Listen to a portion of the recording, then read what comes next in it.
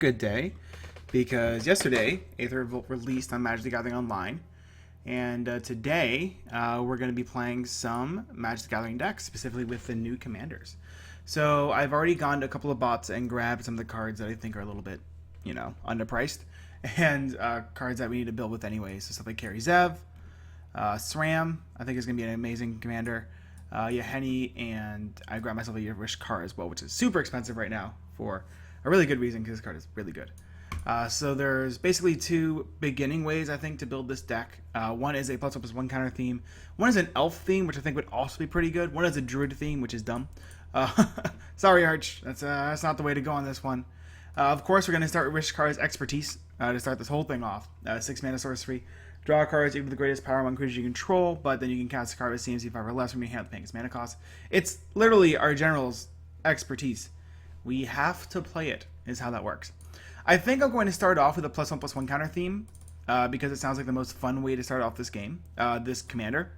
So we're going to add in a Lifecrafter's Bestiary as well. This is a card that I think is going to see an amazing amount of play in commander because of how strong it is. 3 mana at the beginning of your upkeep, you scry 1. Already good. Howdy, mate. Secondly, though, whenever you cast a creature spell, you can pay a green if you do your draw card. Going to be great in any of these type of decks, so we're definitely going to play it. There's a couple of cards we're going to start out with when we talk about any sort of +1/+1 counter deck. I want to start, while I have them in my head, we're going to grab ourselves a Solidarity of Heroes. 2 mana, choose any number of target creatures, double the number of +1/+1 counters. We'll grab ourselves a Doubling Season. We'll grab ourselves a single green mana enchantment.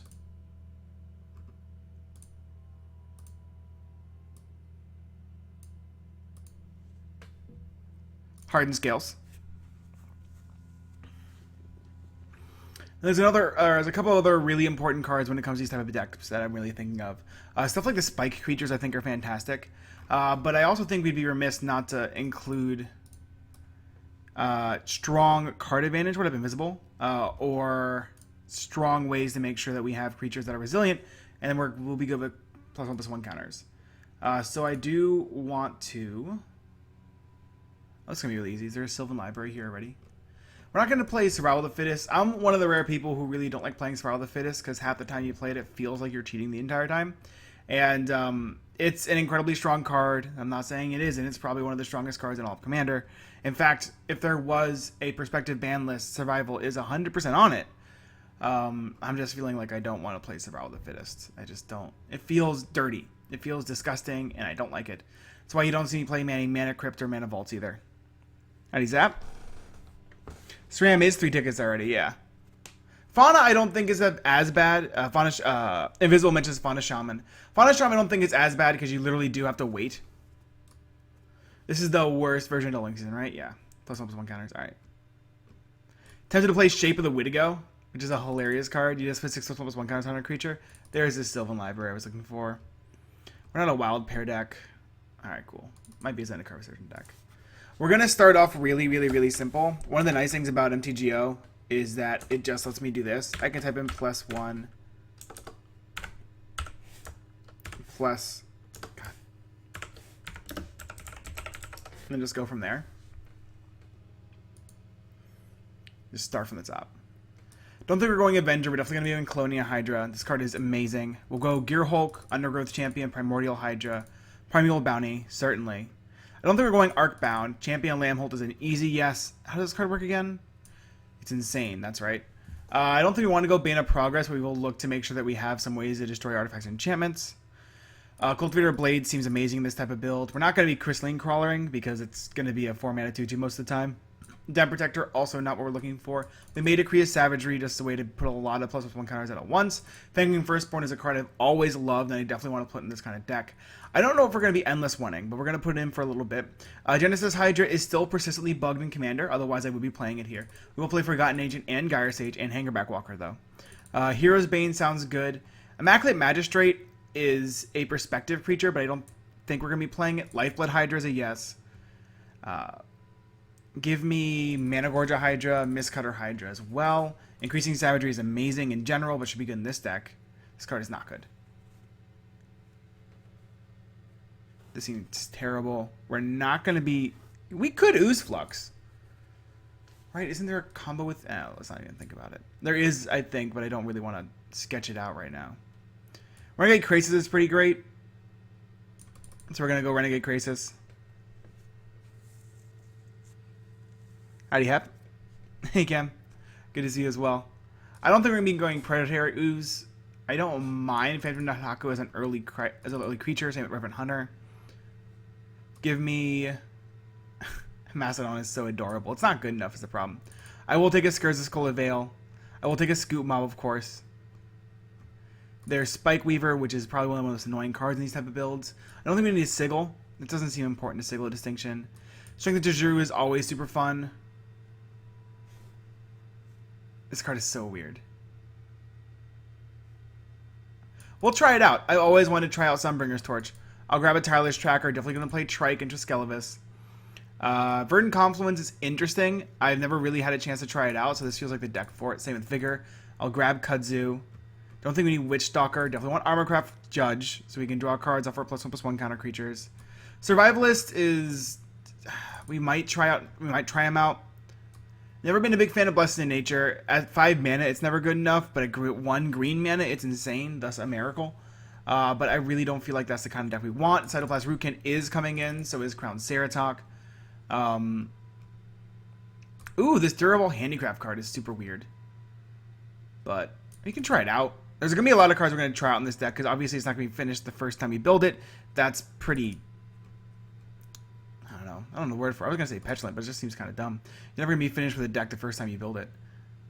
No need for Llanowar Reborn. No need for Nemesis. Moldatter is sometimes good enough, but probably not for this kind of deck. Nylea's Judgment is hilarious, but probably not good enough. I want Oath on Nylea. We just get 2 basic lands for 2 mana. Yeah, I'm down for Oath on Nylea. Oath on Nylea seems great in this deck. Yeah, let's play this Ring of Colonia. Retreat to Kazandu seems fine as well. There's a lot of cards that are going to be going into this deck, by the way. Don't think we're just stopping here.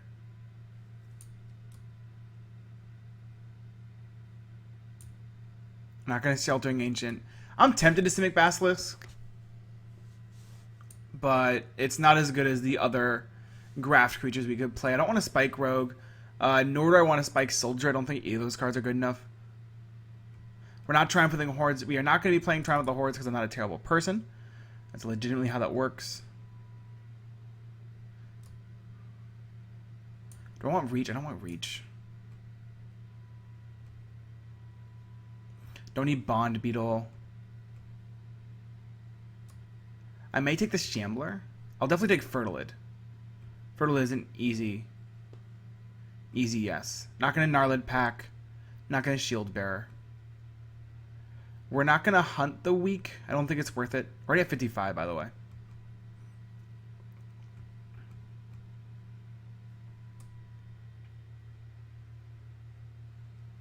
Huh, that's cute. Not good enough, but cute.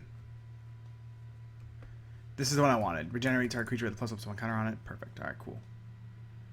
Okay, let's put some actual cards in here. Howdy, Demon. I ever tried a Spell Shaper? Happy ass. I've ever tried a Spell Shaper / discard deck. I haven't, but it's pretty doable. I've definitely lost to decks that play that type of build. So right now we have 37 creatures and a bunch of ways to utilize those creatures with +1/+1 counters. What are the ways we can... Well, first, we're playing mono green. That doesn't mean that we don't need to fix our mana. I still want... I don't think we need more, not really Cultivating Kadama's Reach. I want like Boundless Growths. Boundless Realms. I do want ways to punch through our damage. And I do want repeatable ways to bring back our creatures. So I'm going to grab a Creeping Renaissance. I'm also going to be grabbing a Praetor's Council. That's not how you spell Praetor. Is that how you spell Praetor? There you go. Praetor's Council. I do want low mana ways to increase our mana. we're going to grab a Soul Ring because we're not dumb. We're also going to grab a Solemn. We're also going to grab, I'm thinking in the 2 or 3 slot. Is there anything I really want? I do want a Cage Sun. I don't think I want a Gauntlet of Power. I don't think this deck needs a Gauntlet of Power. We have the... Give me a Harmonize. Give me...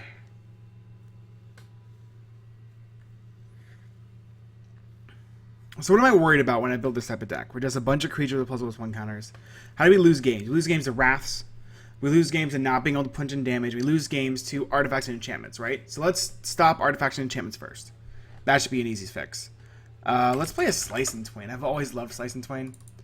Let's play Crossing Grip. You never see me play this card, but I'm going to be playing a Crossing Grip here. Let's play... Can we Bane of Existence, I think, is a real question now. We have a nice amount of artifacts. We have a couple enchantments, too. I don't think we can get away with Bane of Existence right now, so I'm not going to go with it. That doesn't mean that we can't Acidic Slime, which also incidentally grabs in lands that could beat us. Okay. That should give us a couple of ways to make sure we don't just die like a moat, which is definitely possible because none of our creatures fly besides Triskelitis. What else do we need? We have some mana acceleration. We're playing green, so it's required pretty much. Is there other mana acceleration we want to play in this type of deck? I could go for Kadama's Reach just to make sure we're not all the way losing the game.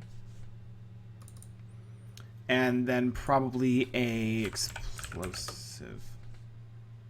Oh no, we want the better explosive for this deck. Ranger's Path?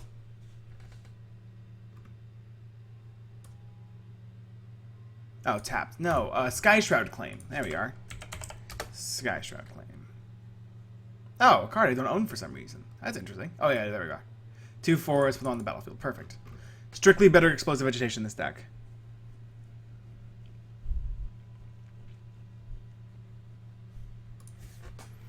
And then we need to be able to punch through damage. Ring of Colonia helps. We have the 2 creatures that give our +1 counter creatures trample, which is nice. I think we want a Momentous Charge. Oops. Is that another card I'm thinking of? Charge. But on a... Where's this stupid card? Alright. Overwhelming Stampede is the card I'm thinking of, isn't it? Yeah, it is. Where's this thing? There it is. Overwhelming Stampede. The foil one, because we're EDH players, so we play the foil ones. Should do a good job of making sure our creatures get through.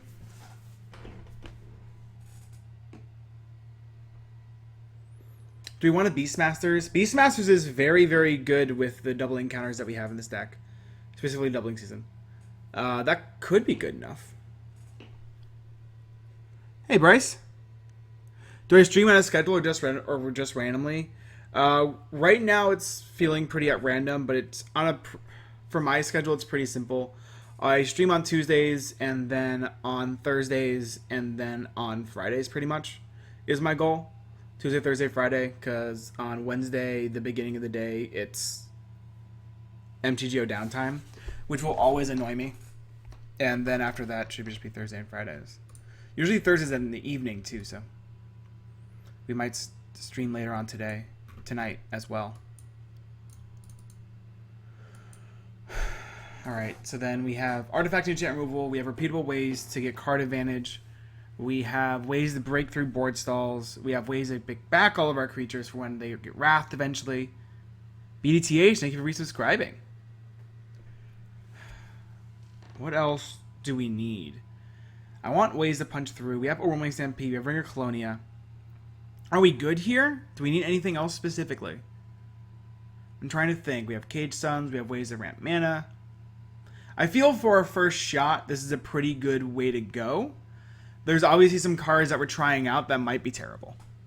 Yeah. So there's always that.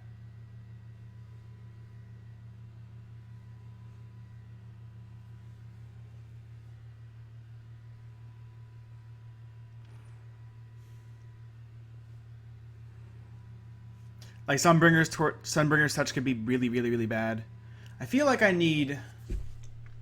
Oh, I know what I need. Why not Walking Ballista? Because that card's like $20 right now, and I'm not paying $20 for that card. Not gonna happen. 0% chance. Omnath is 100% insane. I can't believe that game stalled before we won. That was so sad. Give me a... Luxon Warhammer. Perfect. All right. Now let's take out some cards. We're taking out Reverend Hunter. We're taking out Touch, Shape of the Wittigo, Confluence, Endless One,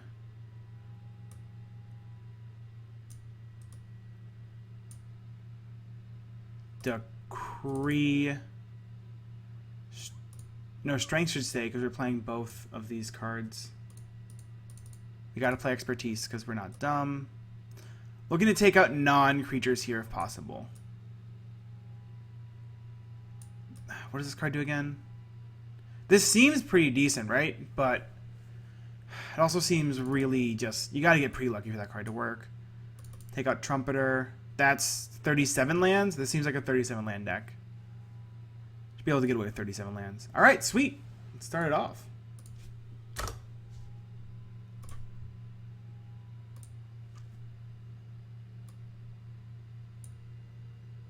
Give me a Reliquary Tower. We're going to be a deck that needs Reliquary Tower, I think. Don't need Ancient Tomb. We're not trying to go that quick. Don't think we need Gaia Reach Sanitarium, but it's close.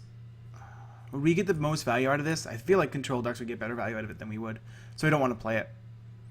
When you're playing a deck like... When you're playing a symmetrical effect among all players, you want to make sure when you put it into your deck you get the best usage out of it. We are going to play Homeward Path in this deck, actually. I think this is definitely a Homeward Patch deck. Obviously a Mosswort Bridge deck. We'll grab Nykthos. I will grab Ormreath of Vastwood. I can grab an Okina pretty much for free here.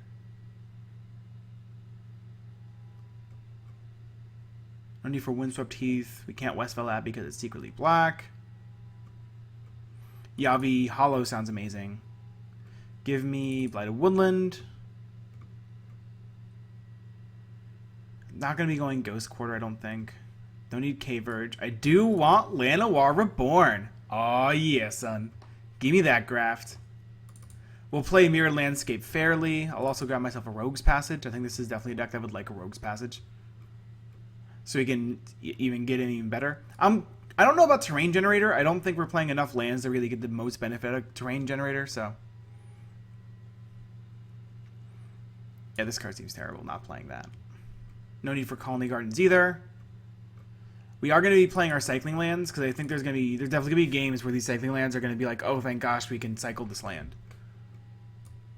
+1/+1. Alright, cool. Then we're just going to go for basic force.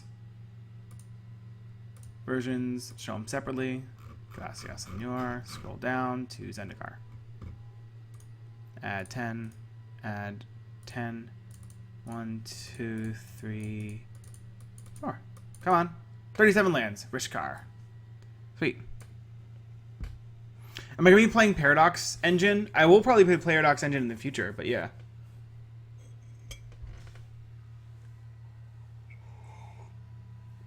What AER cards from... Oh, I'll show you.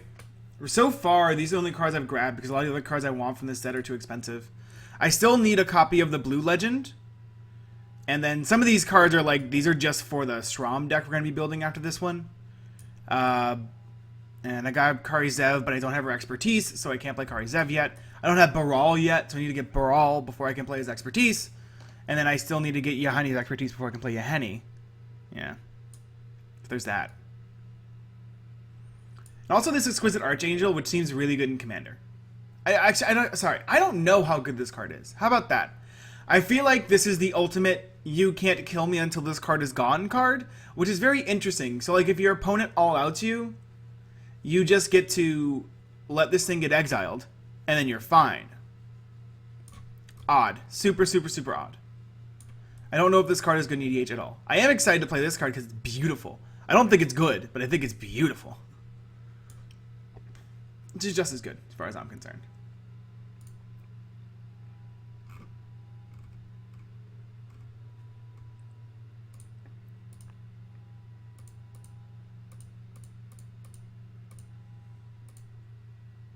All right, we'll put up a match. Do you have enough stuff entering the battlefield for Panharmonicon?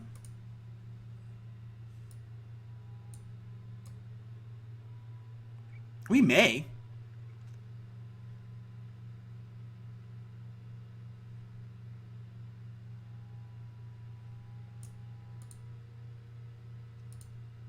Oh, I can't back out of the game. It's already started. I would love to play first. Hey, look, this hand that we can't keep. I would like to mulligan it. Ooh, look, this hand we can keep. Whew. Hello, nurse. All right, keeping this one in this hot second. Wish our opponents hello and good luck, because we are not a heathen or a troglodyte. Hello and good luck. This is a gentleman's game between players of all creeds. And, I don't know. This is just a really good hand. This is the kind of hand I think we want.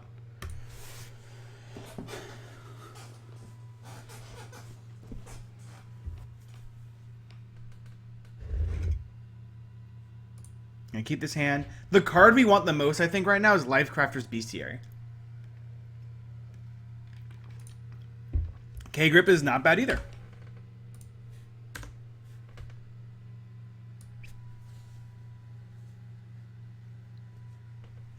SRAM Cheerios list? That's adorable.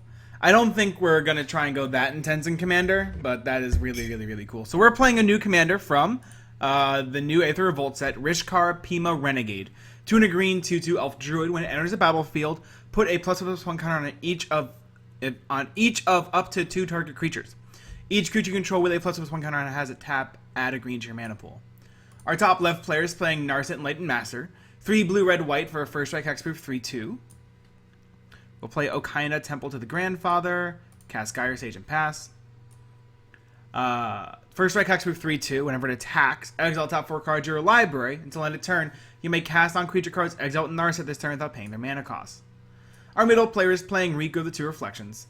For 2 blue, red, green, it's a 2/2 legendary human wizard. Whenever you cast instant sorcery spell, you can pay a blue and a red. If you do, you copy it. And whenever another non-token creature enters the battlefield under your control, you can pay a green and a blue. If you do, create a token that's a copy of that creature. Our top right player is playing Brea Ethereum Shaper. Ooh, Scourge of Skull of Veil. We are going to cast our commander on turn 3, because that's how this deck is going to work, I'm pretty sure. Brea is a 4 mana 4/4. Whenever it enters the battlefield, create 2 1/1 blue Thopter artifact creature tokens flying. For 2 mana, sack 2 artifacts. Choose 1. Brea deals 3 damage target player. Alright, this is really easy. Target creature is -4/-4, or you gain 5 life. So the real reason I cast our commander there was because our top right player left up double blue, and they decided to counter our commander, which means that we just get to kill them from now on with like impunity. It's an option we have available to ourselves, which is really nice.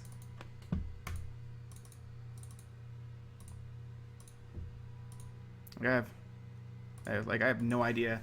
That was a really early counterspell for a card that we always get back. So, one of the things I always try and say whenever I play Commander is kind of, I feel simple, is that your Commander is a huge renewable resource. And whenever you're playing against decks that seem like control decks, especially ones that leave with double blue, I would heavily suggest casting your Commander into them over like anything else. Especially with the dissolution of the Tuck rule.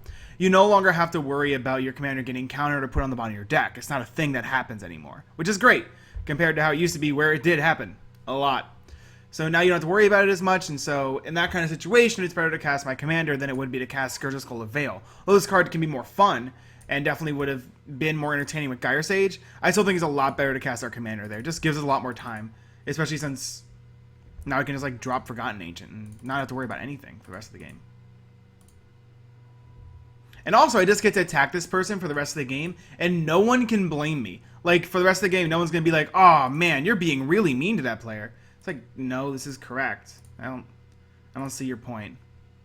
It's nice. We did cast a Forgotten Ancient, 3 and a green for an 0/3. Whenever a player casts a spell, you may put a +1/+1 counter onto Forgotten Ancient.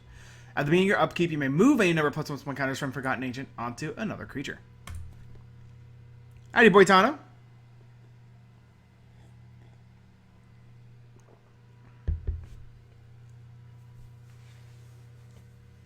Ooh, Rishkar is any counter, not just +1/+1 counters? No. Oh, that does work really well with sport counters. I didn't think about that. Good point, Brick House. Looks like our Germ deck is getting some early beats in on the Riku player. So this is actually secretly a Narset Germ deck, by the way, which is pretty cool. So we don't really attack them too heavily most of the time. So Mortarpod came down. It's a bunch of cards with basically living weapon. They enter the battlefield with a creature called a germ pretty much already attached, which is really cool. And so then this deck is all about making sure you get to keep as many germs as possible, and it gets really, really, really funny. Yeah. So we usually give that deck the benefit of the doubt most of the time.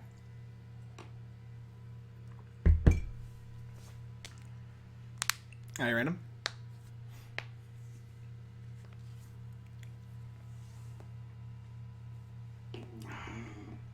Now, one of the things we don't want to do, even though it's officially okay for us to attack the Brea player forever, we don't want to overemphasize attacking the Brea player because they can get really miffed by that, and it can end up hurting us a lot more than helping us. So we're going to look to attack probably the Riku player this turn, but we will be casting our commander again and seeing what happens, which should be really funny. Do we want to move any counters right now? I don't mind moving counters to Gyre Sage here. There we go. We'll go to our turn. Just gonna, again, recast our commander. Keep it simple.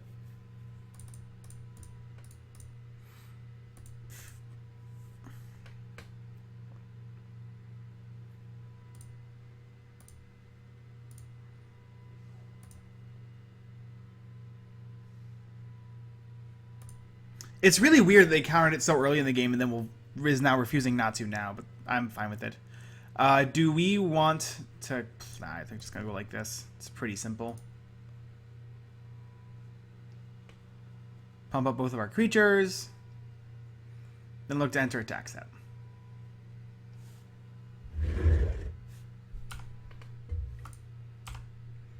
Got a 4-5 and a 2-5. Gonna send that way and that way.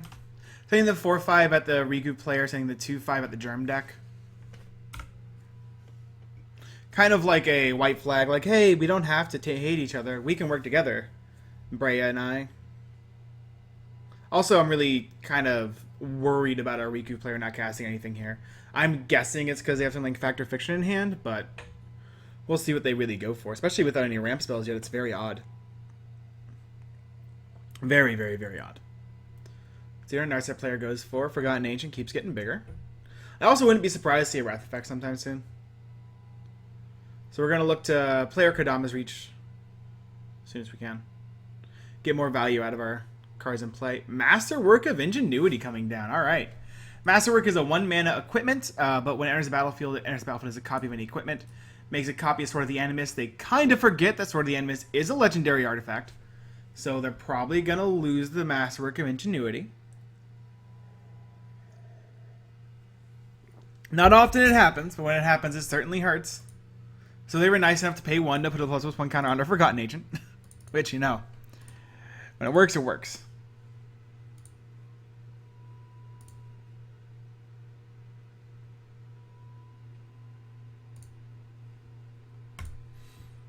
Scroll Rack's going to fiddle around the cards on the top of this player's library. And then it'll head to our Riku player's turn. Again, with that many cards, with that much mana up on the Riku player, not playing a single piece of acceleration, I'm assuming we have some sort of end of turn draw spell.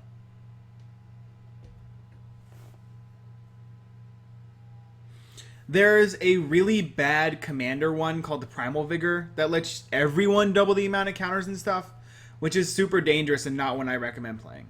Which I've definitely tried playing before and I certainly don't. It's just not good enough, so that's pretty much all.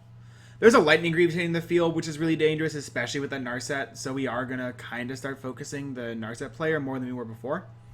We also have 10 power on turn 5, because that's our strong Forgotten Ancient is, and everyone forgets. It's kind of that simple. Those are the ones I can think of off the top of my head, though. There are probably others. That is very interesting. Our Riku player just had nothing to do on turn 4 at all.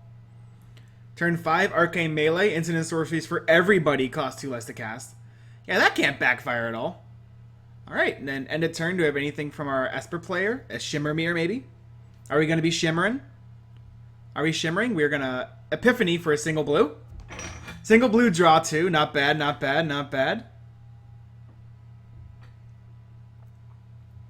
Current commanders, we're playing Rishkar. Our top left player is playing Narset. Middle player playing Riku. Our top right player playing Brea. Another single blue, draw 2, then discard 2 cards. Alright, they're storming off here.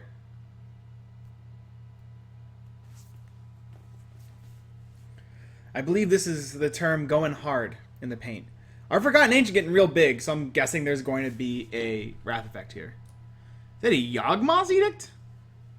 Alright. Interesting, interesting. Here's a Brainstorm as well. That always costs a single blue, though. So I'm going to do something here. Gonna talk White Dragon. Hey, so...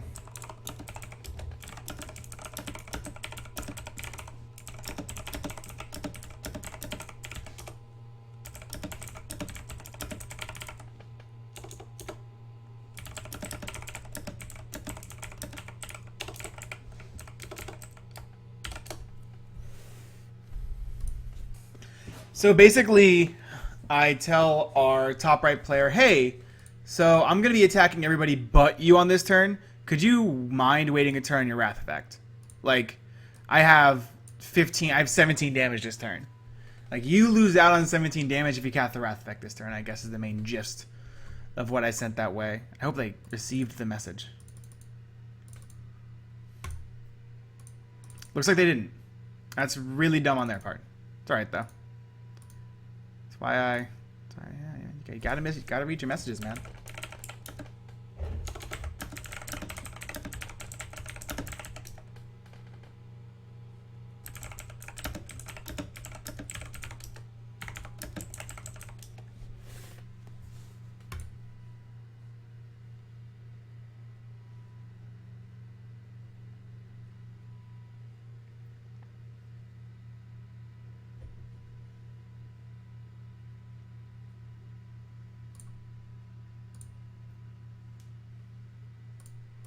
They got too excited. They got too hyped up. It's all good. It does make it a lot easier for me to just attack them for the rest of the game. A War's Toll. Whenever opponent taps a land for mana tap, all lands that players control. We are going to turn off auto yields here. We're going to hold control as well. Just tap all of our lands. Alright. War's Toll resolves each time. Cast Kadama's Reach for a single green mana. We grab ourselves 2 forests. Put a forest into play, forest into hand, forest out of play into play. So we can just cast Hero's Bane here. Doesn't seem too bad, really. We could also play Scourge and cast Ring at the same time. This card is terrible. We should not be playing this card. Let's just play Hero's Bane. I know. For those who play Commander, the biggest thing to watch out for when you play against War's Toll is do not always yield to War's Toll. You will lose your entire turn. So just, I know it's an automatic thing you think of. Oh, it's someone's automatic effect that they always use. I should auto yield to War's Toll. Seriously, don't auto yield to War's Toll. You will lose the game. We play Hero's Bane, 3 double green for a 4/4, enters the battlefield 4+1/+1 counters on it, and for 4 mana, we can double the amount of +1/+1 counters on it, which is kind of cool. Here we're going to get a Narset with haste, which is why I like message this player like, hey, could you let us attack this person in the face? And their answer was, we're not paying attention. Just fine. We'll see what happens from here.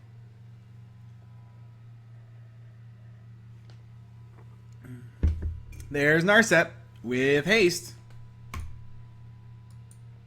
And a scroll rack to put cards on top for Narset, which has haste.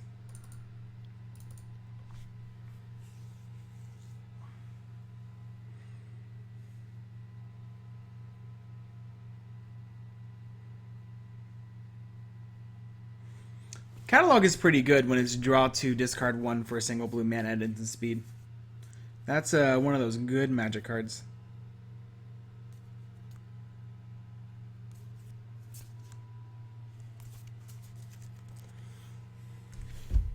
Alright, let's see what our Narset player exiles at the top of the library. Soul Ring and Commander Sphere both exiled, both going to be played for free. Just fine overall. We can do some pretty silly things with this Hero's Bane next turn, which is nice. Because of this increasing savagery and this arcane melee. Ooh! Fancy. Commander damage taken. 3 of 21 from Narset. Alright.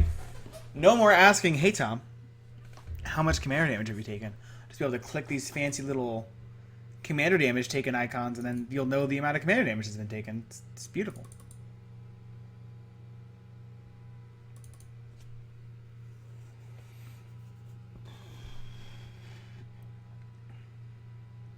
I know, Moto stepping it up. Certainly, that's how it works, BDT. You just got a little reminder up here now. Makes life much better. Much better.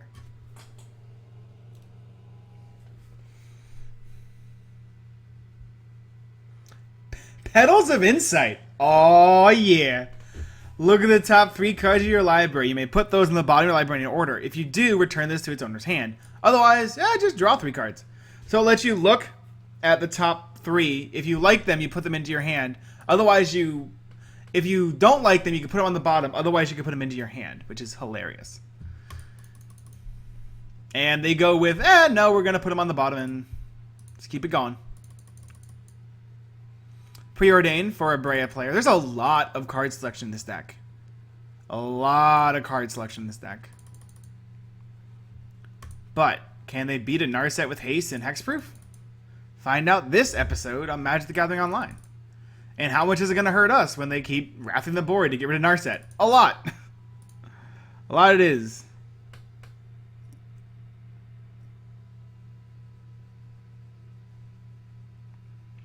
That was pushed with a Fatal Push update, so you can choose to target only cards which do stuff, since you can target anything Fatal Push.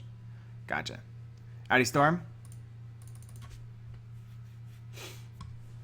It's not a feature, it's a good point. It must be a bug. It's MTGO. They put a card on bottom, card on top. Here's a propaganda. Alright.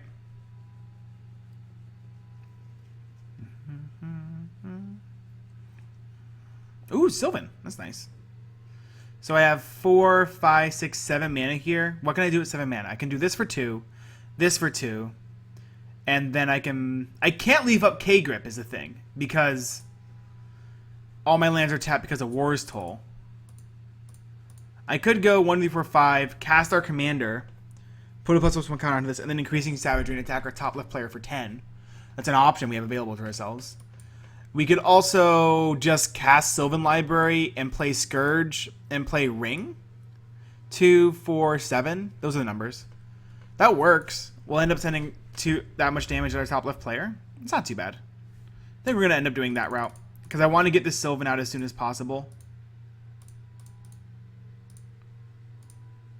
so we can start generating value off of it immediately, which is a lot better. Howdy, Wally. Did I ever make a deck that reminds me to hydrate because of my consistently dehydrated status? I haven't, but I sincerely should. Alright, we'll cast Sylvan Library here. We will cast Ring of Colonia. Then we will cast Scourge of Skull of Vale and attack our top left player for 4. Because I understand threat assessment.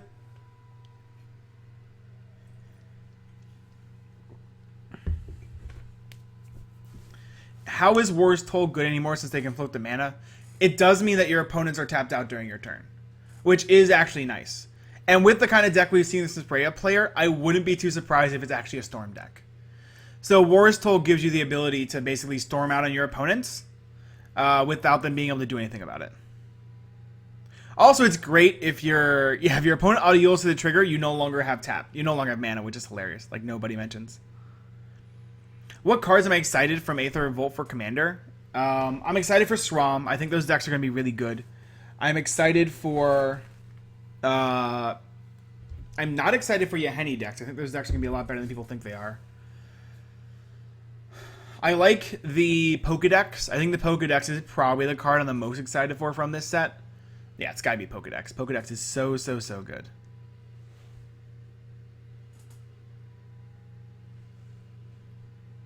Plus, the art on War's Toll is fantastic. I think that's a big part of it. I'm going to grab a paper towel real quick. Hey, Luis.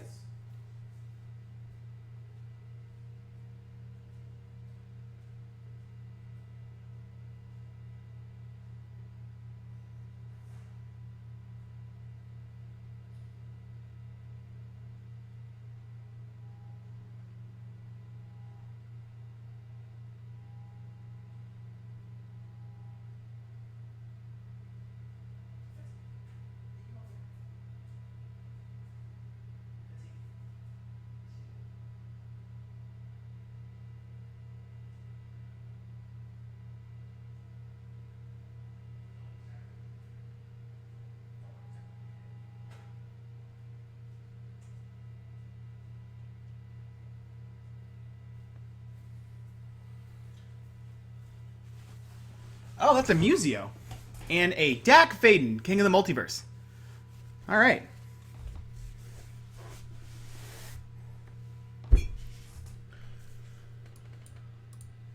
They got a Reconnaissance and a Boros Signet here. Not bad.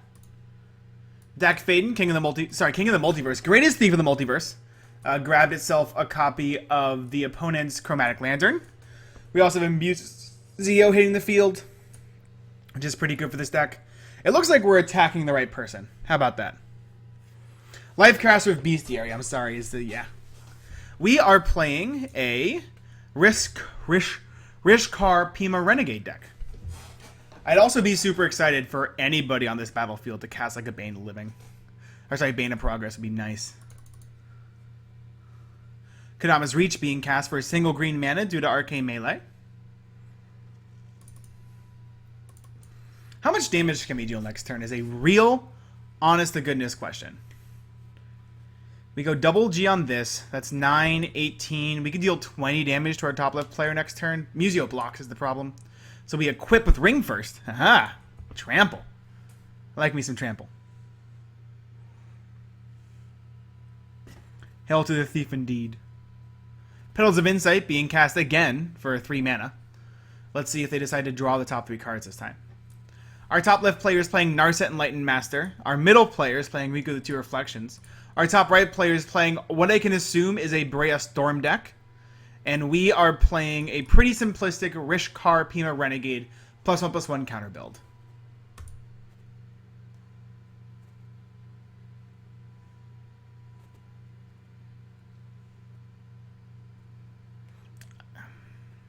See what they go for. All right, Everflowing Chalice for 1. So the entire board is tapped out. They don't have black mana, which is good. So we're not looking at Demonic Tutors or anything like that from this Brea player, which is great. They have 4 cards in hand. I hope they don't storm out this turn. The scariest card to see here would be Mana Geyser. Always is. Is this another Wrath effect? Final Judgment, exiling all creatures. I don't understand where this person's head is at all. Just don't get it.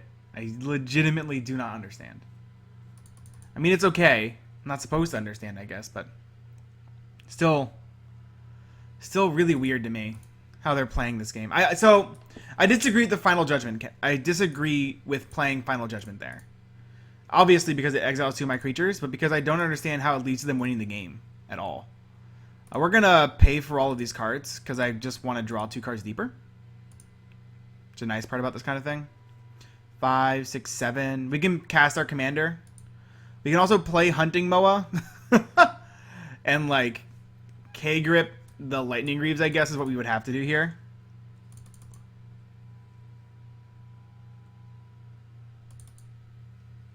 I know that Narset is scary, but at the same time, like, let us kill them then. I guess that's where I'm confused. Nobody in chat brings up a good point. Like, I mean, Narset's really scary. I would Wrath as well. I think I'm playing a mono green deck. Like, let me kill that player instead of Wrathing the board would be a better call. At least in my opinion. But it's alright. So, let's think about it. The issue is that we also have to try and kill the Narset player. And the Brea player consistently not letting us do that for some reason. Is there a way we can prevent ourselves from dying to the Narset player consistently? I think right now it might just have to be like cast... Oh, Hunting Moa is terrible with this War's Toll, isn't it? Oh my god, it's disgustingly bad. Alright, we're just going to be casting our commander and K-Gripping the Lightning Greaves because nothing else we can do here.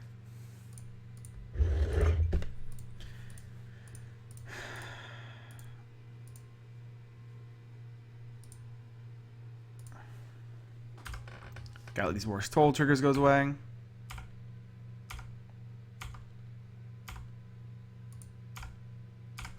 So far, I had to get all of my cards off of GoatBots.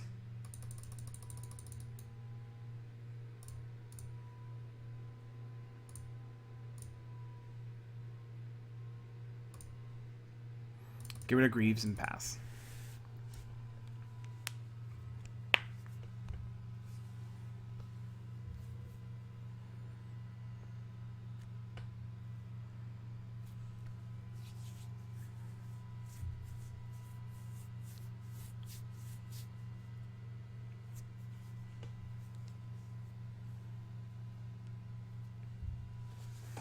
Alright. Let's see what our Narset player goes for. We specifically got rid of the Lightning Greaves so that they wouldn't have haste here. I hope that is correct. I mean, I'm sure it's correct, but yeah.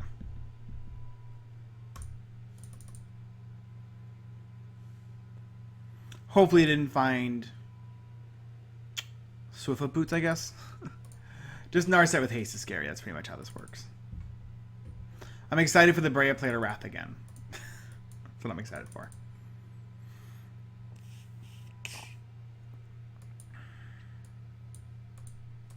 This card is really good. I can see why it's seeing play in Standard. Like, it's 3 mana for a 3/3 or 3 mana for 4/4 across 2 bodies, which is amazing.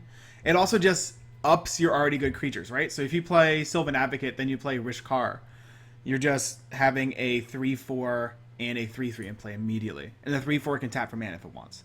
3/4 also has Vigilance. The card I'm the most excited about from MTG, from Aether Revolt is Sincerely Led Fraptor's Bestiary. I think that card is looking like so much fun, and I can't wait to play it. We have Indomitable Archangel hit the field too. It hit the field as well. It's a 4 mana flying angel with Metalcraft. Artifacts you control have Shroud as long as you control 3 or more artifacts.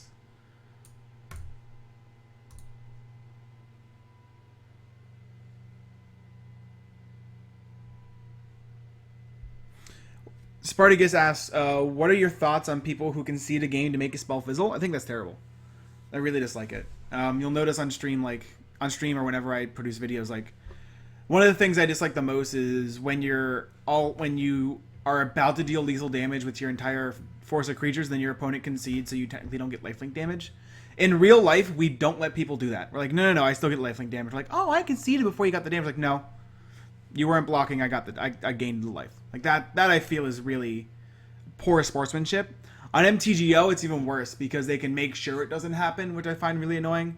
Someone conceding so that your spell doesn't fizzle. I know in house rules, like, we're always just like, no. That's not how that works. Like, you can't just be a terrible person. Usually we just disallow that from happening.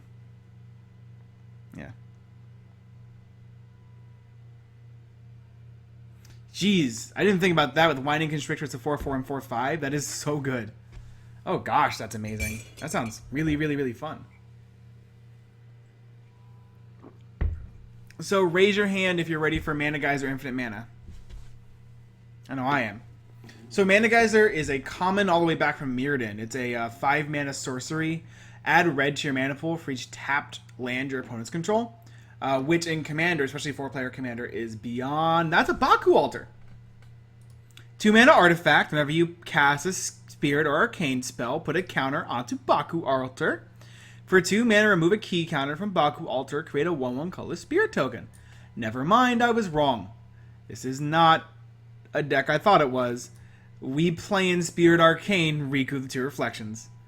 Oh yeah.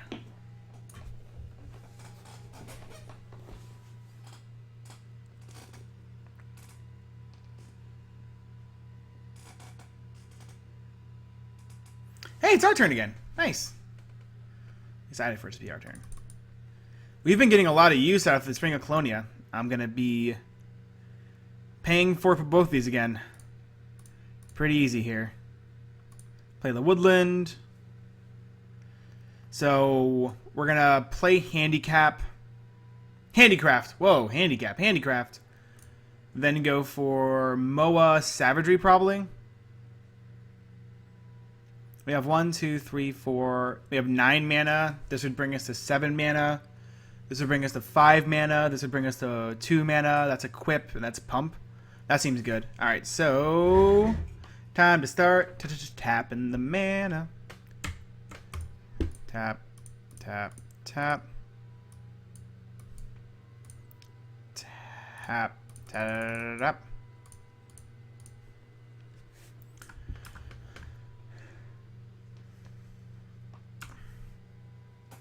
So we've taken 16 damage in the last 2 turns, and I don't mind, because we're playing against 2 different control decks, and we're playing against a deck that isn't really focusing us, which is nice. So we're going to start with Sky Shroud Claim. Oh, this is free! I totally forgot this card was free, actually. Hold up. Thank you, Arcane Melee. That's nice. We'll play Handicraft. Cast Moa.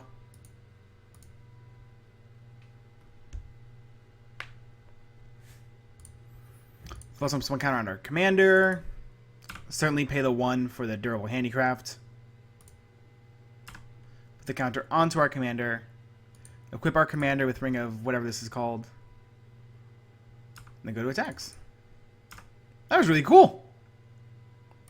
Attack our top right player for 4. Pay 2 for the propaganda. There we go. Works for me. This is cool. So 4 from Rishkar, 3 from Narset. Nice. Hunting Moa is a 3-mana 3/2. When it enters the battlefield, you put it or dies. You put a +1 counter on target creature you control.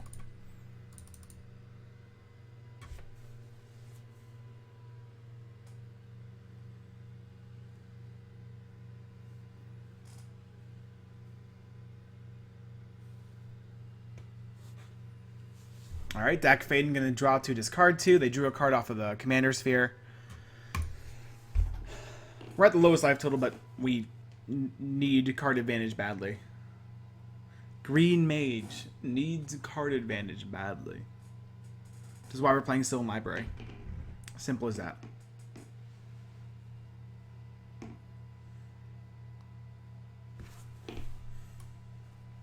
This is going to be pretty alright for us, I think. I've liked it so much. I can't stop the Narset player from attacking, I'll tell you that much. Mono green, I mean, we could play Elephant Grass, and they just pay 2 to attack. I got rid of the Lightning Reef, so they can't do it instant speed anymore, which is nice. Maybe we have a route coming down. That would be super annoying. We would just cast our commander again. Never mind. Should be pretty easy. That's what we need. We need to put Lightning Greaves in here. We're going to put... no, we need Swiftfoot Boots over this Scourge of Skull of Vale terrible card. Give me Swifties. This one. Perfect. Much better. I already feel like the deck is better. That's all I needed. Some Swiftfoot Boots. I am playing Rishkar's Expertise. Rishkar's Expertise would be insane here. Alright, Narset player. You have a lot of mana here. What is your goal with it? I've got a very... Come on up. Lois. Lois, come on. Loey. They... Is that a Rider Replication? That was a Rider Replication kicked onto Hunting Moa, which is hilarious. That's a very, very, very big Narset Enlightened Master. So our opponent makes 5 copies of her Hunting Moa, making their Narset into a 9/8. Oh, Louis, I'm gonna pick you up. Oh, ow, ow, ow, ow. Gotcha. There we are. Hey, Louis.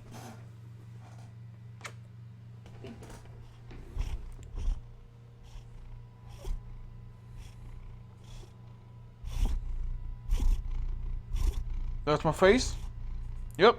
Totally my face. Still my face. Yep.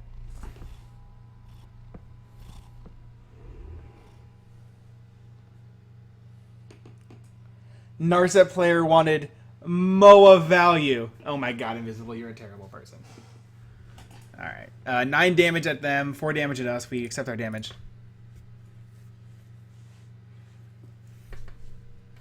Let's see what they found. They found a Wayfarer's Bauble and a Torpor Orb and an Expedition Map. Torpor Orb? Porquet? Not Torpor Orb, no! No! That is bad news bears. Alright, not a fan of seeing Torpor Orb there. How big can we make our commander here? This costs basically 7 in total. And as trample, can we make it go underground too? We can. Alright, so we have to once again talk to this white dragon people and be like, hey, we can turn our commander into lethal, right? Oh, it's 1 away from lethal if we do that, isn't it? Shoot. Wait, do we have enough 7? We're 1 away from lethal if we go that route. Oh, darn. No, we're exact lethal. Alright. Alright. Alright. Time to not lose this game. Let's go here. Hey there.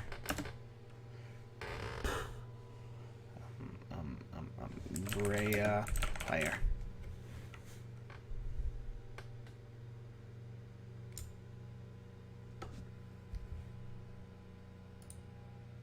There's Riku hitting the field.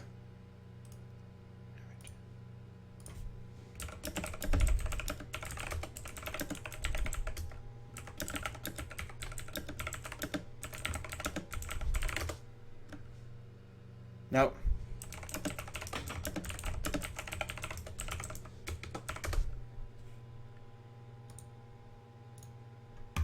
Reach for the Mist being cast here for a single blue.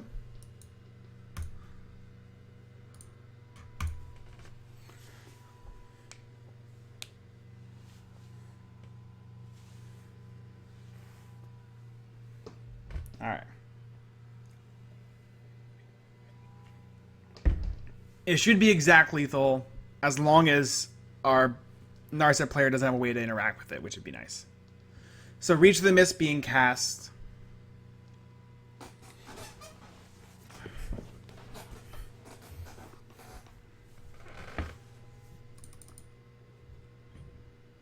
Hi, Brea. I can kill Brea. Please, don't tell the Brea player. No. We can kill the Narset player here. No propaganda on that side, thankfully. Bounces Kieran going in at Dak Faden.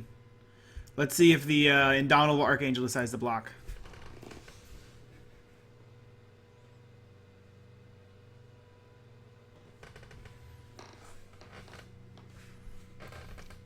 That was, as nobody would mention, expert collusion. That's the kind of collusion people talk about at home. They're like, man, when I want to learn multiplayer politics, I look at that Tom guy. He knows exactly what to do.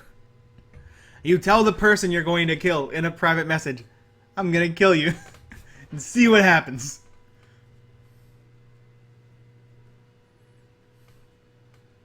Scour the Lab for 3 to draw 3 cards. This player is really scaring me. I'm going to be honest. This Brea player, also super scary.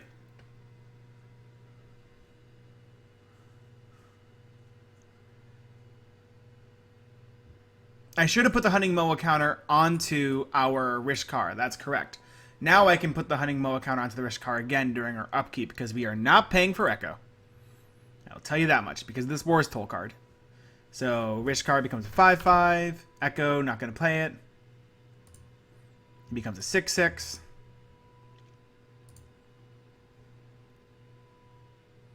Ooh, Ornelia is actually pretty decent here.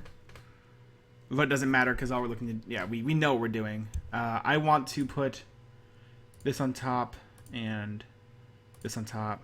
Play the land. Okay. Start. It's going to cost all our mana anyways. Might as well tap it all.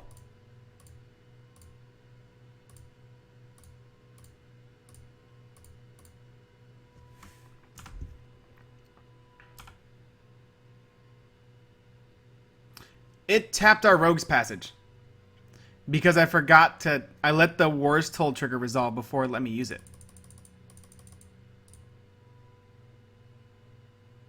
Well, now we can't kill him. So there's that. Whoops.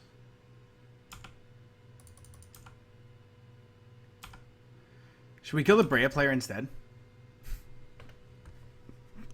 We can't either. Oh god, this is terrible.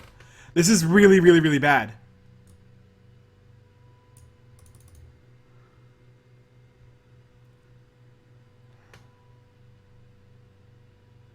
Well...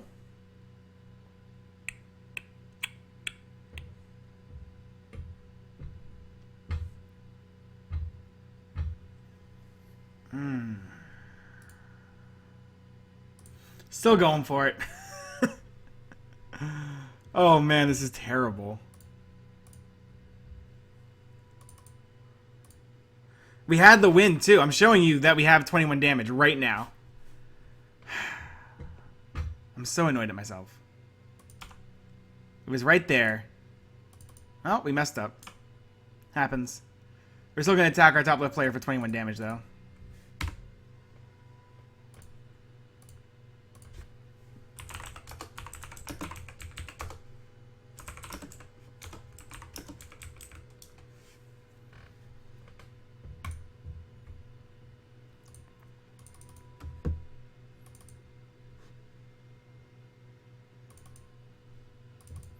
Our opponent scroll racks in response.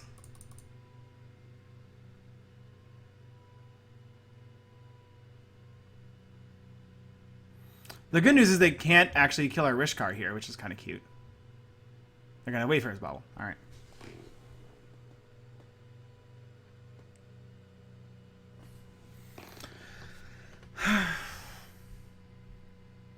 We had lethal on this player.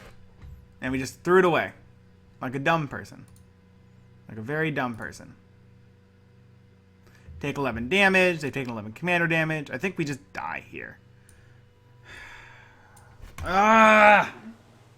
Shoot.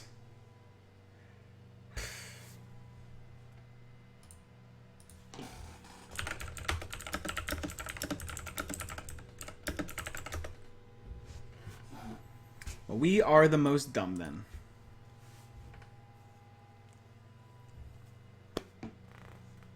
Alright, so good news is that there's a 9-8 and a 9-9, and neither of those creatures can kill us. Also, our Trike doesn't enter the battlefield with +1/+1 counters on it because of Torpor Orb. We're going to have to remember that. Because I'm going to forget. Yeah, that big boy. They're going to scroll rack, see what the top 2 cards of their library is again.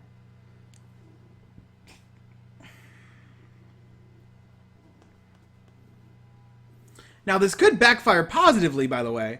They could end up killing the Brea player anyways, and then, like, wrathing us or something, thinking we don't matter. Trike is an ETV counter? Oh, I'm sorry. Enters battlefield with. Okay, good point, good point, good point. Oh! They're still going after the Brea player. This is a best case scenario as far as I can tell. Never mind, this was totally on purpose. We did this on purpose. That player dies. I had made a complete mistake, but the Brea player is now dead, which is nice. Let's see what the Narset player sees on the top 4. Hopefully just like 4 lands. Come on, show me 4 lands. They find a Wog and a Shared Triumph. Alright. I'm kind of fine with either. Yeah. How much was Rishkar? Rishkar was like $5 to $6, I think.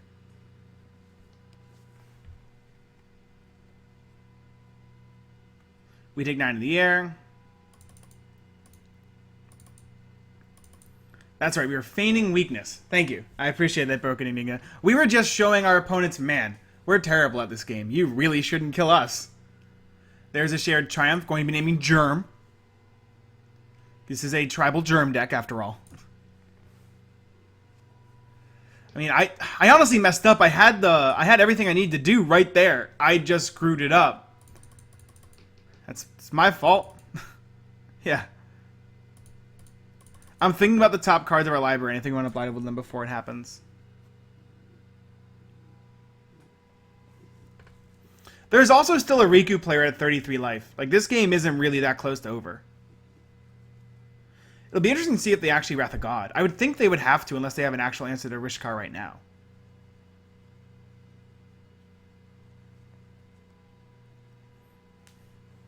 That is an Aether Works Marvel. Whenever a permanent you control is put into a graveyard, you get an energy. Pay 6 energy, look at the top 6 cards of your library. You can cast a card from them without paying its mana cost. Alright, there's Wrath of God.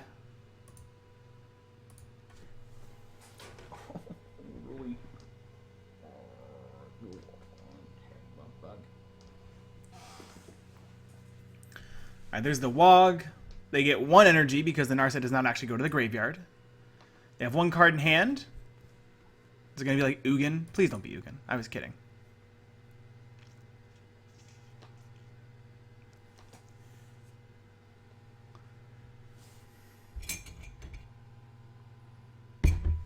Well, I had to get Rishkar now because I really wanted to make a Rishkar deck.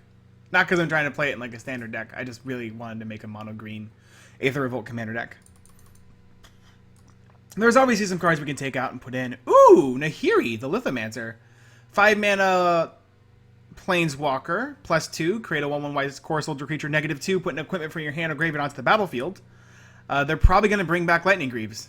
Oh, no, they just put a guy into play. Okay, it's fine.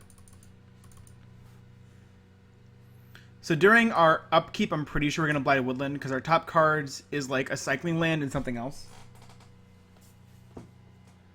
And then we're going to go to Sylvan. Alright. That core soldier has like a lot of stuff on it, but that's fine. I guess what card do I want the most? I think the card I would want the most would be like... I wouldn't mind the Bestiary. I also wouldn't mind grabbing a Zendikar Resurgent. Boundless Realms isn't bad here, neither is Cage Sun. Those are all options that would work pretty well for us here. I think Doubling Season obviously would be insane. With Doubling Season, we have a Trike that comes down with 8 counters. We immediately get to kill Nahiri. We don't have to worry about the Lightning Greaves coming back, which is really important. So yeah. What are the new red icons? Great question. The new red icons are commander damage totals. So when you click them, you can see how much commander damage a player has been dealt. It always reveals the top amount. Thespian stage found by our Narset player. This player has been dealt 11 damage from our commander. Our top right player has been dealt 3 damage from the Narset player, and so on and so forth. Did I put in Opal Palace? I did not. I've never been a big fan of Opal Palace. Actually, I've never been a fan of Opal Palace, but I mean, this might be the deck for it. I'm not too sure.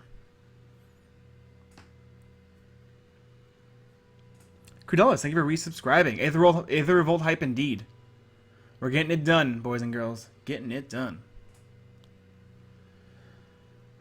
It's funny how bad a Cyclonic Rift is here. And by funny, I mean it's demonstrably bad how bad a Cyclonic Rift is here. Oh, of course, Opal Palace is bugged. Never mind. That would make good reason not to play it as well.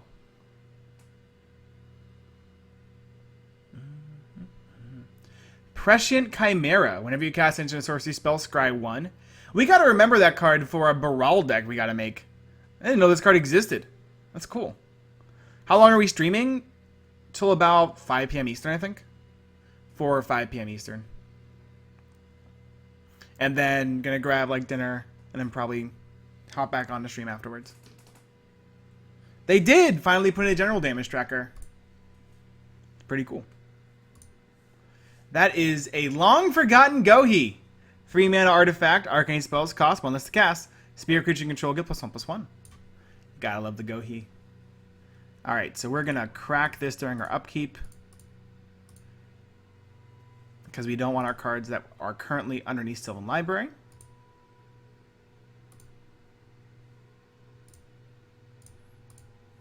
Ooh, Fanggreen Firstborn and Acidic Slime. Doesn't work. So I guess we're gonna go with Firstborn because Acidic Slime literally doesn't work because of Torpor Orb. I was about to say out of this mouth, oh, we could use Acidic Slime to destroy Torpor Orb. Nope. Nope. Nope. Nope. Nope. Nope. Nope. Nope. Put this on top. Put this on top. Yep.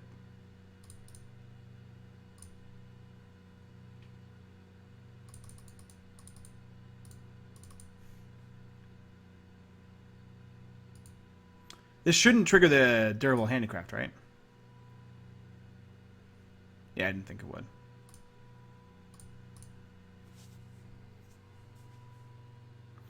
We're going to get a Hasty Narset during our opponent's next turn. Just for the heads up. Yes, our Riku player is playing an Arcane deck, which is kind of awesome. They are super arcane. We've got a Baku Altar and a Long Forgotten Go High. Go low, go high. Go high. There's no way this isn't an arcane deck. The Aetherworks Marvel is really interesting out of the Narset player. Really, really, really interesting.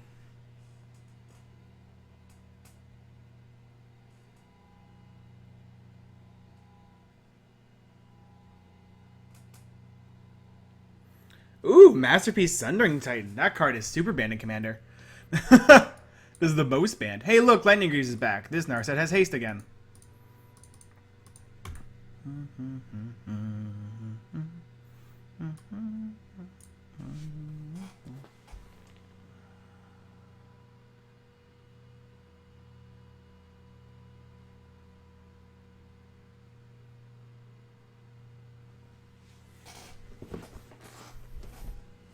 Unless, like, our Riku player has an answer to it, which is very possible.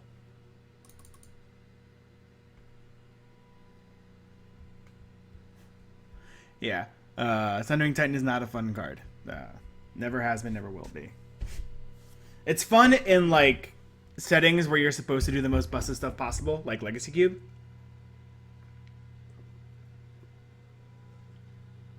Doesn't have much place in Commander.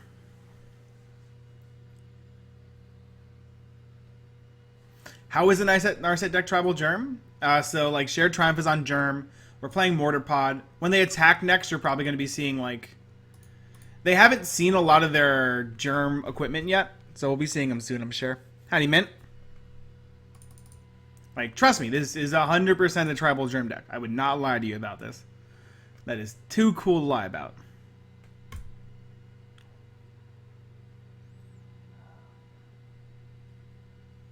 Whoa! No attacks by Narset. Hold the phone.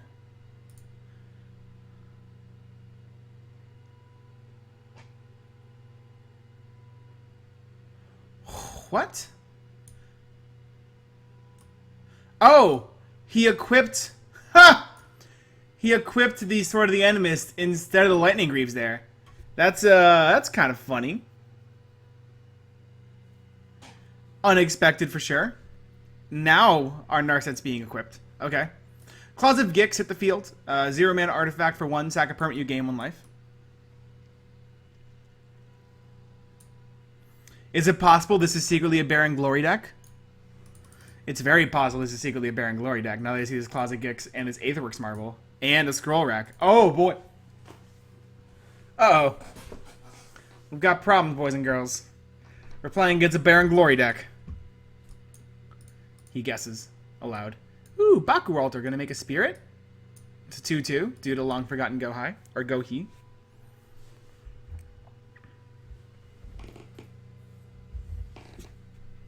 Alright, let's see what our Riku player does. All of their Spirit and Arcane spells all their Arcane spells cost 3 less right now. There are a lot of there are a lot of halfway decent Arcane spells they could cast here.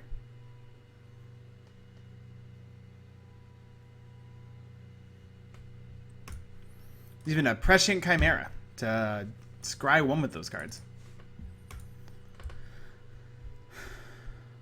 Alright, that's going to be a Dead Nahiri from this Prescient Chimera.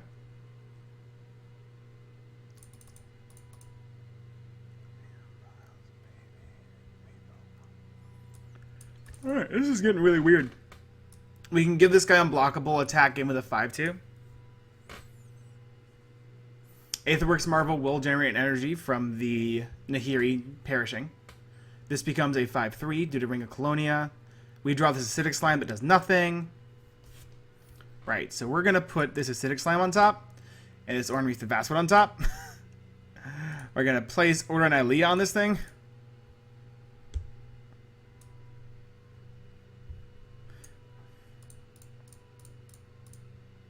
Yeah, seems worth it. We're going to sacrifice his Durable Handicraft. Put an extra +1/+1 counter on this Fangreen Firstborn. I really, really, really, really, really don't want to draw the Acidic Slime. We're going to make this Fangreen Firstborn unblockable. We're going to attack our top left opponent for 7.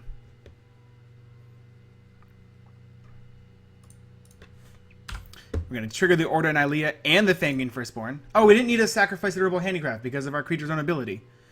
Whoops. Oh, whatever. That was not great. We certainly shouldn't have done that.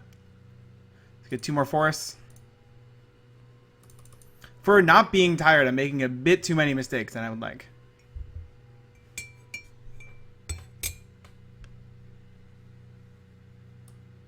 That's 8 damage to our Narset player.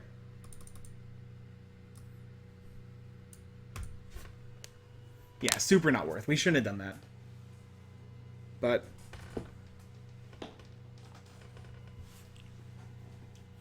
that's 8 damage. We're facing back at least 5. They can also gain a bunch of life with Closet of Gix, so it's not... The damage isn't as good as it looks like it is. Howdy, old man Jable. Hey, old man Jables! This is Rishkar counters. Rishkar +1/+1 counters. We're not doing the best, I would say. We're not like amazing everybody here with our deck right now. We're not doing awesome, but I think part of it's definitely play error.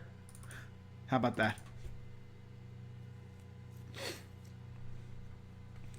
And can I explain Baron Gory with cups?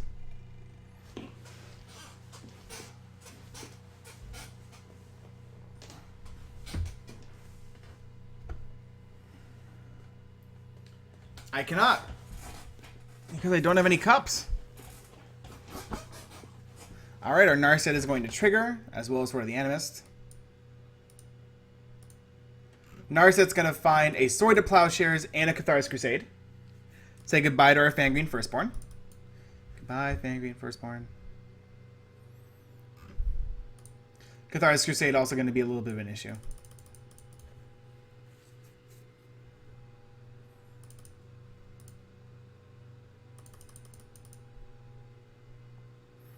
I feel like our Riku player is going to win this game. Like, I'm pretty sure our Riku player wins this game. From where I'm sitting, I think so.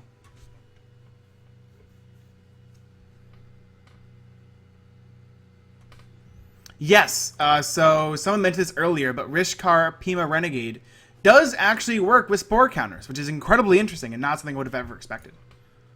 Oh, Arcane Denial. Sorry there, sir or madam, but get wrecked.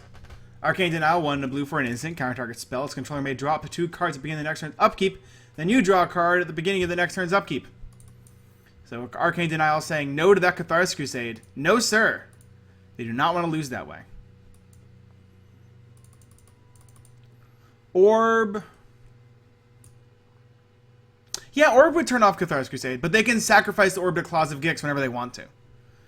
So you still have to counter the Cathar's Crusade, because they could just pay 1, get rid of the Torpor Orb, gain a life, and then just be able to use Cathar's Crusade.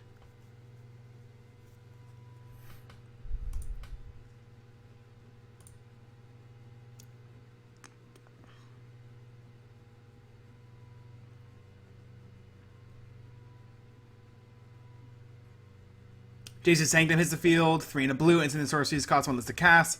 When you cast an instant sorcery spell, scry 1. Alright. We kind of have to look at this player's deck, because we're going to be using a lot of this stuff for our Baral deck. Baral for it all. Rustling reference there.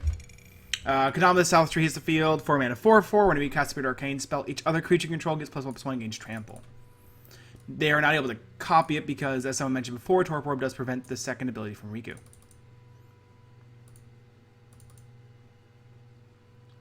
Yay, not at us. So, let's see what Sylvan Library shows us this time. What's the likelihood we just have to cast our commander for no benefit here? I'm going to go with high. Ooh, look, a forest. Oh, actually, never mind. You're going to put that on top. Going to put that on top. Just going to cast this. I'd like all the cards from my graveyard, please. Yay! All right. Let's try this again. Okay. So. Sky Shroud claim for free. Getting both forests. Oh, I should be playing Forgotten Ancient first here.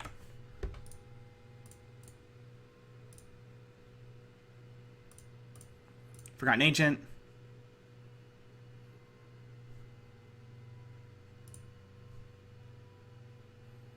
K-Reach.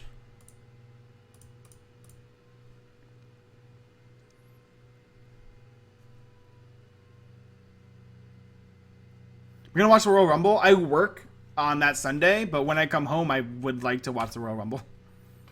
I work the day after, too, which is going to be really weird. I would like to get these 2 forests, please. I'd like to put 1 to play, 1 in my hand. We have 5 mana left. That's enough to cast Hunting Moa. Triggering our Agent.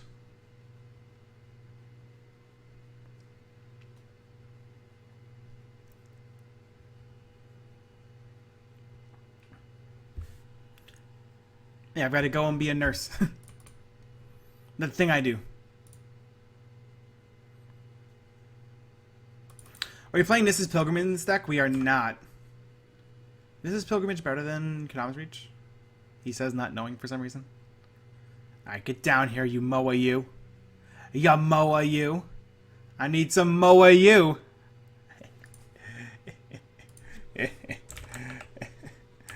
I cracked myself up. It is certainly better. We should be playing that instead. Oh, it doesn't trigger because of that terrible Torpor Orb card. Whoops. Let's put a Ring of Colonia onto this Hunting Moa then. Alright.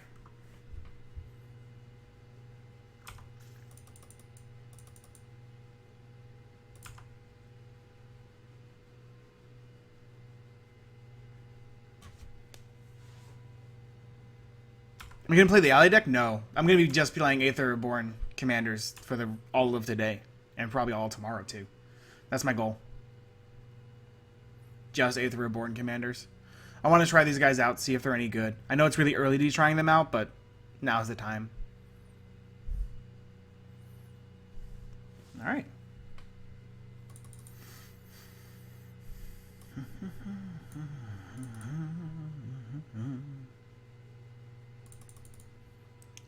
Alright, let's see what our Narset player is going to go for. Are they going to once again use these... That's a Skull Clamp. Okay. Do we just want to kill the Skull Clamp with this K-Grip? Yes. None of that, please. I ask, sir. Please. No more of that. That should cease. You don't need more cards. Please stop.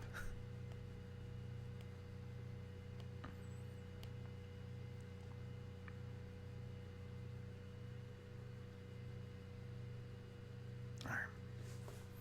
So we destroy Skull Clamp on sight. Skull Clamp is just too good for what this player is trying to do. They're going for a longer game than us. I don't want them to draw a bunch of cards. It's kind of that simple.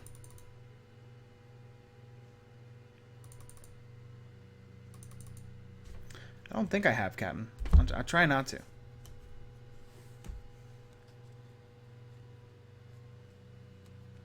Hope of Gariper Voltron. I actually don't know how to rebuild that deck. I do want to build that deck, though, because it just sounds hilarious. Alright, we're once again going to scroll back 3 cards onto the top of the Narset player's deck.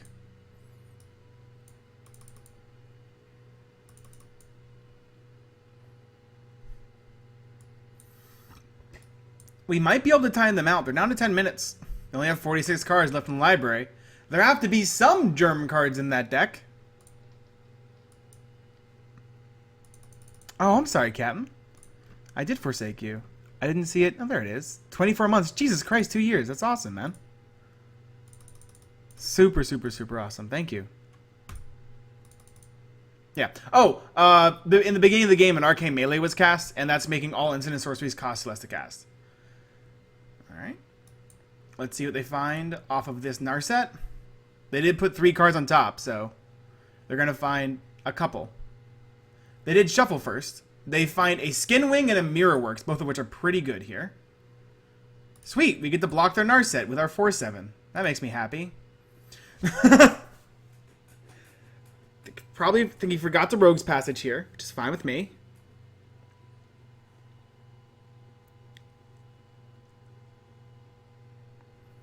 Ragavan Tribal Deck? Is it make as many Ragavans on the battlefield as possible? I don't even know. That sounds hilarious. I don't know how. Alright, Mirror Works is hitting the field. We're going to see a free Skinwing. So for those who say, why is he calling this a Germ Tribal Deck? You're about to see right now. So Skinwing hits the battlefield. Mirror Works is a 5-mana artifact. Whenever another non-token artifact enters the battlefield, you can pay 2 to make a copy of it. So as Skinwing came into play, they can now pay 2 to make another copy of Skinwing, which they choose to do here. So we have an additional Skinwing hitting the field. There we go. Eventually, we will have an additional Skinwing hitting the field, I would think.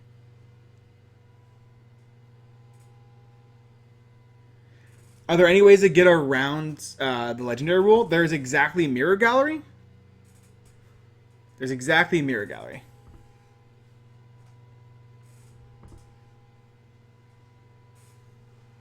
Our opponent's trying really hard to make a copy of the Skinwing. There's a secondary Skinwing.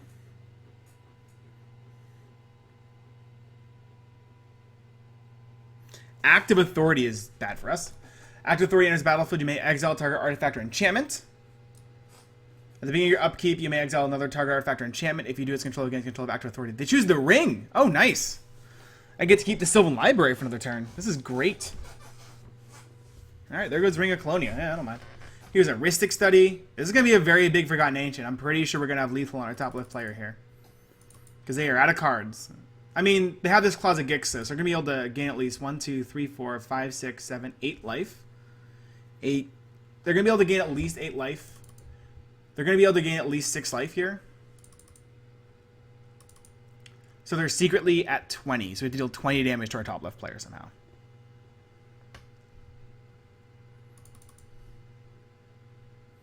Haru Ona hits the field. 3 and a green for a 2-1. When it enters the battlefield, you draw a card. Now you cast Spirit Arcane spell, you may return Haru Ona to its owner's hand.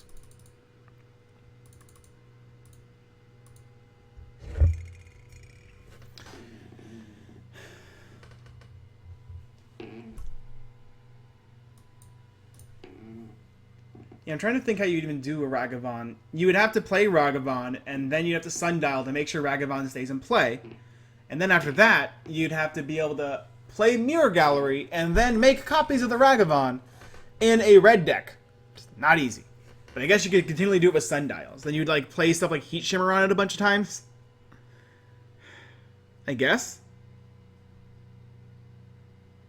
There's a way to do it. It's probably not good enough. Alright, I feel like there's some collusion going on right now.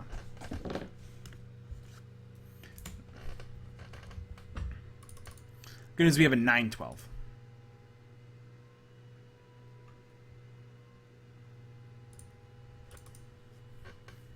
Bach Alter triggers. This is actually a really interesting spell.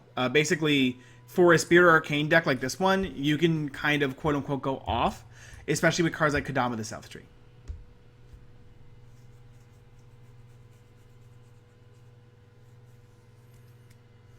Ooh, make tokens with Feldon is interesting.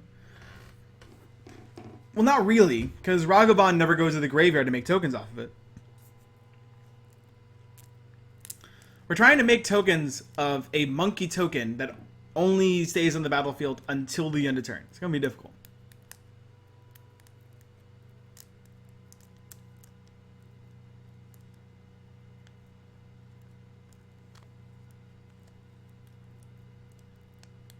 Veil of Secrecy. Target creature gains Shroud until end of turn. Splice onto Arcane. Return a blue creature you control to its owner's hand. Are they doing that? They're not. That's splicing this. Okay. A lot of triggers happening here. A lot of scrying. That's for sure. I hope they're paying for the Rhystic Study. They pay for Rhystic Study, which is good. They give all their creatures +1/+1. They scry twice, and they return Haru Ona to their hand here. Counter goes on to Bak. Man, our Riku 2 Reflections deck is going off.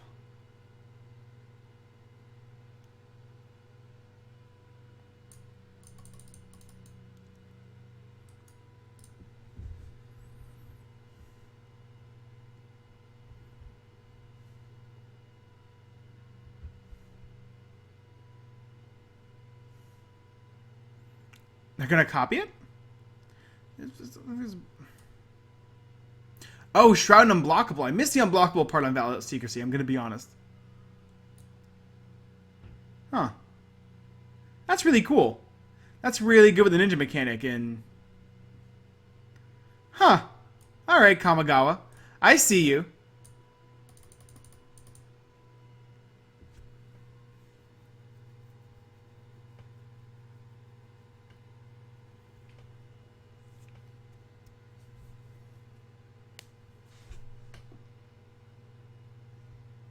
If only he had a Gutter Snipe. That's not wrong.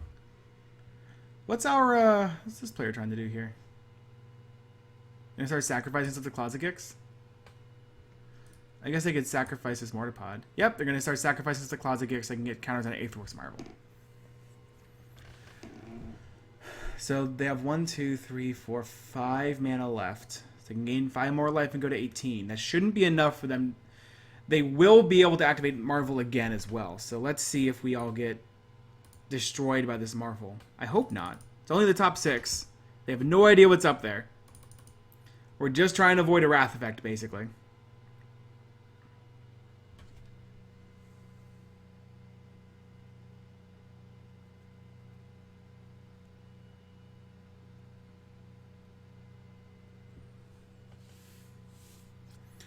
Top left may be dead on board depending on what they find on the Marvel. There's definitely some cards that get them out of this.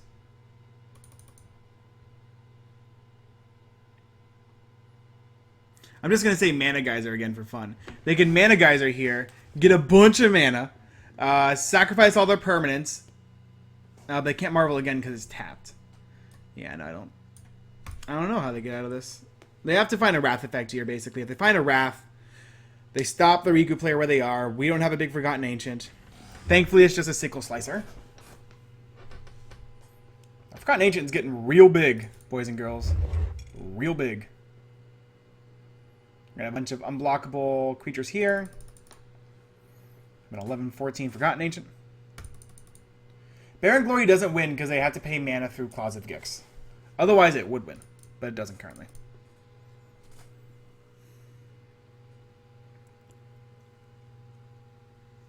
Alright, back to the Riku player's turn. 3 mana remaining for our... Okay, they're just going to go for attacks here. They have 10 unblockable damage.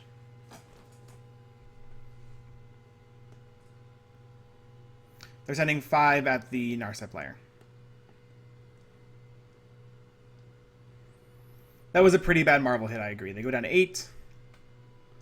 Goes back to us. We will not be putting any of our counters anywhere.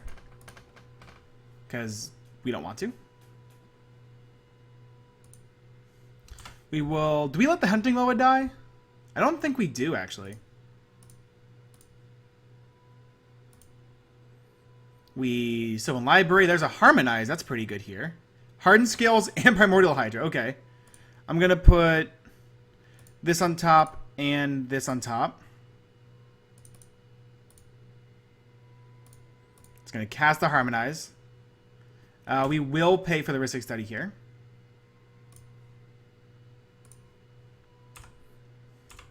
Draw 3. Play a Forest. Play Scales. We should probably kill our top left player before we do anything else, and then do everything else. So let's go like this. Make the Forgotten Ancient unblockable.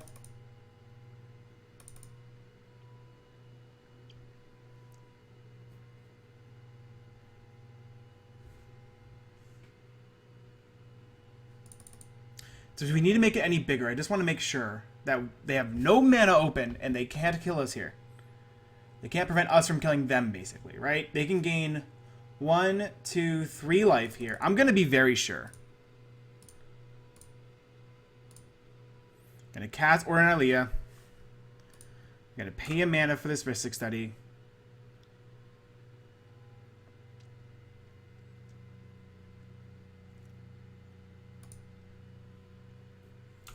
All right.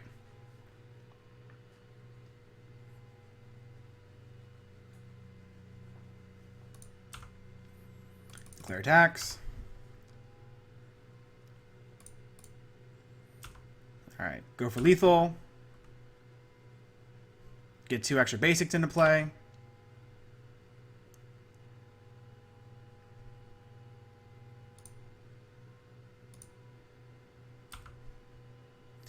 Why didn't we harden first? We should have hardened first.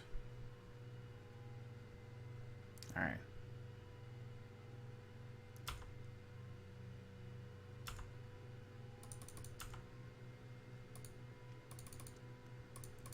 Alright, they're dead. Good. Whew. Alright. Now the rest of the game. Alright. Scales.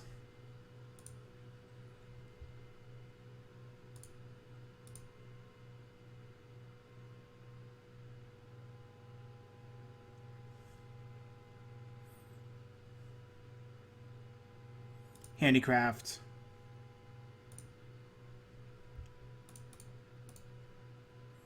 Dire Sage.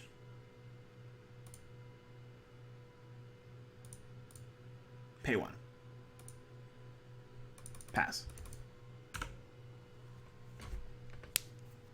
Yes, the red shields are finally commander damage counters. 4 commander damage from a creature that doesn't exist, and 3 from a creature that doesn't exist anymore. Alright. Oh, shoot! That's real bad. Alright, so they just gained control of our Forgotten Ancient. That's an issue. I hope they can't make it unblockable, because we're dead to that. Remember when I said I was pretty sure that our Arcane deck was going to win this game? This is what I meant. Oh, no. Oh, no. Oh, no. This is real bad. This is not good for us. Lava Spike. I don't mind Lava Spike as much. I don't know if we're dead yet, though, but I don't mind Lava Spike as much. We blocked the Forgotten Ancient. 4, 8, 12. Oh my god, that's lethal. Oh god. Well.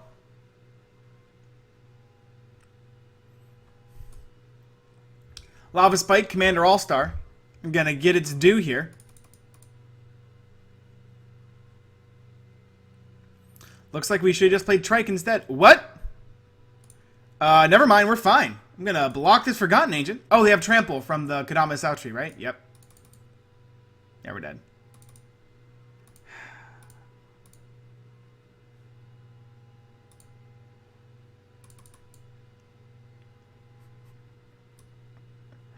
Well, that works really well for our opponent.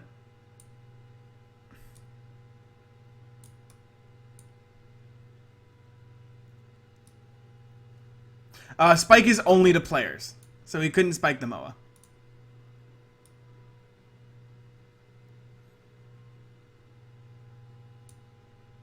That was well played. I'll tell you that right now.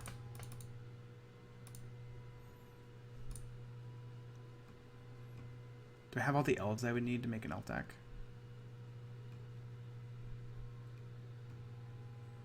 The 1 GG elf. Fellows is banned for good reason. Which elves do I not have? Oof. Latimery.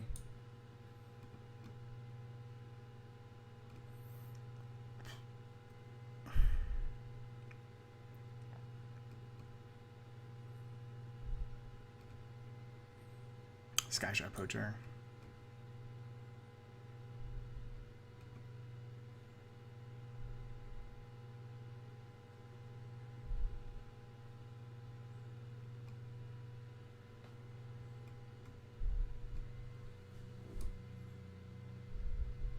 That card exists. I think I have most of the elves I would need.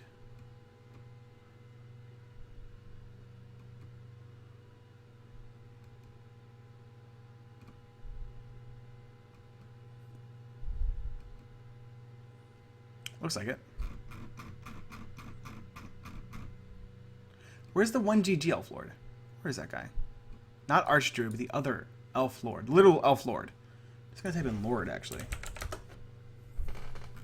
Really?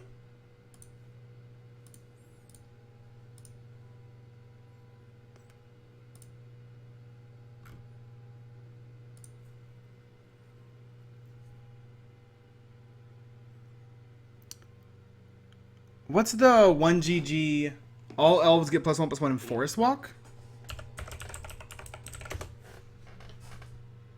Elvish Champion. It's an elf. Did they just miss it the entire time I was looking through? Yeah, Graflin is in this deck, certainly, because it's hilarious in this deck.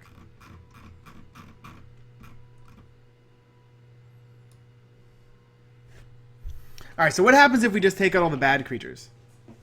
Right? So what if we go like this? No Kudzu, no Solidarity Heroes, Ordeal goes away, Handicraft can stay, Survivalist goes away, no Fertilid, no Moa, no Nintaku, no Retreat, no Tracker, Captain can stay. Captain can go. Krasis can stay. Champion can go. Judge can stay. Ceratok can go. Sporback Troll goes. Thrynax goes. Spike Weaver goes. Tusker can stay. Hydra can stay. Bane can go. Blades can go. Acidic Slime can go. Expertise has to stay. Vigor goes.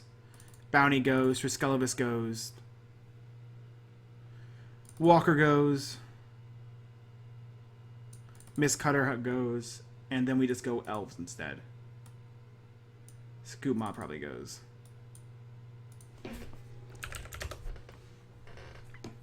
Then we go Red Imperious Perfect. Selvala. Not Architect.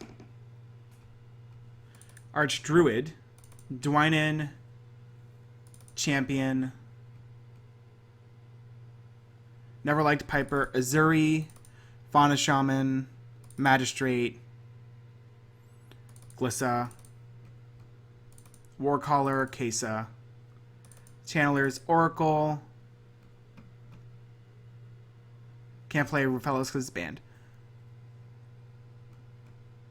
Advocate. Offering. We actually want to play Tribal Force Mage, funnily enough.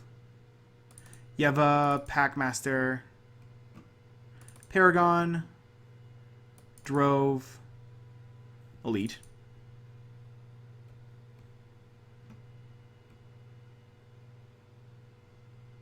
Promenade, Harbinger.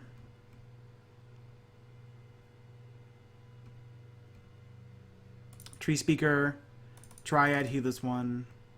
Admirers. We'll grab a Shepherd. Sage.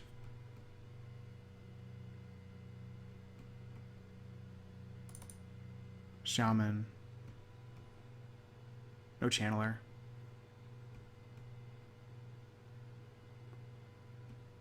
No need for Druid.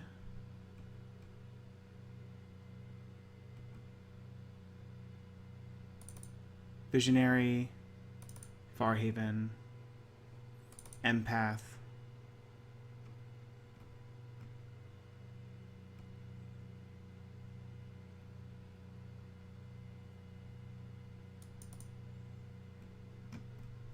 Ivy Lane. We should be playing Ivy Lane in this Denizen in this deck anyways, by the way. That's a fact. Huntmaster.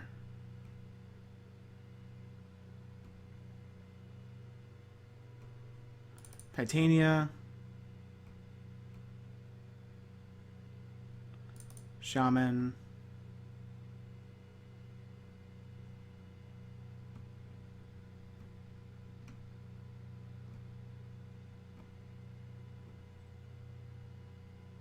Timberwatch.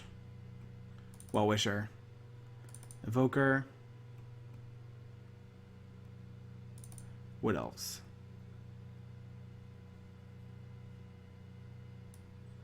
Okay.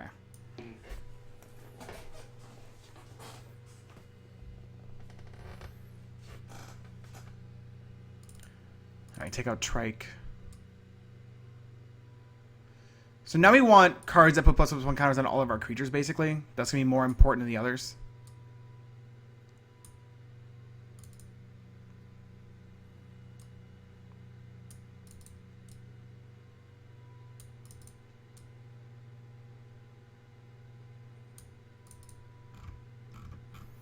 So stuff like increasing savagery is no longer as good as it once was.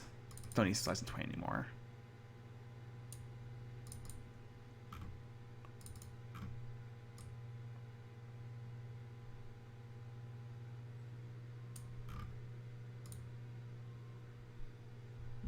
Handicraft is interesting here.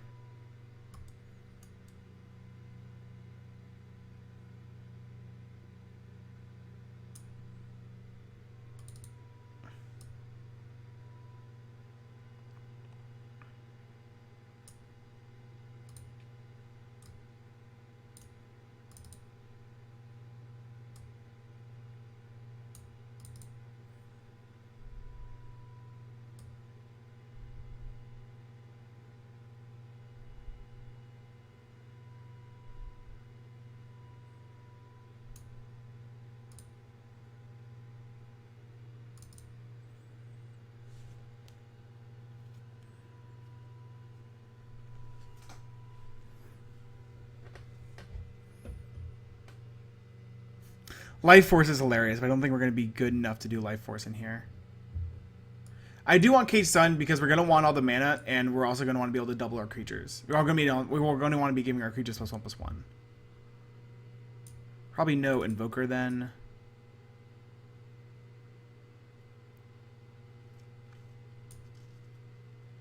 Probably got to take out Mana Gorge or Hydra.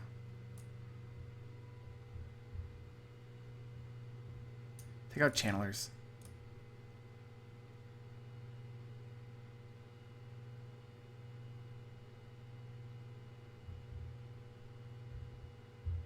What is Fierce Empath actually getting? It currently gets literally nothing. Okay, that's an issue. That goes away. No Solemn. Okay. Earthcraft is certainly on Moto, but we're not going to Earthcraft Scrolls Nest anytime soon.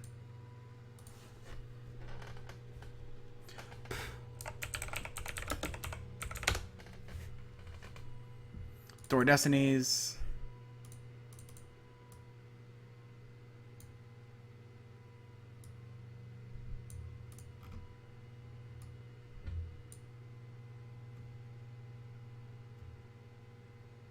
Not Gravesifter. That card's never been good enough. Literally never been good enough. Give me Obelisk.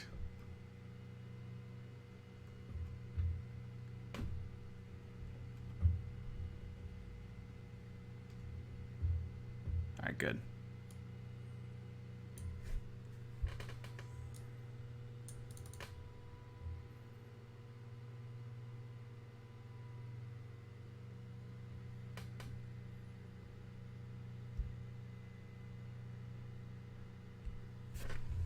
Can't really play Earthbind in this deck, sadly. Oh, we do need Poacher. Need is a strong word. We would like Poacher as well. Just going to 36 lands. You're just going to 36 lands. Kids never go to 36 lands. Here, I'm going to go grab another cup of coffee. I think this is what we're going to be playing next. Well, how about this? I know this is what we're going to be playing next. I'm not sure if this is correct. Oh, Bane seems pretty decent now, too. Yeah.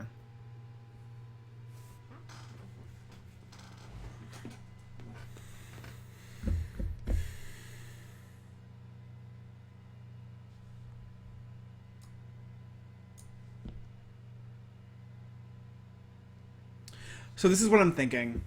I'm thinking that this deck seems like a regular old mono green elf deck, but we have an issue with, we have a bunch of +1/+1 counters involved spells, and we don't have enough ways to make sure they work appropriately. So we're probably going to play something like Decree of Savagery.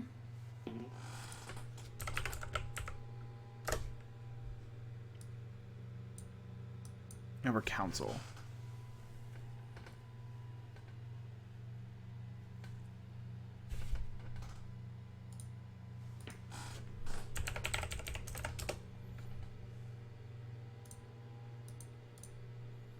Oh, this thing? Oh. Huh.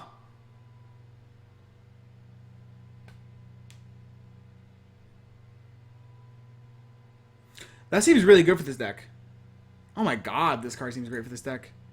Alright, we gotta find a Metallic Mimic. Hello and good luck.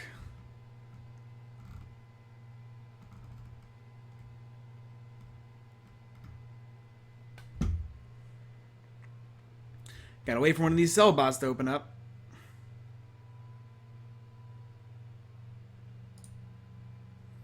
And also hope it's in here.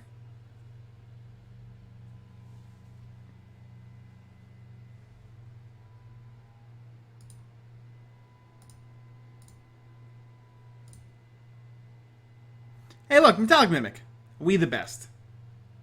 Is there a Baral as well? I could use a Baral. No Baral is fine. How much one of these Metallic Mimic thingies?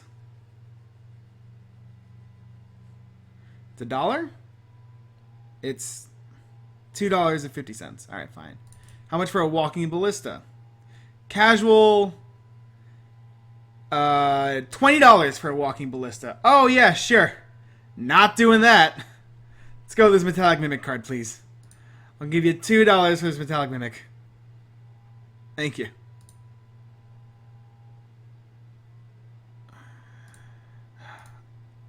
Oh, I had. Oh shoot! Did I really? No, stop declining my trade, GoatBots 2. How about you, GoatBots 1? Alright. Oh, come now. Excuse me.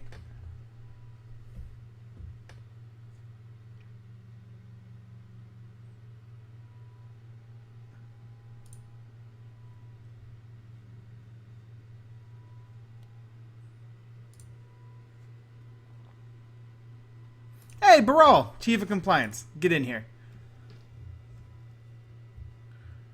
I already have his thingy. I don't have Kurizev's expertise yet. Alright, cool.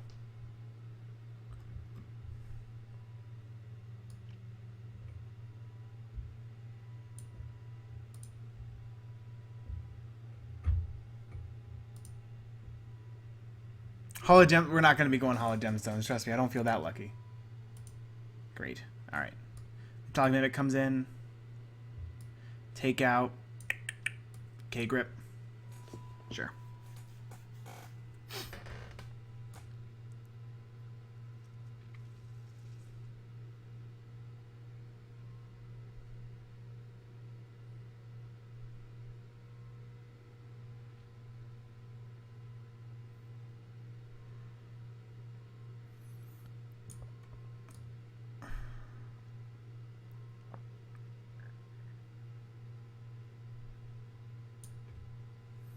Alright.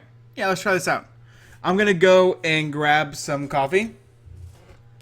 Yeah. I'm either going to be making Baral or Sram. Probably this evening. We'll figure it out together. I'm going to grab some more coffee. I'm going to grab some more water to stay hydrated.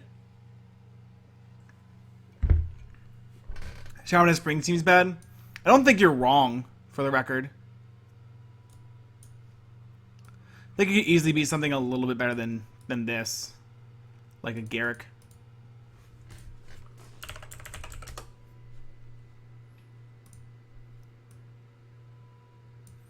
Garrick Color Beast, maybe? It seems really good in this kind of deck. We have 40 creatures. Seems like a great finisher. OG Garrick is also pretty good here. I think we can try Garrick Color Beast. I don't think we're going to be Slate Answering, that's for sure. Dragon Warcaller is in the deck, thankfully. Whew, this guy is too good not to be in this deck. I'll be back in just a moment, okay? I don't own a Cradle Hoof, nor am I interested in purchasing one anytime soon.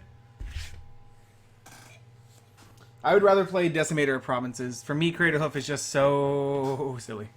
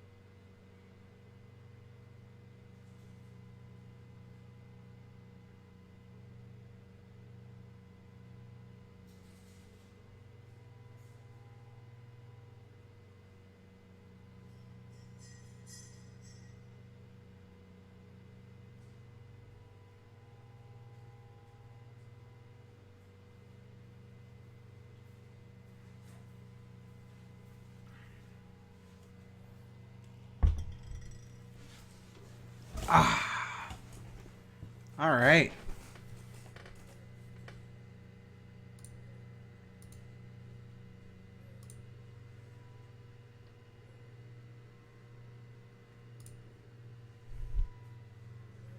Pathbreaker Ibex is pretty quality. That's a fact.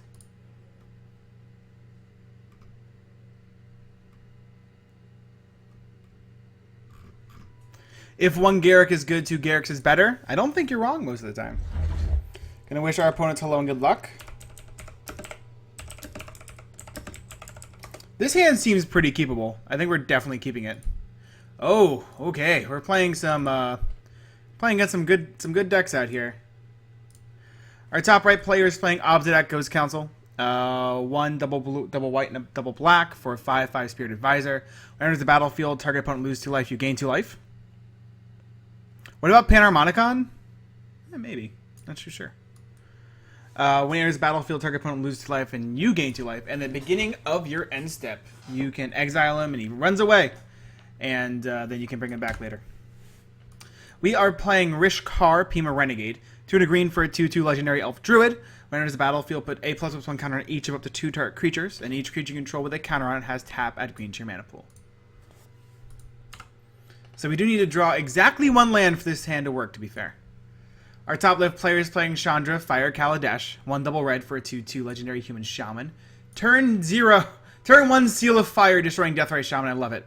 1 double red 2/2, and if you cast a red spell and tap Chandra. Tap, Chandra deals 1 damage to target player. If Chandra is dealt 3 or more damage this turn, exile her, then return it to the battlefield transformed under owner's control. Our middle player is playing a Thracios Triton Hero and Vial Smasher deck. Ooh, Heedless One is also on a land. I'm going to start with this Dwyne's Elite. Even though we don't have an elf to get the extra elf off of it, I would rather have the creature out. So next turn, if we draw a land, we'll be able to cast our commander and then be able to have both these creatures tap for mana. A Vial Smasher Thracios deck. Thracios, a green-blue 1/3. You can pay for a Scry 1, then reveal the top card of your library. If it's a land, put it onto the battlefield. Otherwise, draw a card. And then Vial Smasher, 1 black-red for a 2/2. When you cast your first spell each turn, Vial Smasher deals damage equal to that spell's converted mana cost for an opponent chose at random.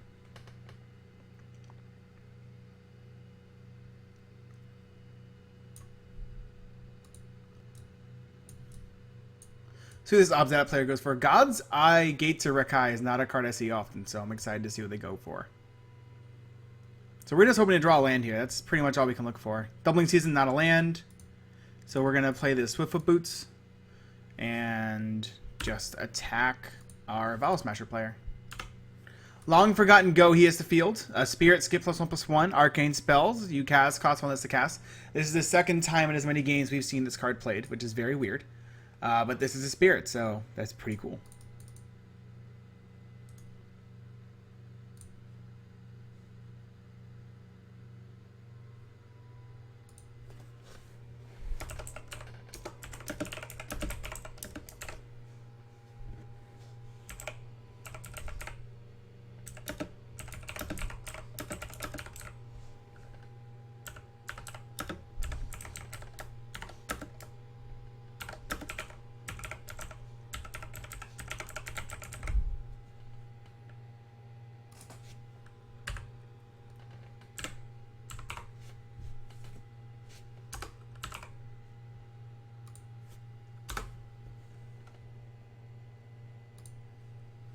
Walking Ballista is not in the deck because it's currently cost $20 in Magic the Gathering Online.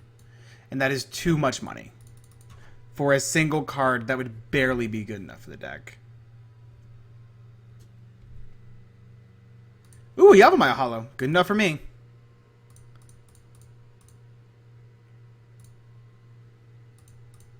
Gonna cast our commander. Put a +1/+1 counter onto each of our creatures. Check this out. Are you ready? Tap this for a green mana. Uh-oh.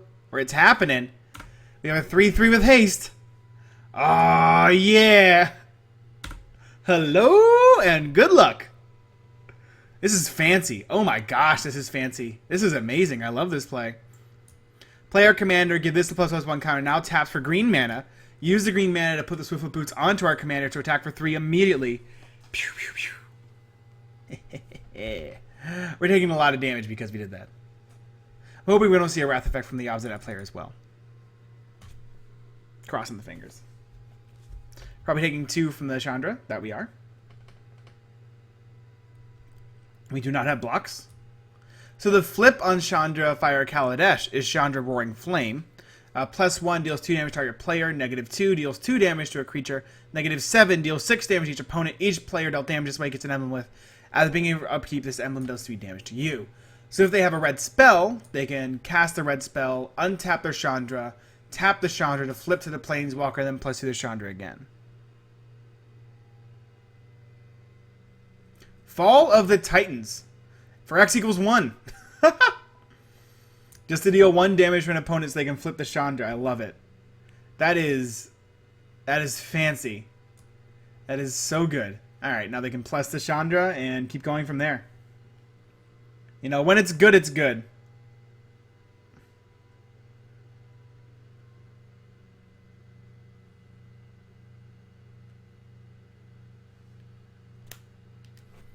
Alright, let's see what our Thrasios / Vial Smasher deck is going to go for.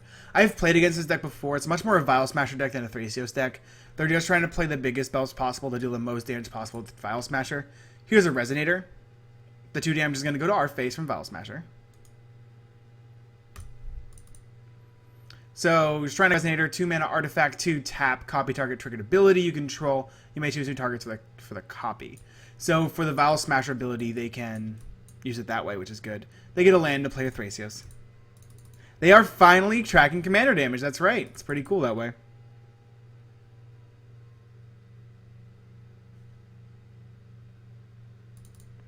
Thrasios can do some good work. I remember when he first came out, Thrasios was one of the commanders I really wanted to build around, but just ended up not happening appropriately. I'm surprised they're not attacking into Chandra. Usually people attack into Chandra. It's fine either way. I mean, if they really want us to attack them, this is the best way for that to keep happening. There it is. 3 damage going into Chandra Roaring Flame. We're probably going to do the same thing during our turn, because it's usually just correct.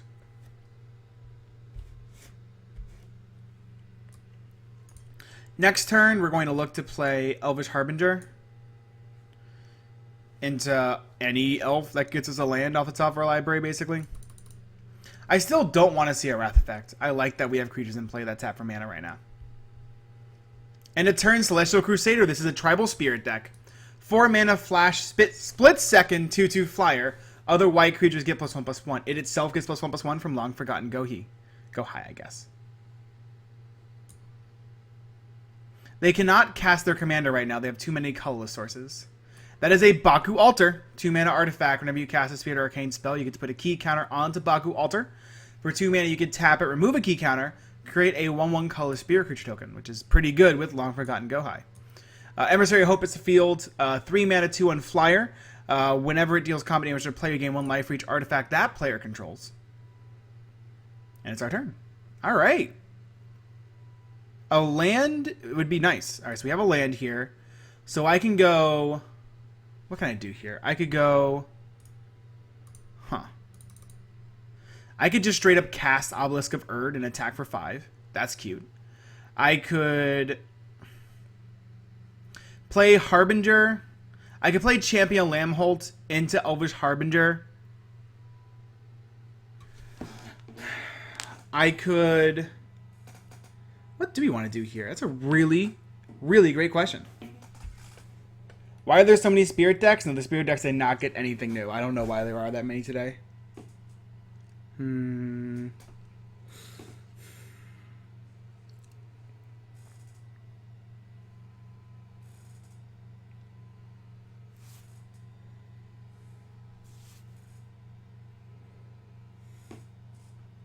We could champion leave up Yavimaya Hollow. Attack, kill Chandra Roaring Flame. Doesn't seem that bad.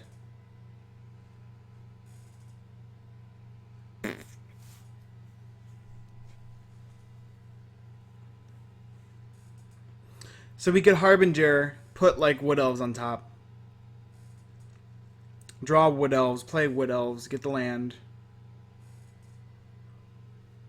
and then Obelisk the next turn. Then we can leave up regeneration on... Okay, that seems fine. 1, 2, 3. Harbinger.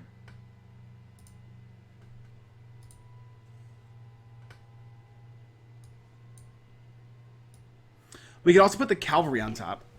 This Armorcraft Judge card on top. Just draw 2 cards. Which isn't bad. Will we get punked if we do it, though? We might.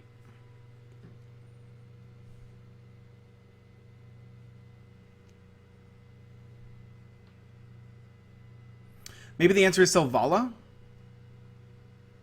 Nah, we don't get the most off of Selvala. Maybe the answer is Oracle? What is the answer? Shoot. Shoot.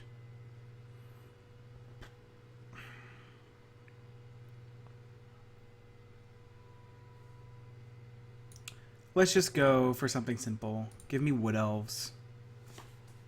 Attack with our commander. Our top left play. Oh, yep, that was wrong. That was supposed to go at the creature. That was supposed to go at the Chandra. Whoops. All right, we pass. We have a Yawamaya Hollow in play. Green, tap, regenerate target creature. Pretty simple. We were supposed to attack the Chandra Roaring Flame there. We failed to do so because we messed it up. Yep.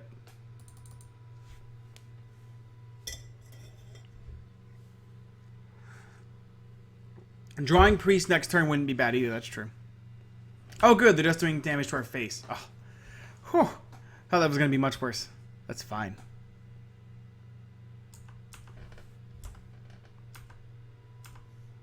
Is that it for their whole turn? That is, alright. I'm fine with that. I feel like building mono red decks is the greatest challenge. I really do. Like your deck just feels like it does nothing most of the time. 1, 2, 3, 4, 5, 6, 7, 8, 9. 9 mana on, they have 10 mana on turn 6, not bad at all. Good old K-Reach. That's all you need, baby. Oh, this is a big spell. That is a Void Winnower. Your opponents can't cast spells with even converted mana costs. Your opponents can't block with creatures with even converted mana costs. 9 damage is being floated around somewhere. Hopefully not at our face. It's also an 11-9. It's an issue.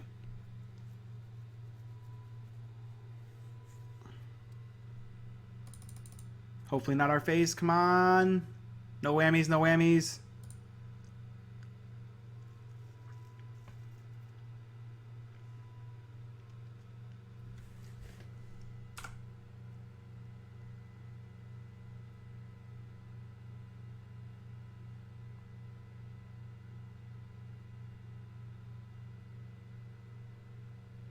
Straight to our face for 9 damage. Shoot! Ah, that hurts, Vial Smasher. That really, really, really hurts. Actually, really, really, really hurts. Chandra's outrage, killing Vial Smasher in response to Void when we're resolving seems pretty fair here.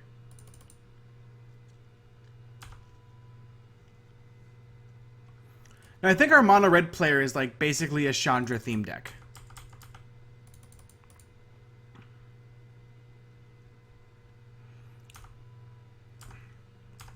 So we're hoping our black-white deck has like a... I guess they can't Day of Judgment Void Winner. They need like a... I don't know. Like a murder. I want them to murder the Void Winner. That would be wonderful.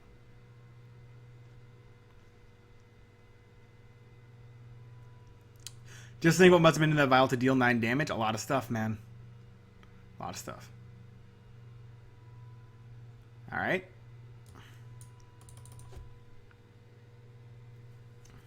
Waking Nightmare. Target player discards 2 cards. Going straight at our Thrasios player. Discarding. Also putting a key counter on Tabaku Altar.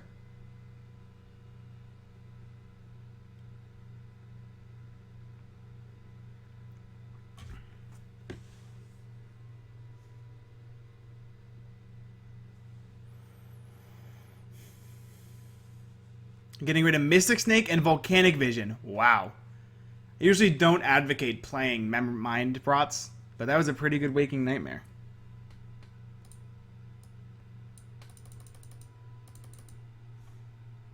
I mean, the good news is our hand isn't really too affected by the Void Winnower at all.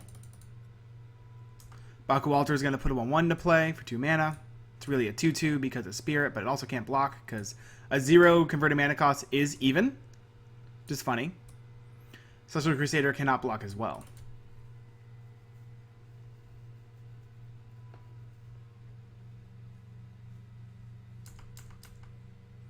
What did the red spell do? That was a spell called Chandra's Outrage. 2 red, deal 4 damage to our creature and 2 damage to that creature's controller.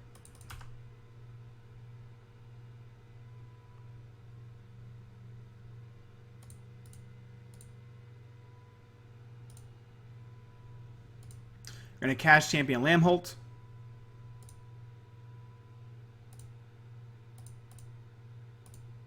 Cast Wood Elves.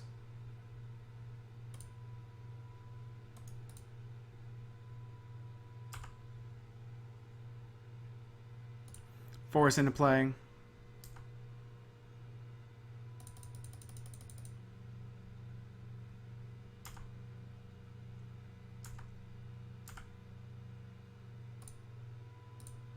Swiftfoot Boots onto the Champion Lambholt here.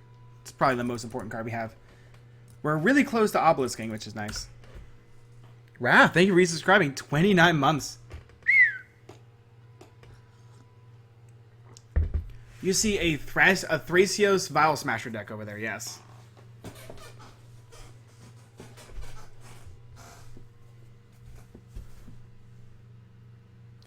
little bit of a Euro stream. I plan on streaming this evening as well. Probably around whenever dinner ends with my roommates. Hop on. Keep it going.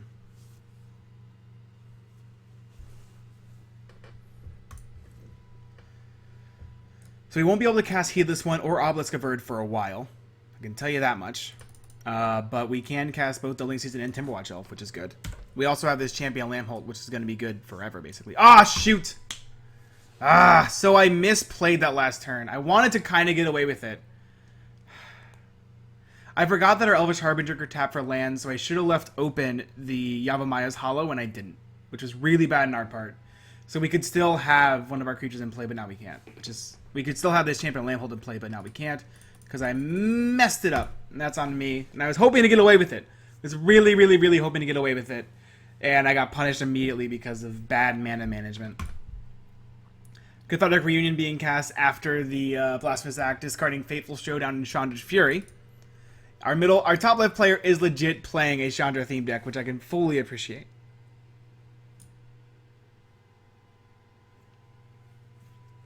They still do not have lands in hand, which is odd. I was really hoping to not get our spot blown up by that. Man. That's on us.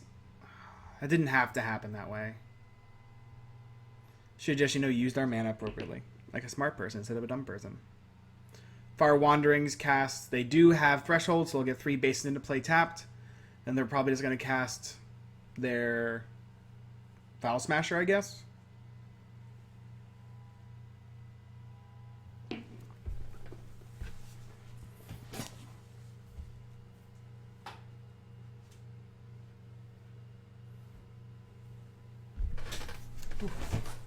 Drinking so much coffee, I had to turn on my fan and turn off my light. Because of the heat. Welcome to Miami where the heat is on all night in the club till the break of dawn. Alright, let's see what our Obsidat player is going to go for. Probably just going to cast Obsidat. They almost skipped their whole turn though, which would have been really awkward. Probably just cast Obsidat. Nah, it's fine, man. It was correct. It was my fault for tapping my mana inappropriately. Alright, Obsidat player. What are you going for?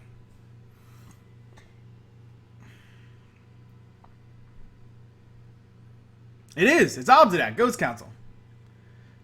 So when it comes to Obsidat, I always forget if you have to let it go to exile or not in MTGO. They're going to steal 2 life from the Vial Smasher player.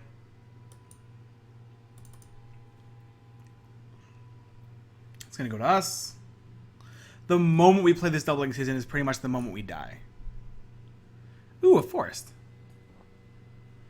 We could just pop this woodland if we wanted to. I think that's not good enough. So I'm going to play Timberwatch Elf, give it haste, and then leave up Yavimaya Hollow. Next turn we can play our commander and go from there.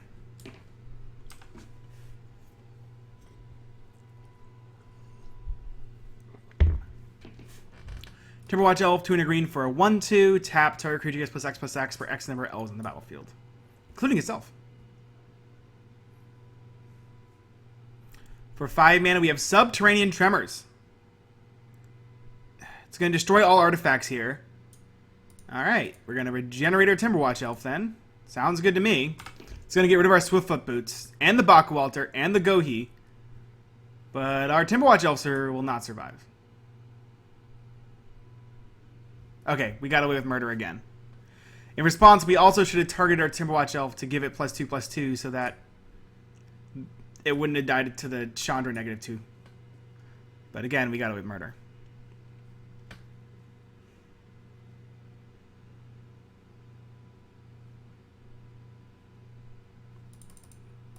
Resonator goes away, which is good. Here's Vial Smasher returning to the battlefield for the 3rd time. Wouldn't be surprised to see Thrasios cast. Let's see if the Vial Smasher continues to target us at random. It does not, thankfully. And then they're done. Alright. Simple as that. Off to the Obsidat player. Obsidat returns. Probably going to steal life from the Chandra player. Going to steal life from the Chandra player. They can kill the Chandra here too. Wouldn't be a bad idea. During our turn, we can play Heedless One. Probably just going to cast our commander, to be honest. Cast our commander. Once again, leave up Hollow. Just stay on the defense for as long as we have to. Stay on the defensive for as long as we have to, I mean. Sure. So this little red shield here, Wrath, is the commander damage icon. So I can right-click it. It says 3 of 21 damage from me. 3 of 21 from me. I've taken 2 commander damage, and no commander damage has been dealt to the white-black player yet. Spirit Bond hits the field. 1 white enchantment. Whenever another non-token creature enters the battlefield under your control, you can pay a white. If you do, make a 1/1 white spirit. Oh, that's so good with Obsidat. And then 1 white, sack a spirit. Target non-spirit creature gains indestructible until end of turn. Very awkward in a Tribal Spirits deck, but really good with Obsidat. Ooh, Dwynen. Huh. I could just play this instead. Now let's cast our commander.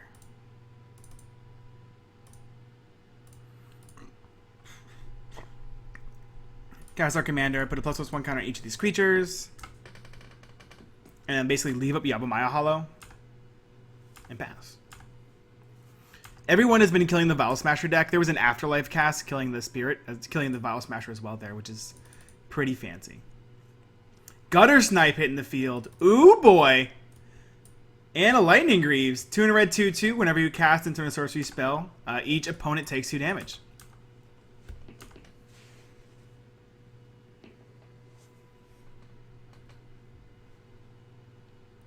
This deck does not have Cradle.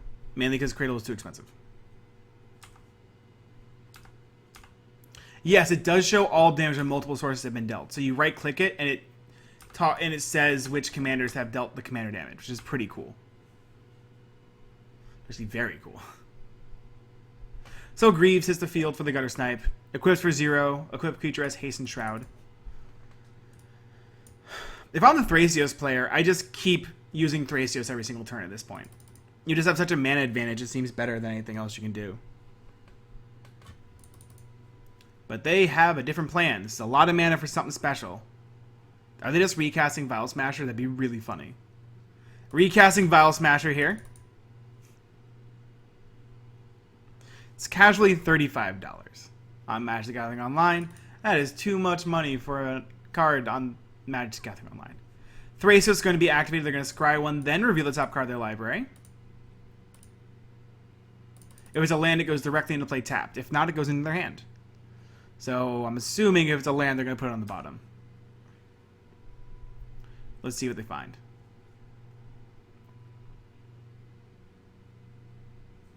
They find Zendikar Resurgent. So Zendikar Resurgent is now in this player's hand. That's good to know.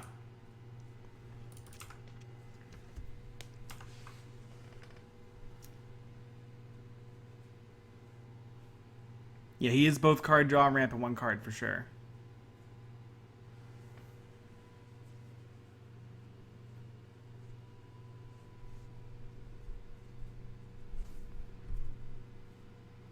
Thrasios attacking the mono red player for 1. That's really cute.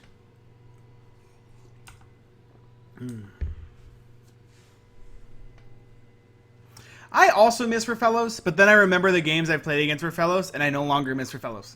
I played Magic in a time where you could go turn 2 Rafellos, turn 3 Primeval Titan very consistently in Commander. That was one of the worst times.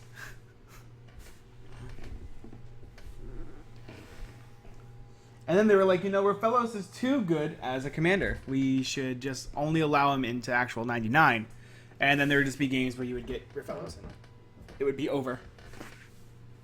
All over now. Thrasios getting in the chip damage. So now I can actually show you what this is going to look like. So the damage has been dealt. Now you can right click it. 1 damage from Thrasios. 3 damage from Rishkar. It's pretty great. I like this commander damage thing. No. Rafellos is never fair. Rafellos is 0% fair.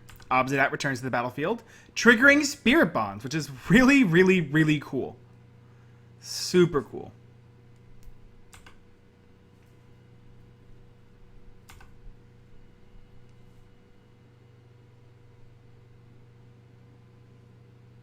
Obsidat keeps stealing life. There's a hasty 5/5 now. The awkward part about this is that that deck will never be able to sacrifice the spirits for Spirit Bond because all of their creatures are spirits. Just really funny. Oh, hey, Lou. Oh.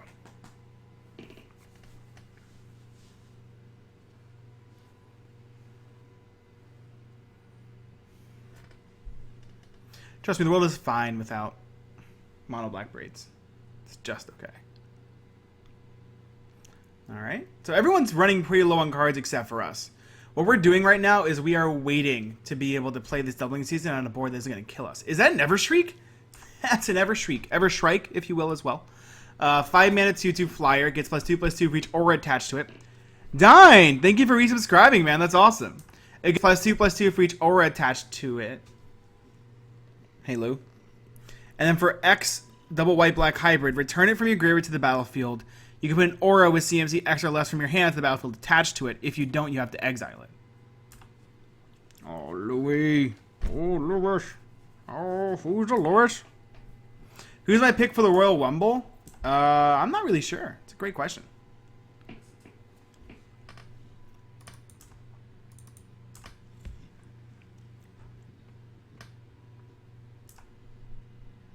Great. I'm really happy to see that forest there.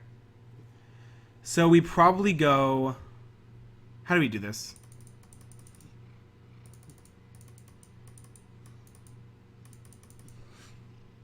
We're going to play Dwayne in here. Give all our elves +1/+1. And then with this board, at the end of turn, we can also blow up Blighted. We can also use Blighted Woodland. And still have Yavi Hollow up and have Timberwatch Elf up. So I'm just going to, again, not attack here and just let this turn pass. Look to crack Blighted Woodland at end of turn, or just, you know, mess up combat math for everybody. I don't know. I like, a lot of people are dark horsing like Baron Corbin, which I think is really interesting. If I had to pick someone I would want to win the Rumble, I don't know. Samoa Joe.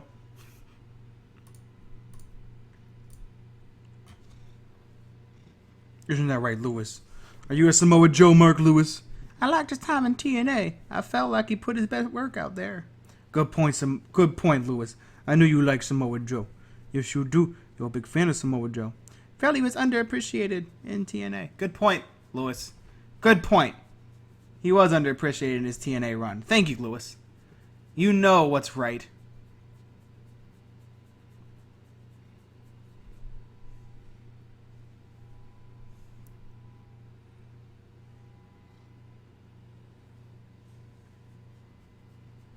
Chandra Nalar, the classic, hits the field. +1, deal 1 damage to target player. -X, deal X damage to target creature. -8, deal 10 damage to target player and each creature he or she controls. So,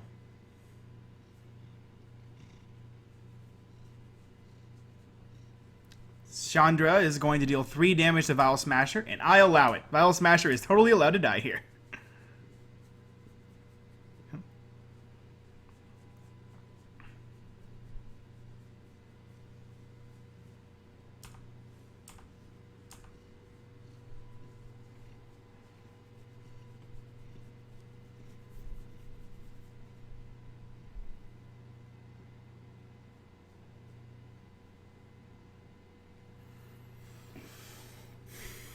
Alright, so there goes Vial Smasher. Here we're going to see Zendikar Resurgent cast. So now whenever they tap a land for mana, it's double that mana. Whenever you cast a creature spell, you get to draw a card. So they get to recast, once again, Vial Smasher. Oh.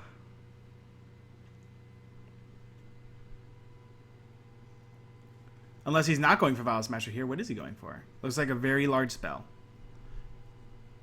In Garrick's Wake, destroy all creatures. Which one of these creatures do we want to keep alive? Do we want to keep Dwynen alive? I think we want to keep Dwynen alive.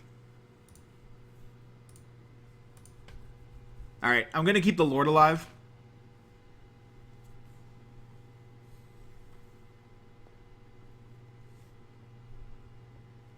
Also because it's going to let us start gaining life. Which is nice.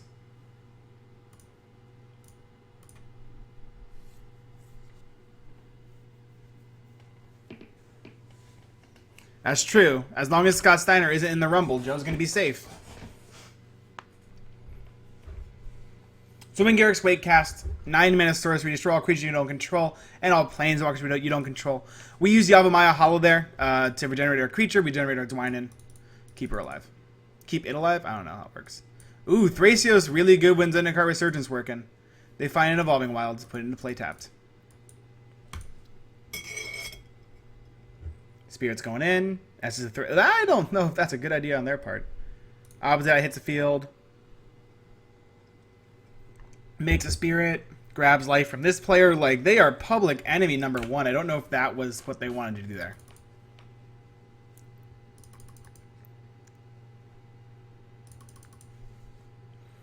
Yeah, Scott Steiner isn't doing the best nowadays.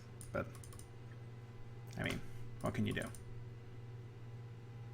Alright, let's see what our opposite player is going to go for us. We got to find a way to get rid of Zendikar Resurgent. This card's too good.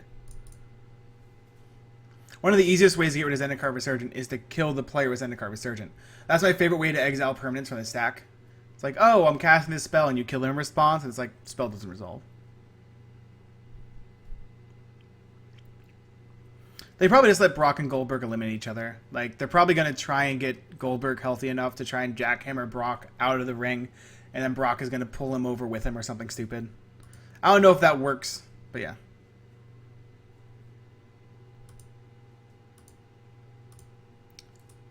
Oh, Yubi who split the heavens. Whenever you cast Spirit Arcane spell, create a 3/3 white spirit creature done with flying. Okay. 5 damage going in that way. Goes back to us. Do we just recast our general for the 5th time? Again, your general is a renewable resource. It's probably always worth it. Ooh, Metallic Mimic. Okay, never mind. We're probably playing this. 1, 2, 3, 4, 5. I think it's finally time to cast Doubling Season. And we get to play Metallic Mimic here, naming Elf.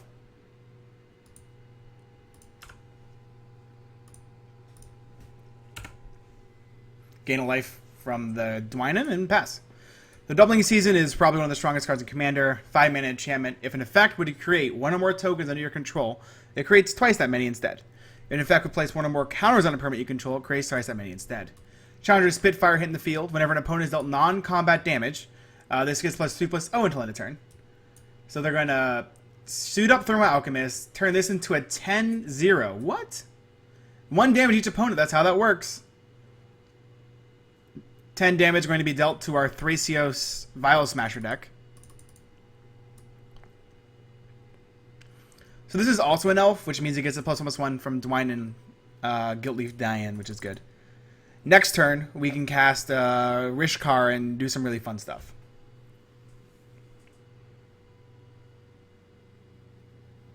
Howdy, Admiral Lettuce. So, are we all dead? We find out right now.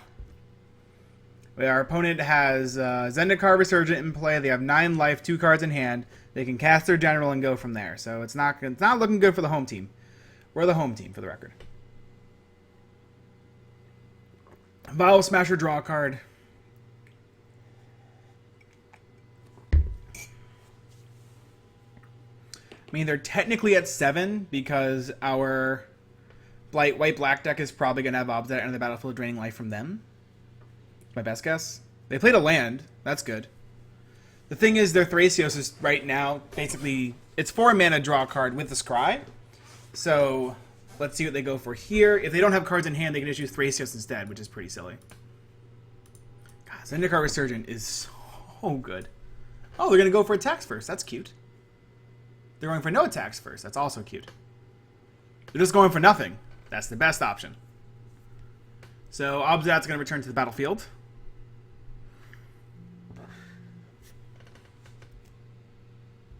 That was weird. Spirit Bond's going to trigger. They get an extra 1/1 Spirit. They stole the life from the Vial Smasher Thrasios deck, which makes the most sense. We did not add Walking Ballista because that card costs way too much money.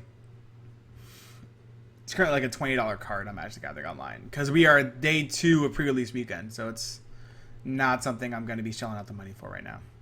Not even close.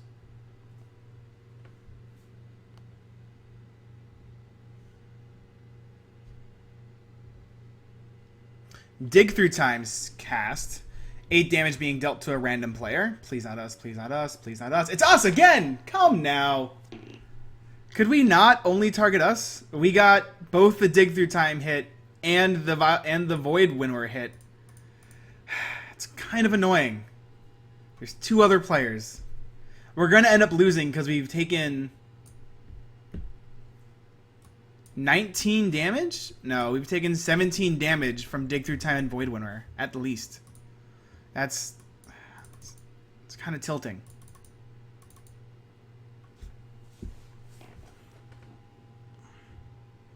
Oh, that's true, it's a release, but the first week I'm still going to consider a pre-release, if that's okay.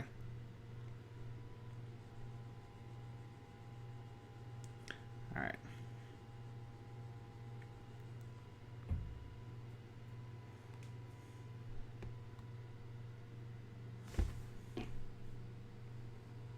Just send it all in. We all have to kill him together. Together as a group, we all have to kill this player. What? Oh, are you joking?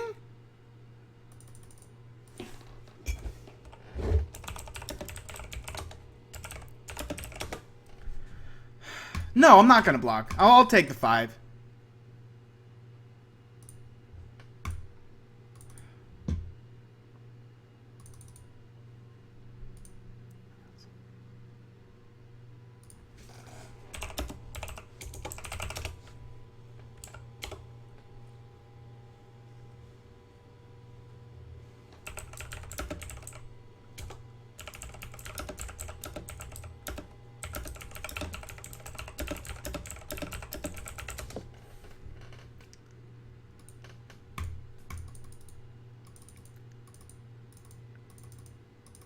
I really wish we were 17 life healthier.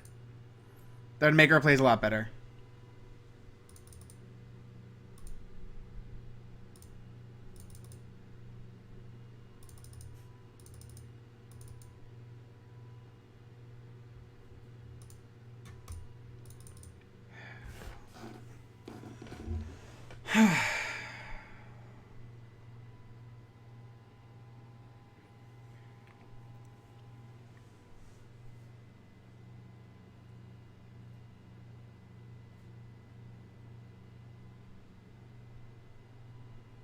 Part of me wants to be really, really, really vindictive. And attack into the white-black player. But then part of me doesn't want to lose the game, which would be what would happen if we did that. So what we have to do here, as the better person, cast our commander for like the 5th time. Hopefully it doesn't get countered.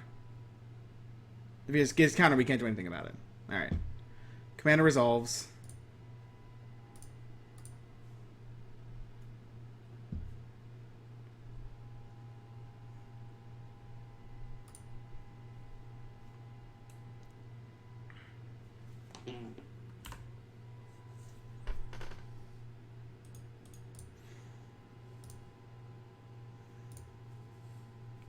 Alright, we're just gonna do the correct play, which is attack the player with his Zendikar Resurgent out and drawing at least 8 cards off of Thracios and with a Vial Smasher in play.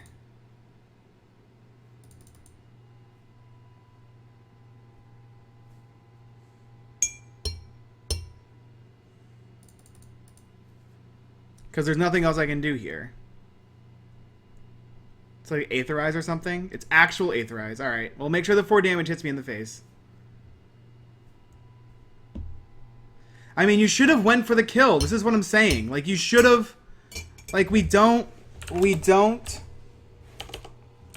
have enough time for you to guess at a doubling season being too scary. This guy has all the cards and enough mana. We needed to team up on him.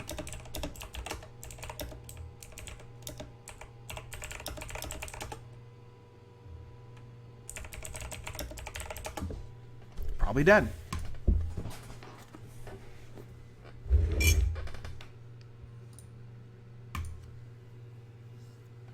Like, you can't just be like, oh, doubling season is a scary card. I need to make sure to attack the player with doubling season. When there's a player with double mana, a commander that literally draws cards. Like, it just... I don't know. That to me is the part that I dislike about that set of plays. Also, I don't know why the Chandra is pinging the black-white spirit player. That's interesting to me as well.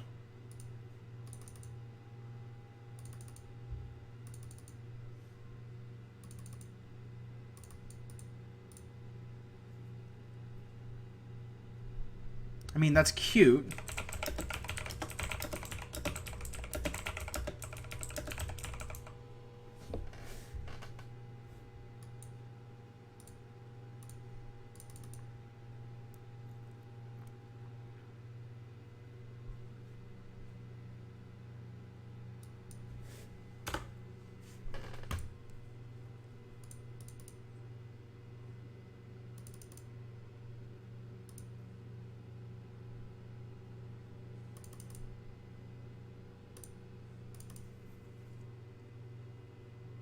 No. They get away with it.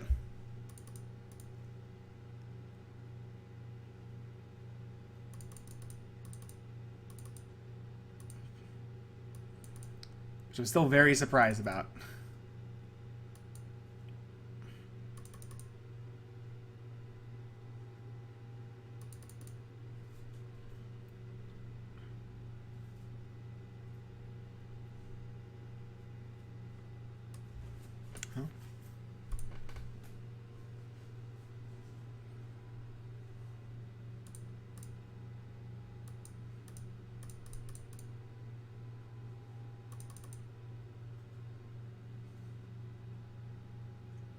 I don't know. I just don't think it's worth the risk.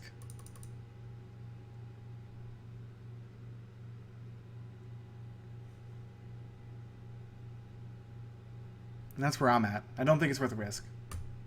Like, there's a heavy risk in doing that. With that attack this way. Like, by not getting rid of either the Vial Smasher or the Thracios, which would then allow my attack to go through if it doesn't have Aetherize. Like, you're depending on your opponent to not have a lot of different spells. Which paid off this time. Which is nice when it does. I'm happy that we're not all just dead to the player with Zendikar Resurgent and Vial Smasher. But at the same time, I just think it's... God, you're risking 2 what? That'd be hilarious. I'd be down for it. Yeah, okay.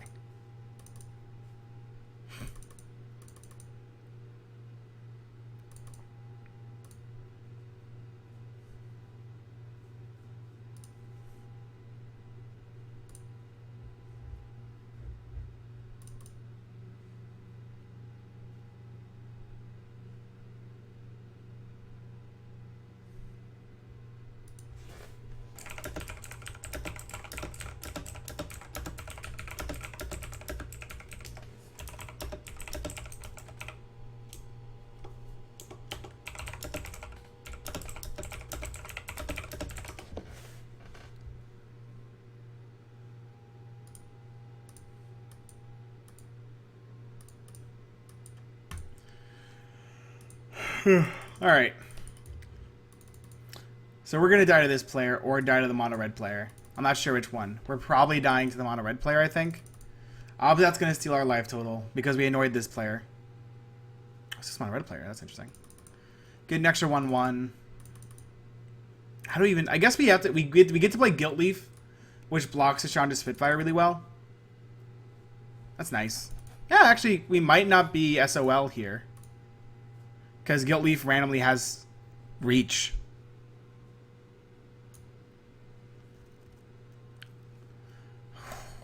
That's not great. Lingering Souls. It's a lot of flyers. I don't think we have an answer to all these flyers. We just got to play creatures that are big enough. That's our answer to all these flyers, by the way. Are our creatures big enough? Okay, we can answer the flyers. That's about it. And flashback. A lot of 1/1s. Really hoping our top left player has a way to deal 1 damage to each creature. Be really useful at this point. Oh! Okay. Play the Mimic. Naming Elf, of course.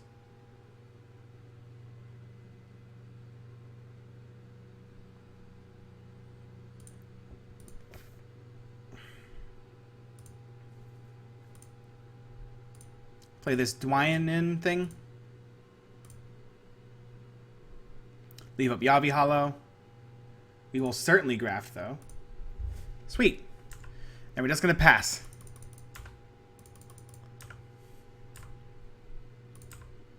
Got nothing else to do here.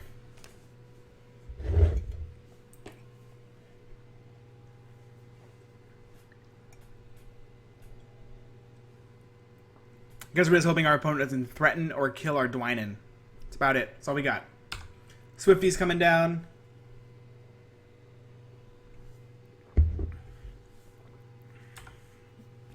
Funnily enough, this Chandra's Rage card they got rid of earlier would have been amazing here. Chandra's Fury. Woo! That would have been the best card ever in this situation. Looks like we're at an impasse. I'll take impasses. Opposite returns. Keeps making 1/1s. These 1/1s are going to do serious damage over time. Well, not even over time. It's 9 power in the air on that side. That's scary everywhere. How does this game end? I don't know. I really don't know. Time Stretch and Treasure Cruise? Oh, Time Stretch is a disgusting Magic card.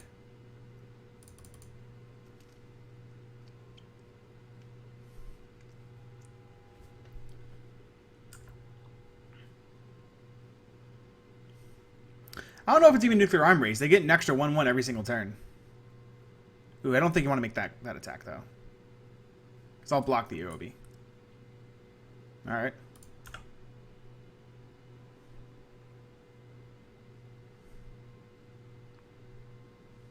This is a Spirit, right? Yeah, it's a Spirit. Good.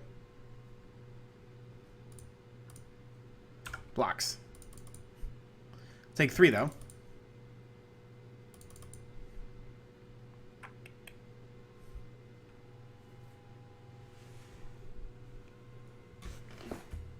Big orange pile over there. It's a cat. Oh, that has reach. Yep. That's what I said.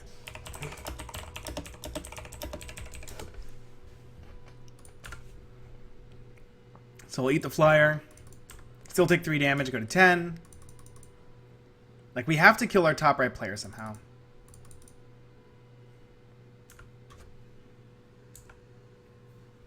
Probably starts with a heedless one. And goes from there. Alright, force is fine. Cast heedless one.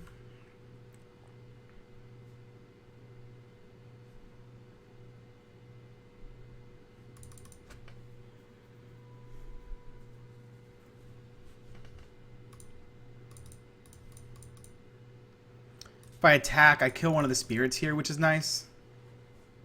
And then I can still leave up, but then I can't crack woodland. How important is it to crack woodland right now? Probably not super important. So if I attack with our Rishkar, our top right player, they have to block with one of the spirits. They don't have to, but they should. That should be fine. Go for that. It's one less spirit attacking us in the face.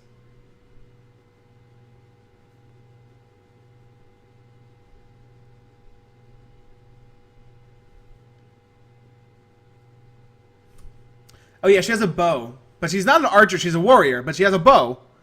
Which is why she has reach. In case you were wondering.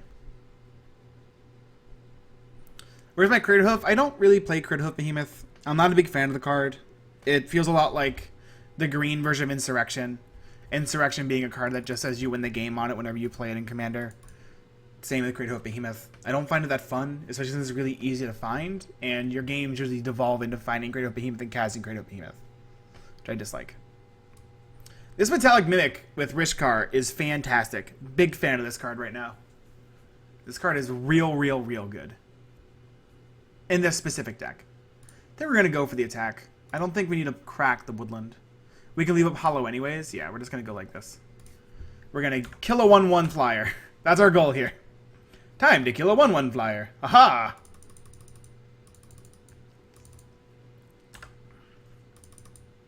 I don't think Stampeding solves any of our problems this turn. Next turn it might, but not this turn.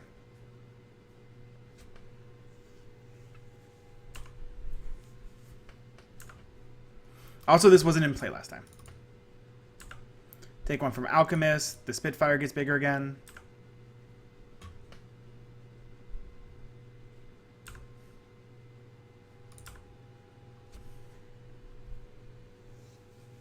Yeah, Aether Revolt came out yesterday, actually. And so cards are still really expensive today, but I really wanted to put together a couple of decks, so we put together a couple of decks. And by a couple, I mean so far just this mono green deck. Go for the attack. Yeah.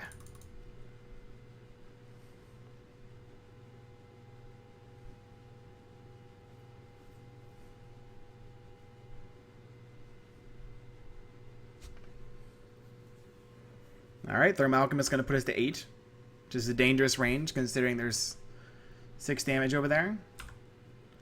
This is a 10-3 Chandra Spitfire. Okay.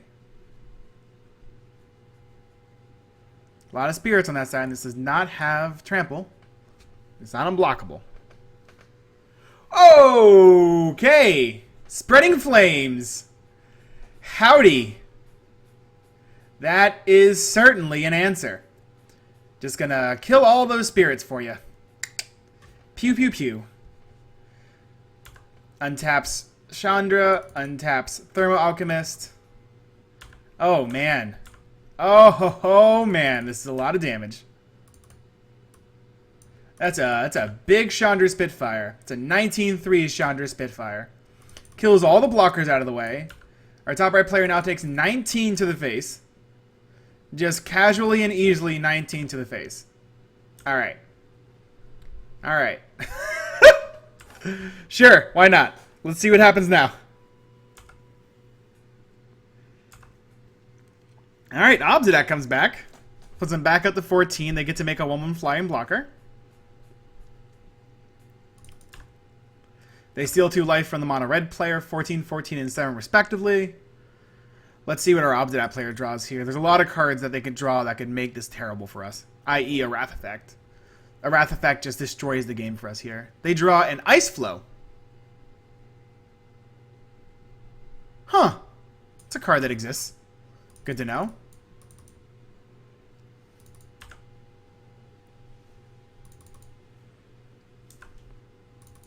Are they gonna send out the Obdad is a good question. Alright. How worried are we of Fated Retribution? Honest question. Alright. Not very. Oh. What is this at end of turn? They're going to Ghost Quarter or Yavimaya Hollow at the end of turn. Alright. We're going to crack Blighted Woodland in response.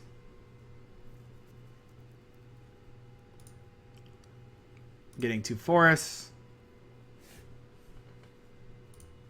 Get an additional forest.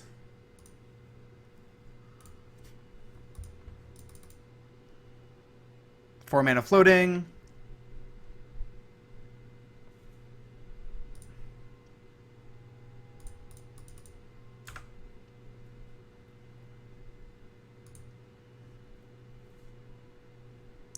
Right. Cycle this Tranquil Thicket.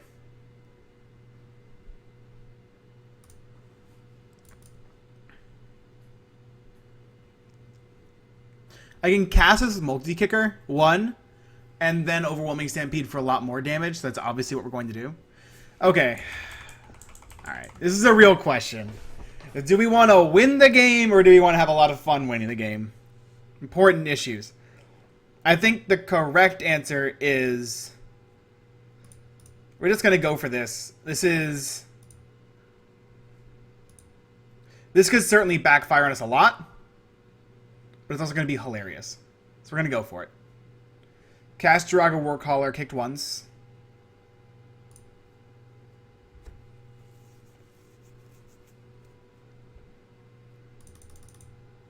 Play Overwhelming Stampede. Alright, and go for attacks.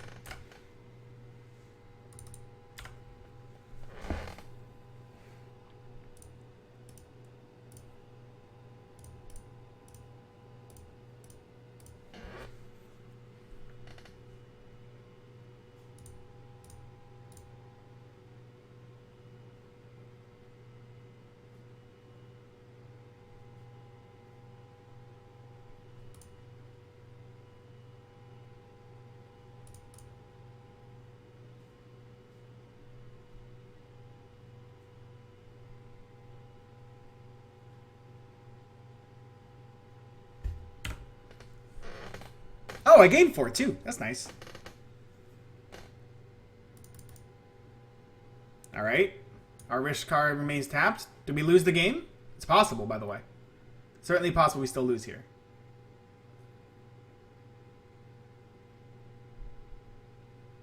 Bring back Evershriek, which then gets exiled. Alright, that's the game. GG.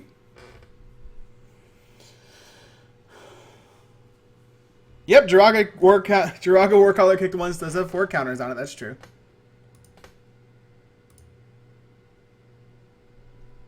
All right. There we go. That worked out pretty well in the end there. Metallic Mimic definitely showed up, that's for sure.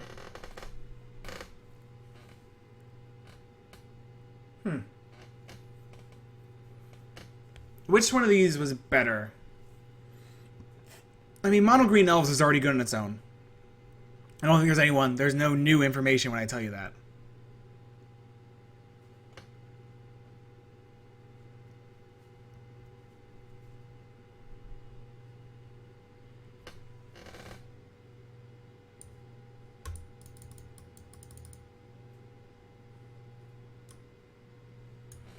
I mean, do we run this back one more time before we go to dinner? We might. Yeah, let's try this deck one more time. I want to try it one more time. I want to get different cards and see how they play out, really.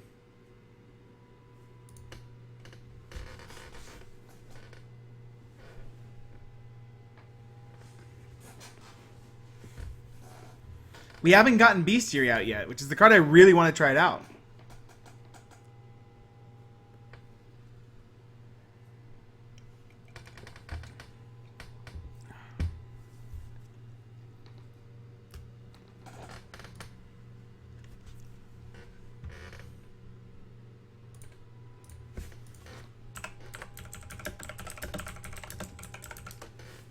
Ooh.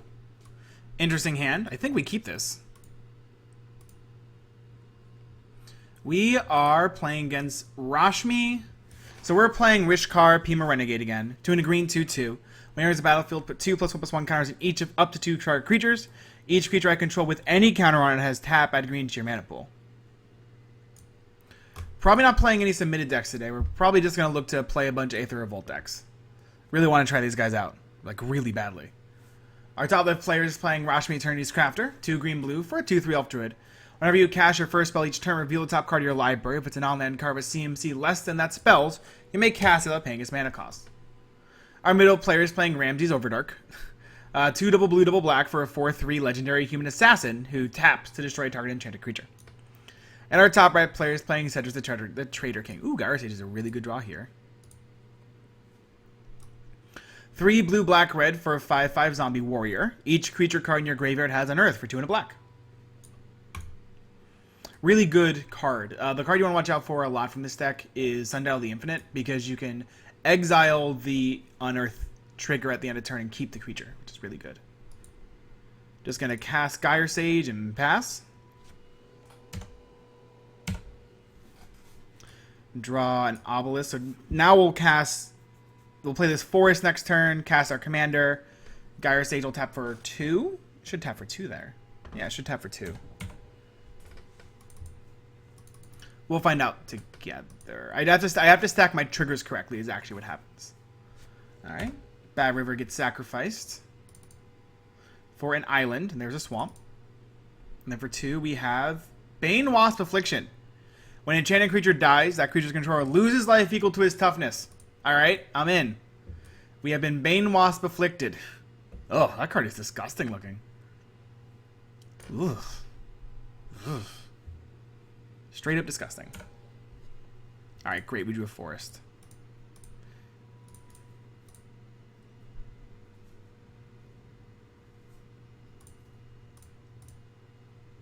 So we'll evolve first. Then the +1/+1 counters. So this taps for 2. Which doesn't really matter too much. We're just going to use it to attack our top left player. There we go. Simple as pie. What's going on with our commander's arm? Is it a tree? He's holding a very fancy staff. Like this. Ooh, it's a staff. His right arm is pointing to a tree, though. Aether is a soul of Caldes, and all souls should be free. So next turn, we'll play Dwynen and attack for a bunch more damage. Should be pretty fun.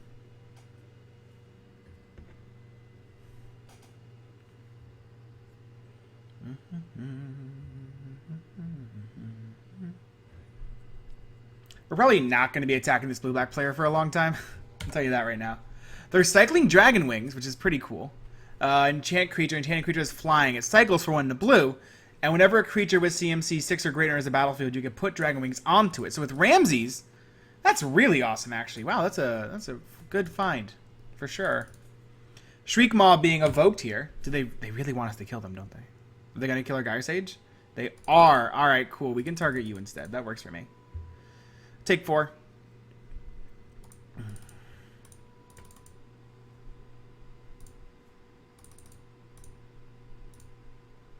Play Dwynen.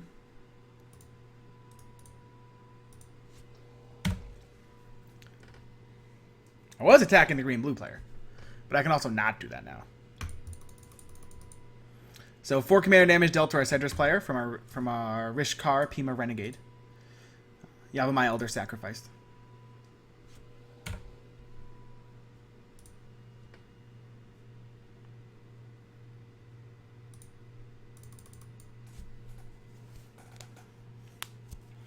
It certainly would have been cool to get a cycle of equipment as well, I agree.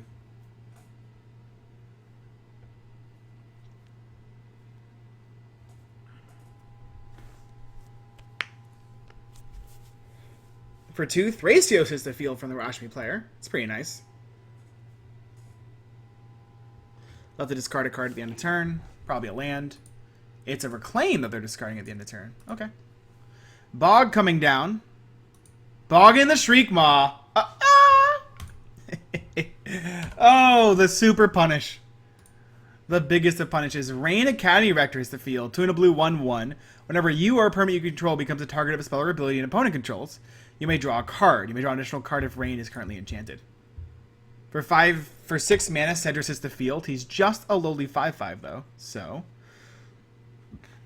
you're able to overpower that pretty easily. Howdy, Connor. Going pretty well. Ooh, Fangreen.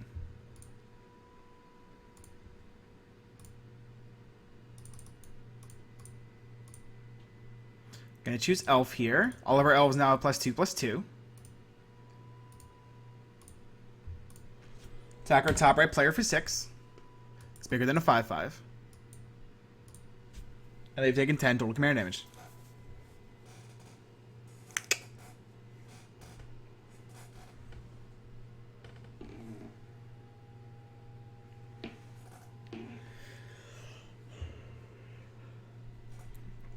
I shouldn't have killed our Gyre Sage. I mean, it's pretty simple. I mean, Gyre Sage is doing nothing. That Gyre Sage.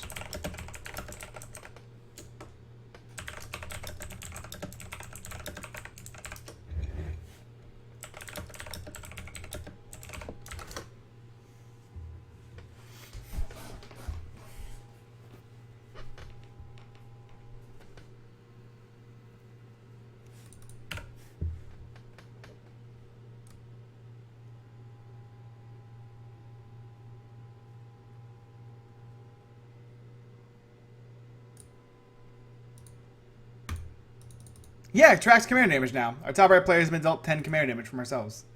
Makes it real cool that way. Leeching Listed hits the field. Oh, Lists are great in this deck too.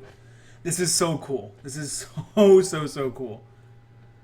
That's awesome. It wouldn't fizzle with the Liches either, I'm pretty sure. Leeching Listed is a 2 mana 1/1. For a black, it becomes an aura.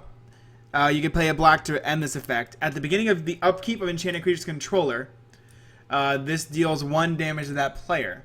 So with Leeching Listed and Ramsey's Overdark in play, you can leech the Listed onto somebody, and then use Ophidian's Eye. Gonna let them draw a card here. You could leech the Listed onto somebody, use Ramsey's, tap it, kill that creature, but then leech the Listed off. I don't know if it fizzles the ability, it probably does, but I don't care, because it's really cool. Also because the Lists were such a weird, odd cycle. We take 1 damage from Rain.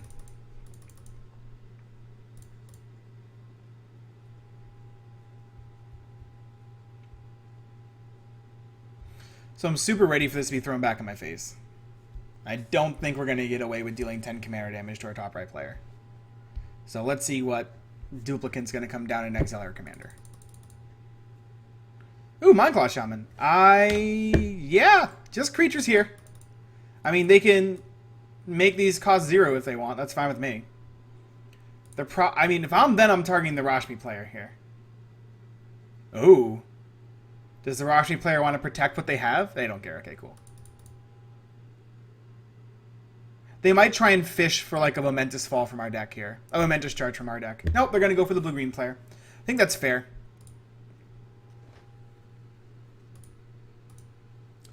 Sadly, they're not going to actually reveal what's in this player's hand, which is what's supposed to happen.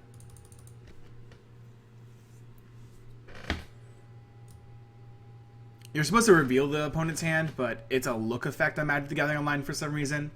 So your opponents don't get to find out what's in your hand, which is nicer than how this card usually plays out.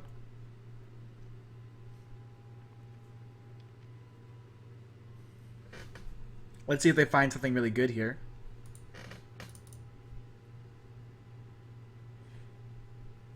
It's gonna be like Kadama's Reach. Yeah, I don't know how it works. I think if you bring the Listed off of the creature, the ability from Ramsey's fizzles. Because the creature is no longer an enchanted creature. But I'm not too sure if it checks twice. I think it just checks for targeting. But again, I'm very not sure about how that works. Oh, they get a Stone Cold Brick here. Wow. Really? Just nothing. Huh. I would not have guessed that was the answer. Alright, play a land.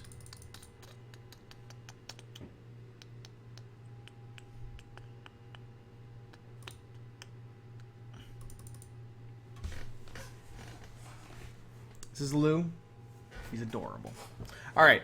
How do we play this turn? Do we play Tusker and attack? Do we just leave up strength to the Chijuru? We're certainly attacking this turn. I can guarantee you that. I just don't know who and I don't know how.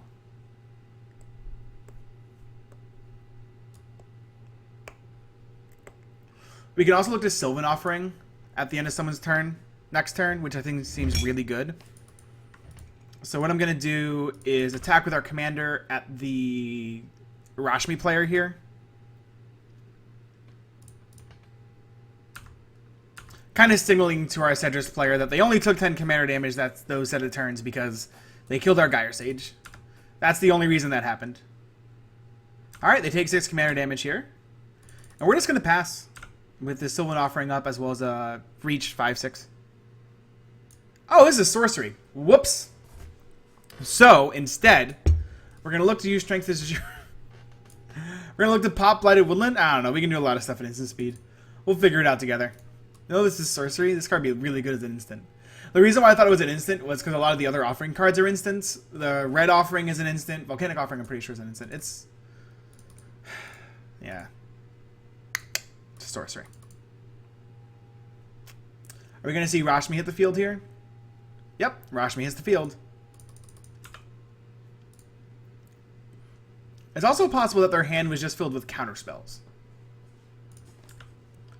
Like, they have Mana Drain up right now as an option. This Rain is currently enchanted with a card called Ophidian's Eye. Whenever enchanted creature deals damage from an opponent, you get to draw a card. Ramsey's Overdark hits the field.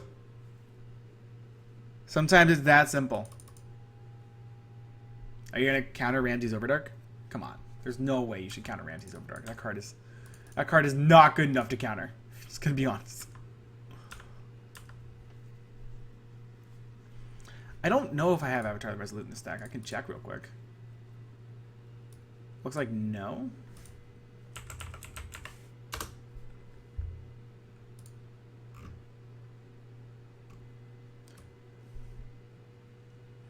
Oh. Doesn't seem that bad. I could certainly be playing that in this deck. Bad River comes into play tap. There's a flying 5/5 that could easily hit that player in the face. I got a 5/6 with reach, so it shouldn't come my way. Interesting non-attack. We'll sack Blighted Woodland here. Get 2 extra lands into play. They must know that this player has counterspells in hand. I'm feeling it. I feel that feeling where that player has counterspells in hand. That's all I can feel. It's just like there's counterspells there, and I'm going to run a Fangreen Firstborn into it on purpose. Hey, look, it's a Fangreen Firstborn. Rawr. It's a beast. Not even an elf. It's a beast.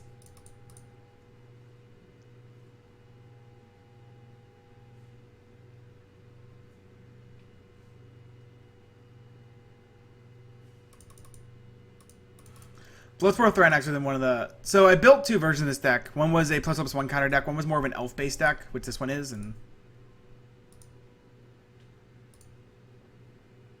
oh, sweet. It resolves. Nice. Time to get to combat. Yep, still sending this way. Pretty simple. No changes here. Can't attack into 7 power and toughness. They just take the damage again. What? Wow. 12 commander damage so far. I'm very surprised by that. Alright, I'm just going to pass then.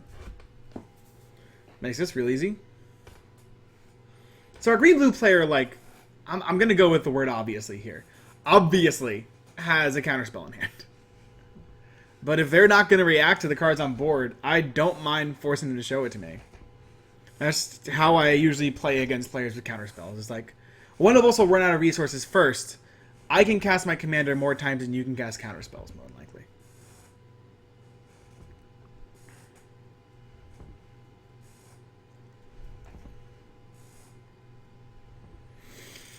So let's see what our green-blue player goes for. 1, 2, 3, 4, 5, 6, 7 mana they have available. I wouldn't be surprised to see a Cyclonic Rift type card here. Maybe an Evacuation. Possibly like a Cultivate at first. So I could see like Cultivate into Rise from the Depths or something. Let's see what happens. For 4? For 5. Seaboard Muse. That's the scariest thing possible. Revealing Draining Welk. They just get to put Draining Welk in their hand now. So Seaboard Muse hits the field. Untap all permanents you control during each of the players on tap step. Man, am I glad I've been attacking the green-blue player this entire time. And here's a Scroll Rack. Oh. So you're telling me it's getting worse. Oh, boy. Oh, boy. Okay. This could be what's known in normal parlance as an issue. So Seaboard Muse and tap all permanents you control during each of the players in tap step. Scroll Rack, 2-mana artifact for 1. Exile any number of cards from your hand face down. Put that many cards on the top of your library into your hand. Then look at the exiled cards and put them on top of your library in any order. We know they just put Draining Welk into hands. They can basically counter what they want. And then they can... That's hilarious. So they're going to Hypnotic Siren targeting Seaboard Muse. Is that going to happen? If it does, they control the enchanted creature. So they have to counter this, which is kind of funny.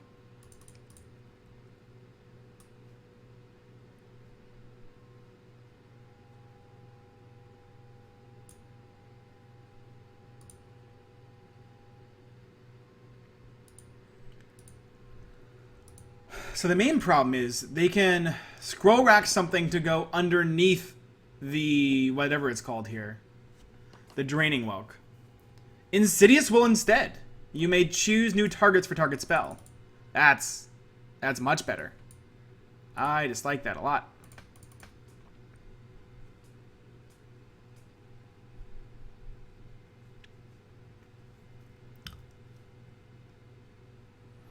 I wonder what they're going to choose. They might just choose one of their own creatures here, but let's see what's on top. We're going to have to fight through a lot of counterspells here. Like, a whole bunch of counterspells. Forest Revealed, put into hand. That's nice. I'm surprised they didn't put something on top of Scroll Rack there. So, are they going to choose one of their own creatures? They choose one of their own creatures. They trigger Rain, I believe. They choose one of our... I think their answer should be, like, give them Fangreen Firstborn. They choose the Cendrus, which is also pretty interesting.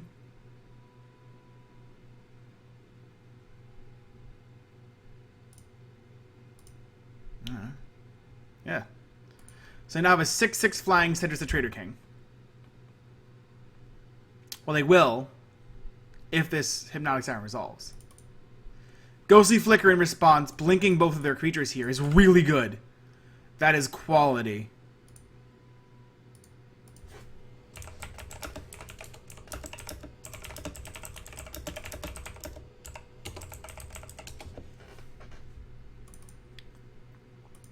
So now Hypnotic Siren is just not going to resolve. The Mindclaw Shaman gets to look again.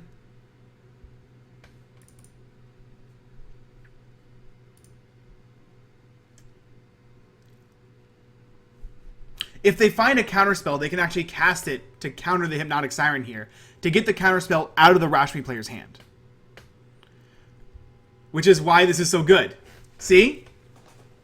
Woo! Oh, boy. That was insanely good. Yup. So let's go over what just happened there.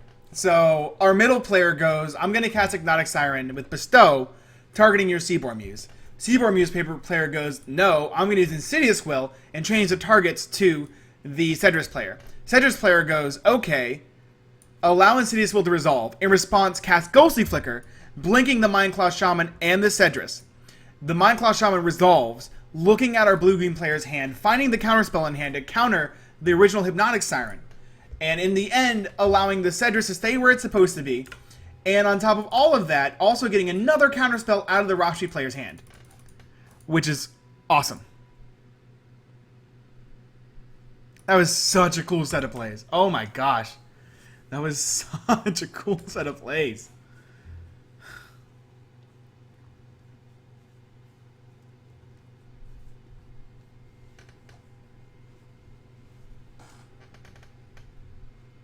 They're going to Scroll Rack here.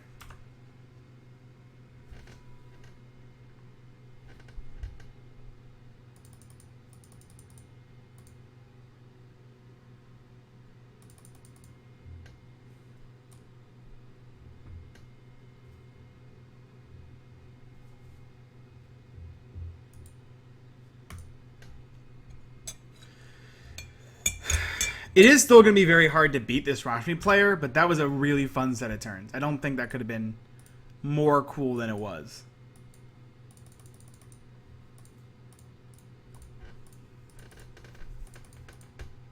And it's funny because our turn is going to be so basic. Alright, Cedrus player, your turn. You should probably just attack that guy in the face. An option. Yes, deadly danger. It's now commander damage. So these little red shields indicate the amount of commander damage dealt to a player. So I've dealt 12 commander damage to this player. I've dealt 10 commander damage to this player. It's really cool. No. If Mindclaw Shaman resolves, you cannot decide to counter it. So, same thing with clones. So, if I cast 3 and a blue for clone, I don't have to announce targets. I just say, I cast clone. And then you can say targeting what, and I get to say it's not targeting anything because it hasn't resolved. And then you decide to counter. If you decide not to counter, then I get to target something and it resolves.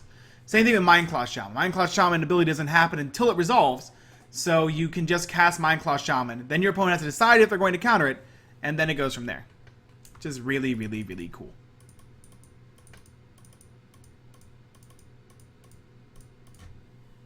So 5 damage going in on the Rashmi Seaborn Muse Thracios player. Which is as scary as it sounds.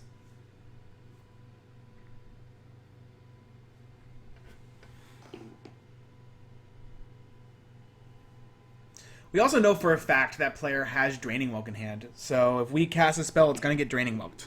At the very least. So our turn is probably just going to be... We're going to attack you with all of our guys. Simple as pie. Howdy, Major Bandgeek. Good to see you. Doing well indeed. Alright, they're just going to block with Thracios here. Which I agree with.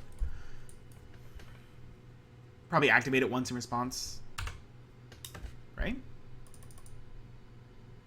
Yeah. They know exactly what's on top here. Because they used Scroll Rack earlier. So they can just get lands out. Yep, Forest comes into play.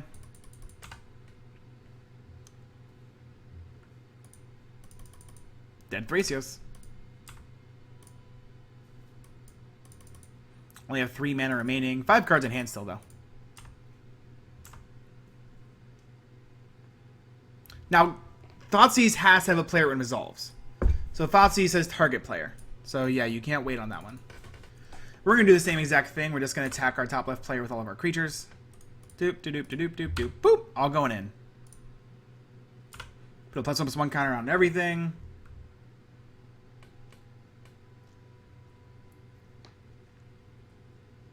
I don't expect this to happen. Just want to put this out there.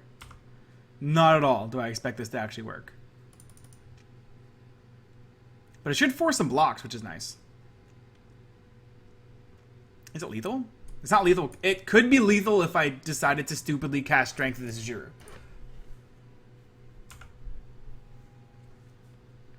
Yeah, Seaborn Muse with Rashmi, Skull Rack, and Thracios is one of the scariest things I've ever seen. So that's why every single person has attacked those players. That player. This is only 18 damage. They don't have to block. He says tauntingly. Show me the Cyclonic Rift. I mean, that's what I'm expecting here. They're going to start with Scroll Rack. Yeah, the difference is that Mind Claw is under the battlefield ability. So for something like Thoughtseize, it says target player, look at target player's hand. So you have to have a target when you cast that spell. Whereas Mind Claw Shaman doesn't have a target when you cast it. It has an enter the battlefield ability that targets. So a good example is the difference between a card like...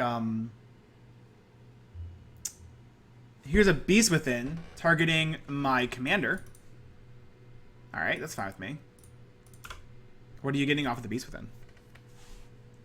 A Mind's Dilation is going in a hand. Alright, that's scary. Can I kill them now? If they don't block? It's only 11. It's not enough, I don't think. They have more? And a stunt double. Oh, yeah. 3 and a blue. Although, in actual MTG, this card is 2 double blue. Flash 0/0. You may have it enter the battlefield as a copy of any creature on the battlefield. They make it a copy of Cedrus the Traitor King. Oh, this is going to be hilarious. You should put Dragon Wings on this creature and then kill it with your Ramses Overdark. Right? Yeah. Kill it with Ramses. No, before blocks! No, before blocks! Before blocks, man!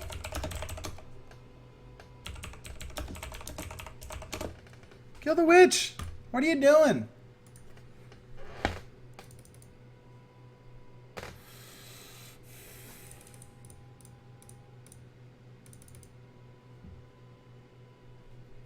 We need to put 3 counters.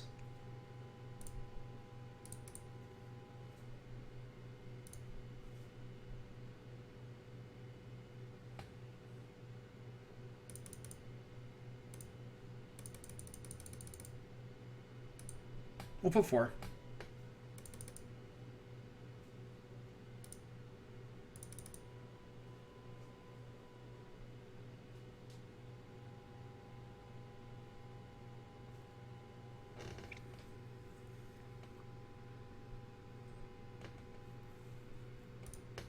Well, now it's dead.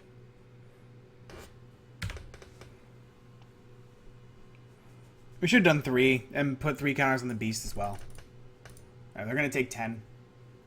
Put them to 16. And pass. Got nothing else. That was fun.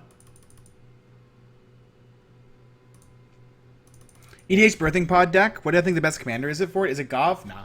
The best commander for Birthing Pod is Carador. Like 110% Carador. If you're doing anything with Birthing Pod or Survival, it's Carador. It's Carador, it's Carador. It's always Carador. Oh, it is 3 in a blue. Sorry, they fixed it. My bad. That's right. On MTGO, it was 2 double blue, but they fixed it to 3 in a blue. I apologize. You caught me. I don't actually play stun double.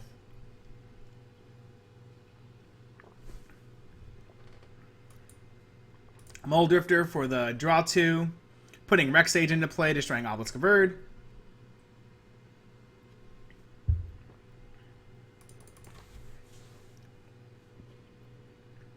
This player is straight up just 1v3ing everybody right now. It's obnoxious. Yeah. Possible Safi. I mean, you could go Safi if you want to go for a more combo-oriented build of Birthing Pod. Carador is just, I would feel, a better good stuff version of Birthing Pod. Plus, it means you can get Great Merchant of Asphodel, which is important.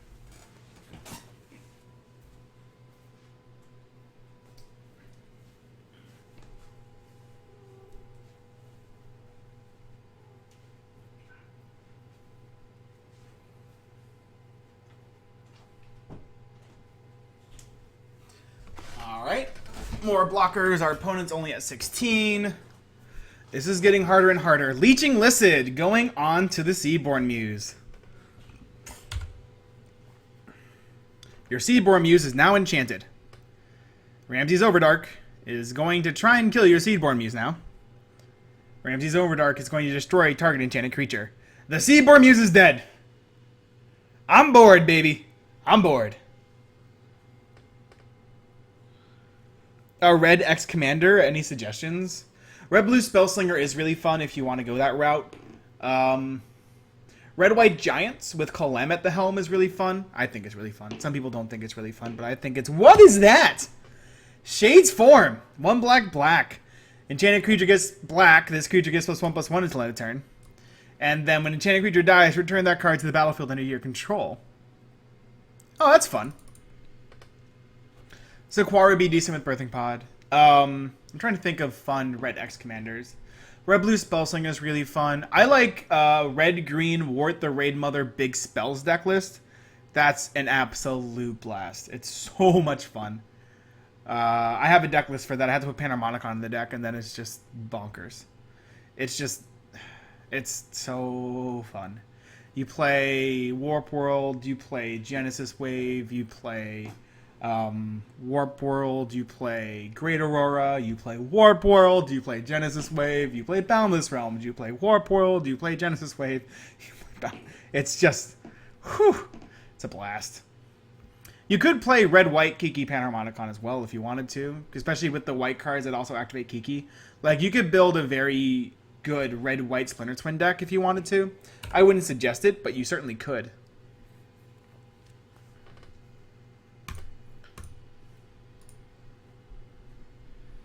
Alright, so I got a 3-3 that easily blocks this 2-2 Mindclaw Shaman. But this does get +1/+1.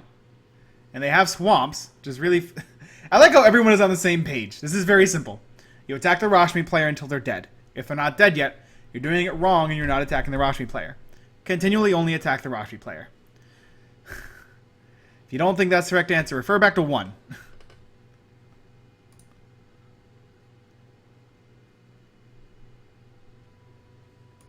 Yeah. Their deck looks like a lot of fun, too. Nor do I think it's even close to over. I don't think they're dead yet. At all. Like, there's more game in this.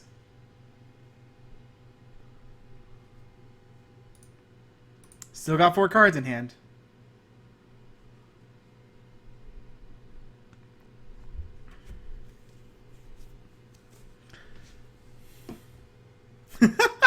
I love it. They're going to pump up the unblocked Mindclaw Shaman. Shade's form getting there. Absolutely getting there. I love it so much. It's like, oh, didn't expect the Shade's form, did ya? Oh, they're down to 10. That's good.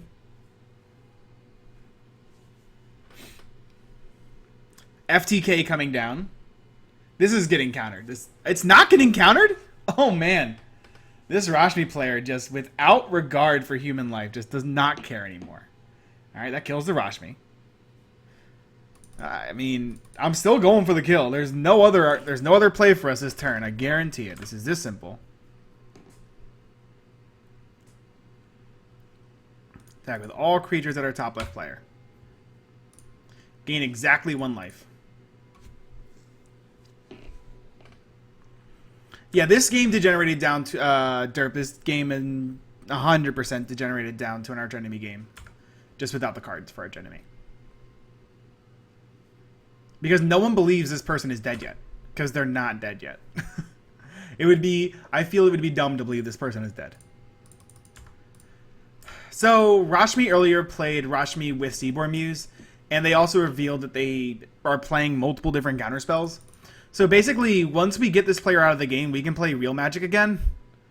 It's kind of where I'm sitting on this. Also, if this player goes away, I'm pretty sure I can beat both these players. So, there's that. Dig Through Time being cast here. Like, I think it would be foolish at this point to pretend that this game is close to over.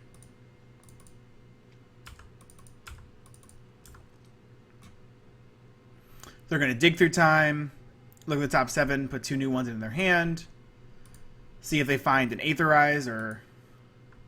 They pretty much need an Aetherize. Or a way to bounce one of our creatures, like this. And then they can block the 9-10 and only take 4. This is why we wanted to... This is why everything is going at the Rashmi player. Every single thing is going at this player for this reason. Because it's correct. That's why. Because it's correct. They're still a 10. They're still a green-blue deck. They still have access to Sylvan Library, Scroll Rack, Commander Sphere, and their Commander, and Dig Through Times. They're not dead yet. That's exactly why everything's going at this player. How much does my Commander cost right now? They cost 5. Good. So I can play Sylvan Advocate. I can cast my Commander.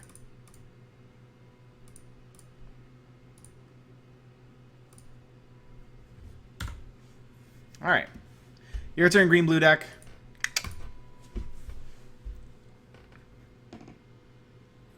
That I do. So here's Sylvan Library. There's still a Scroll Rack. There's still Dig Through Times. There's still a lot of stuff. Like, I'm just going to frame how this game could progress. I hope it doesn't, because I don't want to lose. And I'm going to be really kind of triggering myself if this happens. They could easily just go, like, Ugin -6. Right? And then the game is so difficult. So gosh darn difficult. So that's kind of just where we are. I mean, nothing else to it.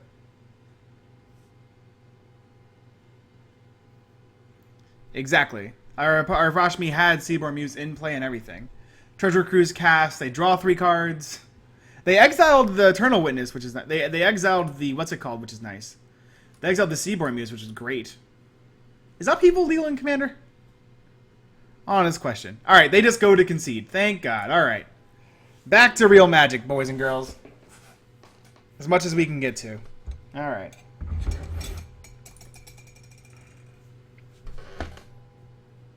We have 7 mana. We have 8. We technically have 10 mana for this turn. This is really cute. So they're going to kill the Mindclaw Shaman, which then comes back into play under their control. They're going to target the Grixis player. I didn't know this Shades Embrace card existed, but that's really cool. Sorry, Shades Form card. That's really, really, really cool. Yeah, I didn't think it was legal. I really wish these reveals from these Mindclaw Shamans were public. That'd make life a lot easier. Volition Reigns targeting our Dwynen is kind of annoying, but can't do anything about that. So they got a 9/10th reach on their side of the battlefield. Could be an issue. Kind of want our opponent to kill our own Dwynen now. Vash! Oh my god. Almost 2 years. That's insane. How'd you enjoy AGDQ?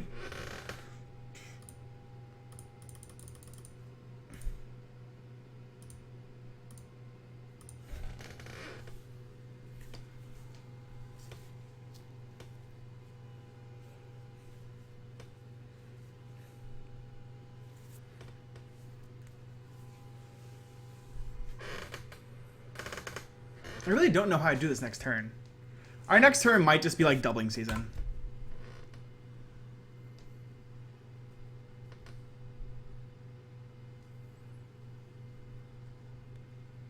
Just to get that on the board. If we draw a land, we're definitely going doubling season into Tusker. Oh, Tree Speaker, okay.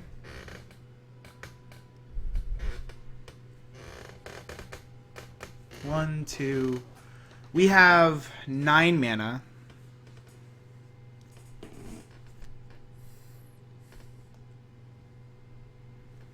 I think we just go for it. We force our opponent to have a Wrath effect. Cast doubling season.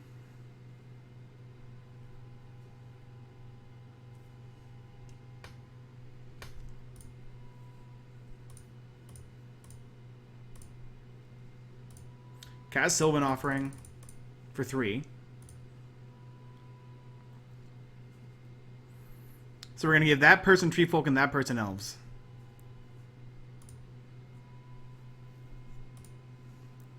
That gives us 6 Elves and 2 Tree Folk. And we just pass. So right now we're basically just forcing our opponents to have a Wrath effect. That's it.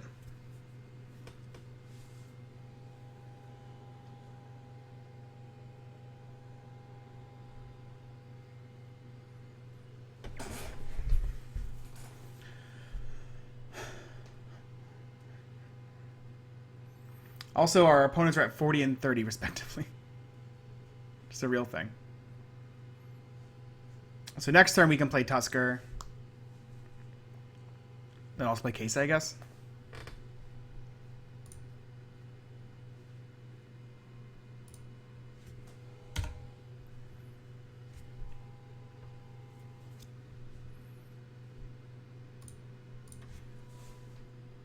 Yeah, the Commander Name Shield are online now, and they're fantastic. Ophidia and I are going to trigger for Rain here. Going to draw a card, looking for an answer to what's going on. Just fair. Steal Enchantment. They're going to steal our doubling season. All right. And then, okay, so they have no other cards in hand. That's good. Probably going to bounce back the Bog. Do not bounce back the Bog. It's odd. They stole our doubling season. They stole our Dwynen. That's not the nicest.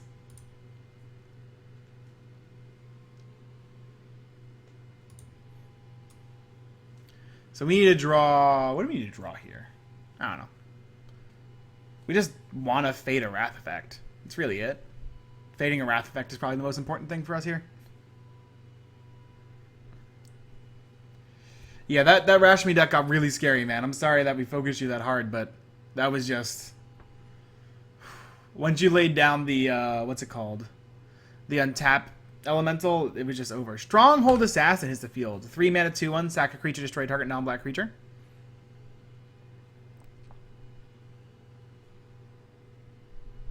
Alright, they only got 1 card left in hand. That's good.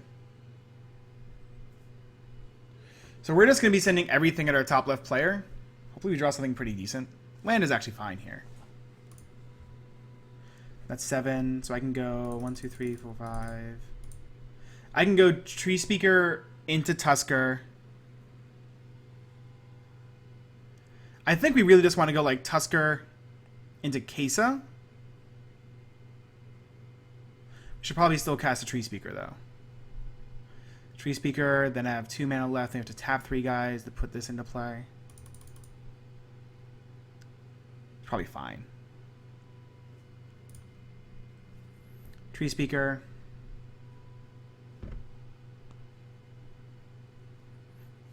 Tusker. Speaking Aether Revolt. Rishkar Tusker. Putting a +1 counter on each creature we control. Kesa. Green creatures I can get +1/+1.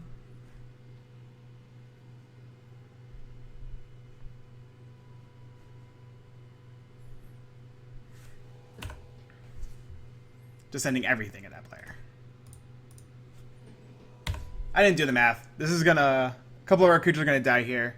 Our Sylvan Advocate dies. But they take a nice amount of damage because they stole all of our cards.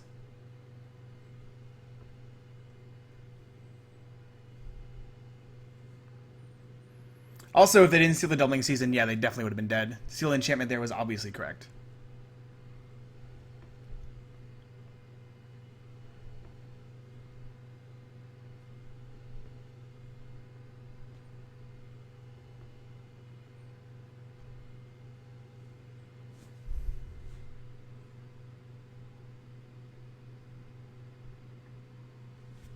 They're not dead to this, though. It's just a lot of damage. They go to 19. There's 21 damage. Alright, that's a lot of damage. Alright, we gotta fade some Wrath effects again. We're gonna be losing our Kesa next turn.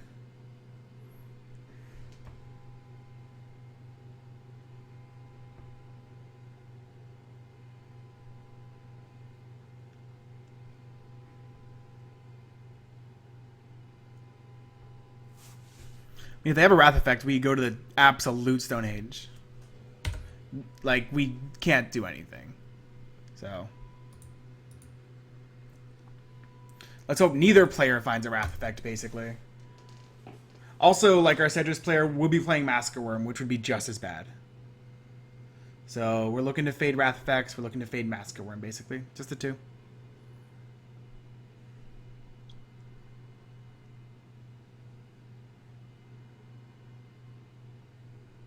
Also, good job, Tusker. It's a big old boy. Skull of Orm. Alright. 3 mana, 5 tap, return target enchantment from your graveyard to your hand. They could kill one of our creatures here. If they really wanted to. They may want to do.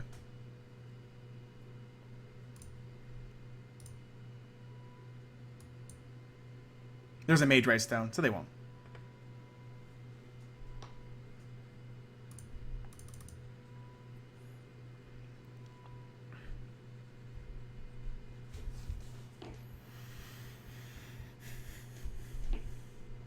Would Regal Force fit in this deck? Certainly. Probably should be playing it. You know what else would fit in this deck? Rishkar's Expertise, which is in this deck. That'd be a really good draw for us here.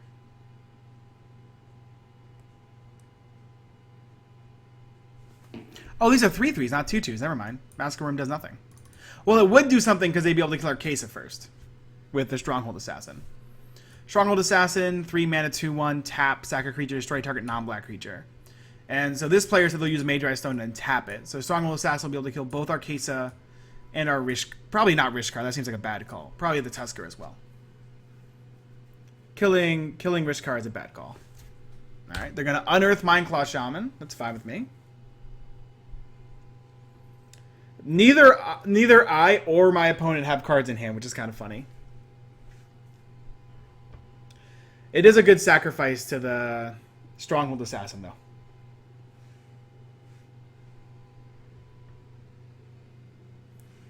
Mono white value tone? Certainly. Alright, there goes Kesa. They sacrifice a Mind Claw Shaman. Goodbye, Kesa. I'll miss you. Goodbye, Kesa. It's been nice. Whirler Rogue hits the field. Alright, that's fine.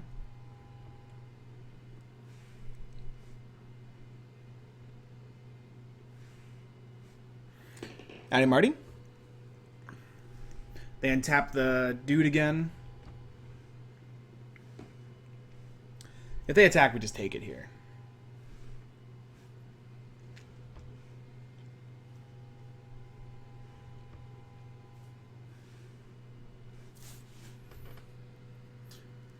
Yeah. Actually, I mean, I think we do block this.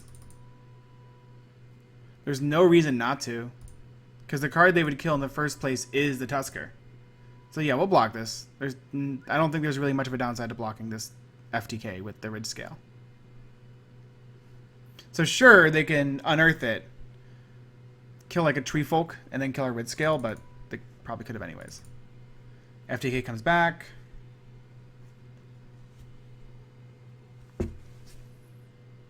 Kill a Tree Folk.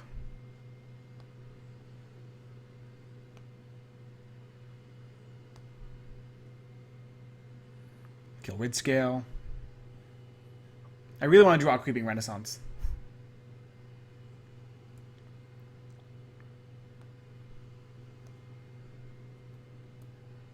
Not the land that we're going to draw this turn.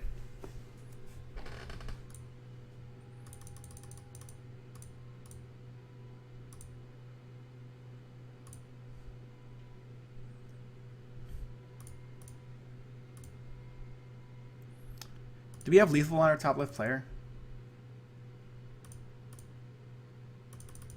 We send in all the clowns. They block here, block here.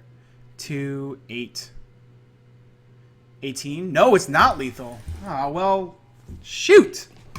We did F ourselves over. We shouldn't have blocked. We should have just taken it. They got to kill an extra creature so that our top left player is not dead anymore.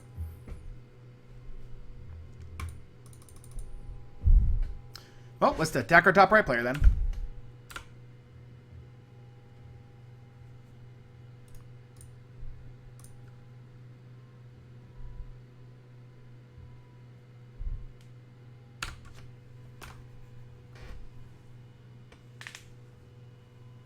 How is Rishkar different than other mono green commanders?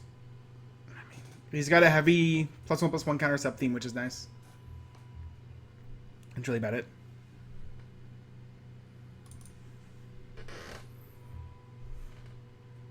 It's good with elves, which is nice as well.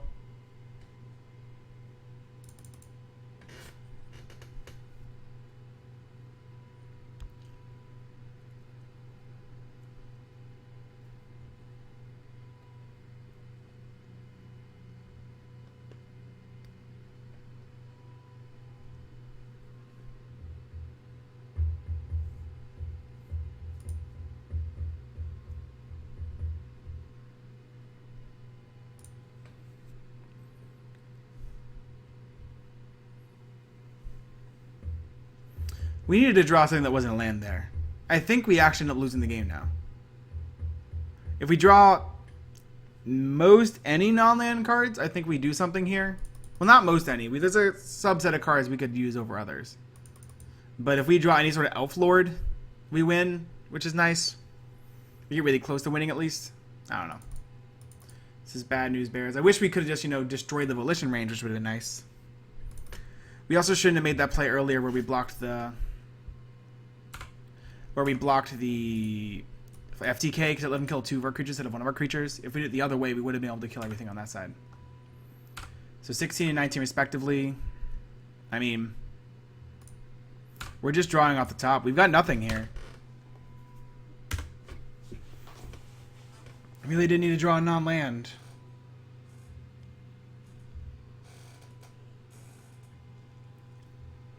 Good news, we're at 38. It's not like we're dead anytime soon. And the reason we did that attack was so that we could force our opponent to doing things, but...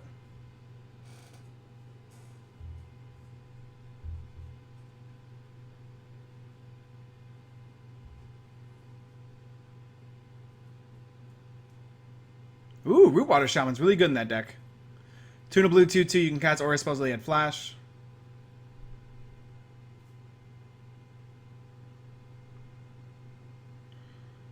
That Steel Enchantment was savage. So was that Volition Reigns. Are you going to attack for 9? Alright. Not going to draw a card with Rain is interesting. I'll take 9.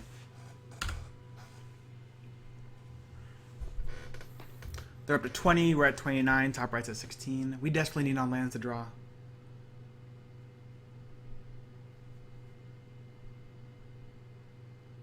Uh-oh. Did our Grixis player draw a real card? I hope not. Okay. Cedrus is back.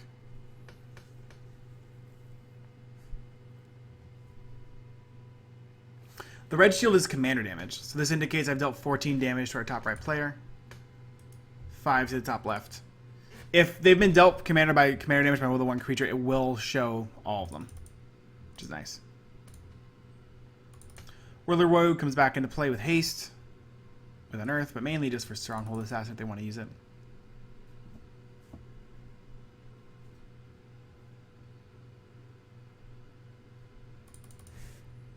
Alright, we take 2. I wonder what they kill.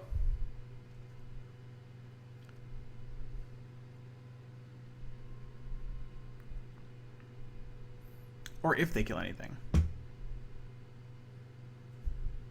Okay, they are going to. They're going to kill the 4/4. Alright, let's try to draw something decent. Oh, come on, deck. That's not nice. That really, really, really sucks. Alright. We can't attack. Let's level this guy up. Look, all of our elves can tap for double green. It's a really, really bad draw there. Just pass. Can't do anything. Which is even worse, because now the Ramses player can basically kill one of our creatures every single turn as well. Come on, deck.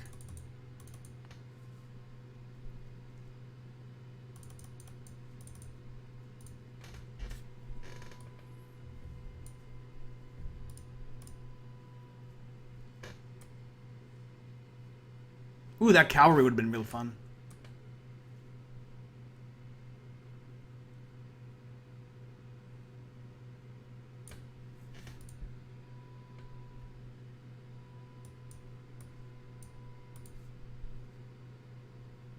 They return Banewasp Affliction to their hand. They put Banewasp Affliction on our Draga Tree Speaker. They kill our Banewasp Affliction Draga Tree Speaker with Ramses. That's just how life's going to work here. We can't do anything about it. Ew, Vampiric League is disgusting. Oh, God. You're going to gain 9 a hit?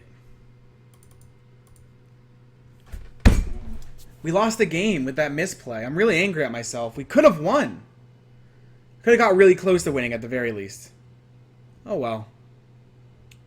I think our Ramses player is going to win after mulliganing to 5, which is pretty insane. I don't know what the cards are in our Cedrus player's hand, but it feels like that's what's going to happen.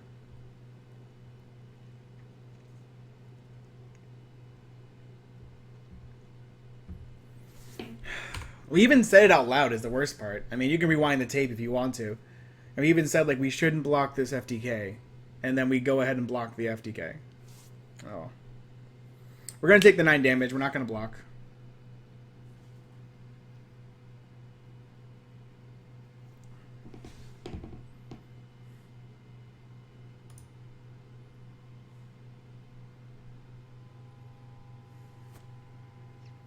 Because the only way we win this game is with the creatures that we have in play.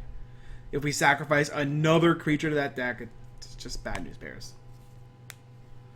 Also, I would hope that our Cedrus player realizes that we literally do nothing from now on. Yeah, so the misplay that we did earlier, we should have counted, was our opponent attacked with a Flame Tongue Kavu with enough mana to unearth it, we block the Flame Tongue Kavu with our Ridge Scale Tusker instead of just letting it go 3 for 4 damage. By doing so, they were able to unearth the Flame Tongue Kavu, kill an additional creature, and then also sacrifice a Stronghold Assassin, which let them kill 2 creatures on the battlefield instead of 1 creature. If we hadn't blocked the FTK, we had enough damage to kill the top left player, but because we blocked the FTK, we were 1 away from being able to kill the top left player, and then we lost the game. Also, Agent of Erebos is going to exile our graveyard, and then we're just officially out of it. They should probably exile the Ramses player graveyard, actually, but we'll see what they go for here. Yeah, I talked myself out of the better play. You can literally rewind and watch it. I talked myself out of the better play when the better play was right in front of us. Just really screwed us over.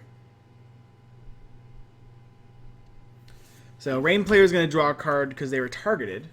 Because that player was targeted, which is cute.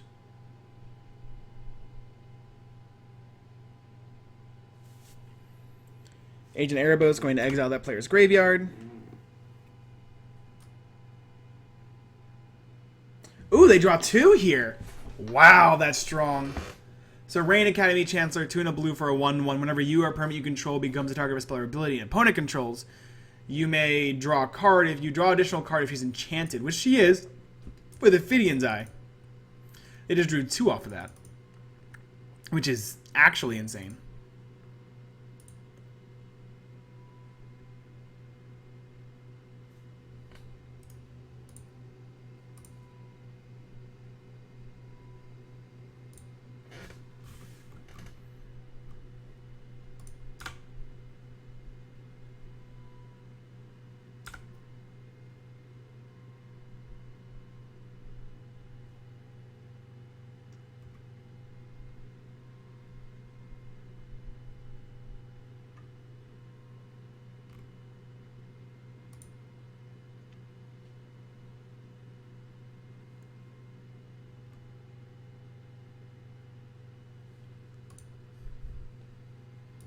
Our Ramses player bought back Shades Form, which is really good when you can cast it at instant speed, by the way. This is not looking good for the home team. Not looking good at all.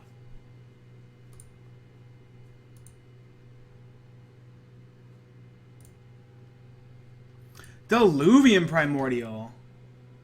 We have nothing they can cast from our graveyard, and they just exiled that graveyard. So it's not going to be that good here. Just kind of funny.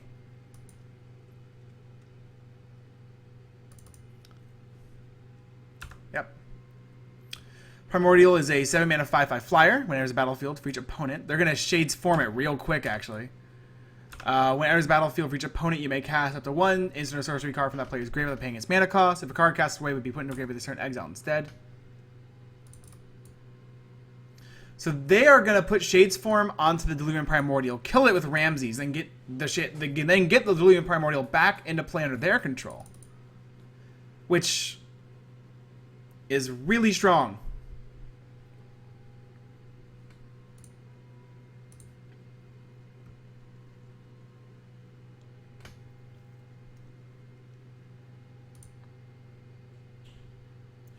The point of this game was to win, and we're just not doing it appropriately, apparently. Sincerely, it was definitely to win. So they're going to be able to Ghostly Flicker, which is AER, right? So they're going to be able to retain control of the Diluvian Primordial here. They're going to exile our Strength to 0, which is kind of cute. They can also flicker anything they really want to flicker here besides that. Probably not. But it's just interesting. This is very, very, very interesting. Oh, they could flicker the their lands. They can flicker the... Oh, I wonder if they see it. I don't want to say it out loud because I don't know if they see it. But if they see it, they could do something insanely good here. I really hope they don't see it.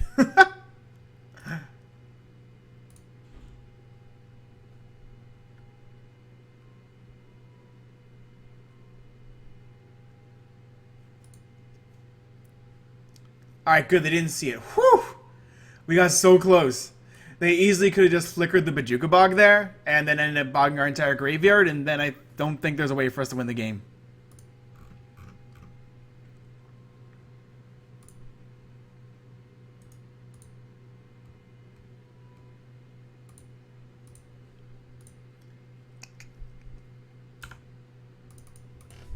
I'm gonna just F6. I don't know why I'm pretending we have anything to do.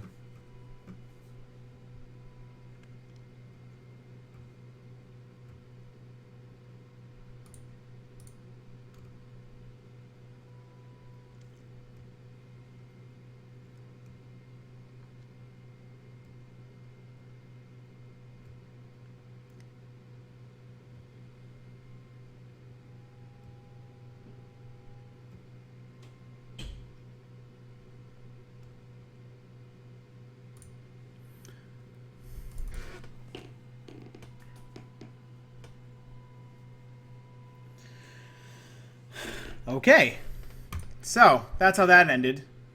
They also were able to untap the Ramses again, kill their commander. Jeez, this is getting pretty silly. This rain needs to die like yesterday. Alright, let's see if we draw another land. What do you think, guys? Glissa is hilariously decent here. Not going to matter, though, but we can cast it for fun. No reason not to. Can we attack anybody? No. Is the answer no? I think the answer is no. Yeah, the answer is no.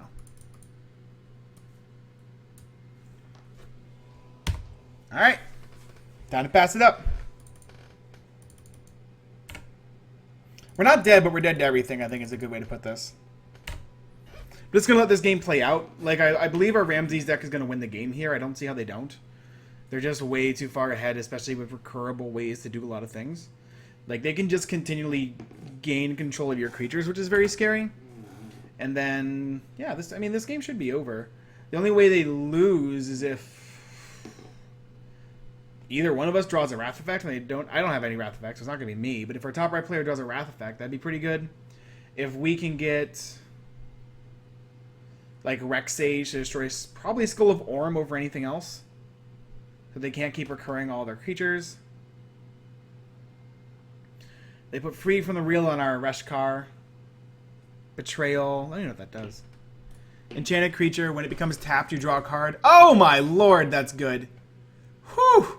This is fancy. Alright, so they put Free from the Real on my commander, which you can tap. You can pay a blue to tap the enchanted creature. They can pay a blue to untap it. Then they put Betrayal on it. Whenever the enchanted creature becomes tapped, you get to draw a card. Death Watch comes down. When an enchanted creature dies, his controller loses life equal to his power, and you gain life equal to his toughness. They put that on the Glissa here. So they untap our they can just keep drawing cards this way. That's so cute. Oh my gosh, that's adorable. I mean, I kind of want my Rishkar to die anyway, so there's that. Or Rishkar, Rishkar, yeah, how do you pronounce this guy's name? I mean, the good news is they're doing all this during my turn and not during our opponent's turn, which is, again, nice. They attack us with this thing, and then we just block with everything. Oh, they're attacking him with it. That's bad, actually. I just like that attack a lot, because now they're not going to gain the life up. They shouldn't be gaining this 9 life here. Draw a card off of our commander again, being tapped. So here you get to block the Dwynen with like a Thopter, sacrifice it in response, kill this rain, and then we get to go from there. As long as they see it. If they don't see it, then we may be SOL.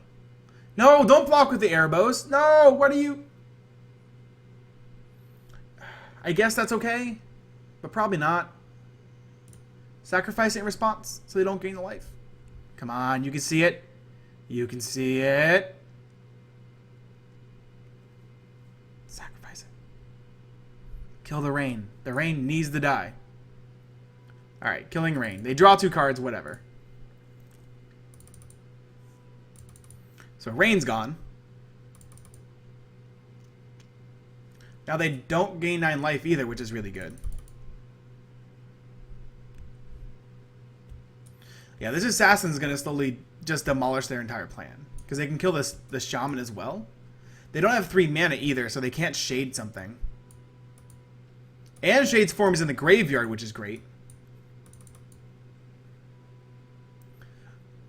They're going to destroy our Glissa? Yeah, fine, whatever. I figured it would happen. Nothing we can do about it.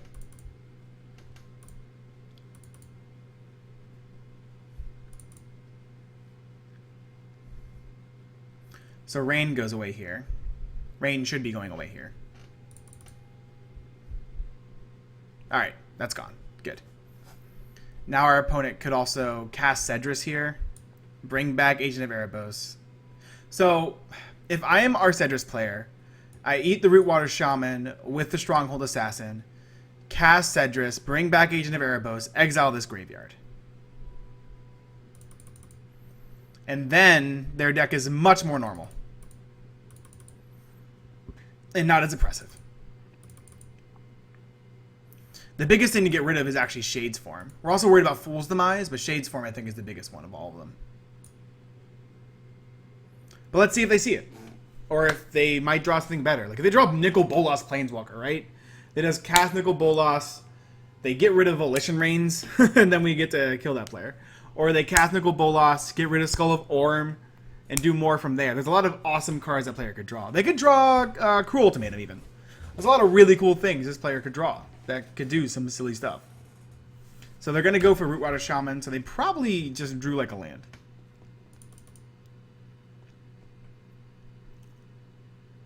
There are an amazing amount of janky enchantments in this deck, and it's hilarious how good they've been. So they're going to cast their commander, who's going to immediately be killed by Ramses because of this stupid Dragon Wings. Dragon Wings then goes on to the Cedrus, so it's now enchanted. So they better unearth this Agent of Erebos now. Agent of Erebos gets unearthed for 3. It's going to exile this player's graveyard. Alright. It's a lot of steps down. We're at 10 somehow. I don't even know how that happened, but we're at 10. It's a problem. We need to draw a non-land card. Oh, alright. It's a real Magic card. I would like to cast Mass Admirers. Thanks.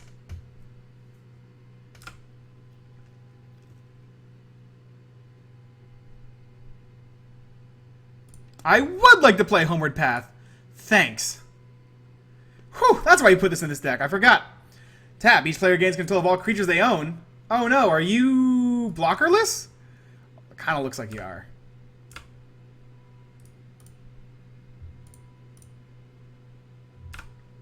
They draw a card off of the Betrayal on our Rishkar or whatever, but it doesn't matter because that was an amazing draw.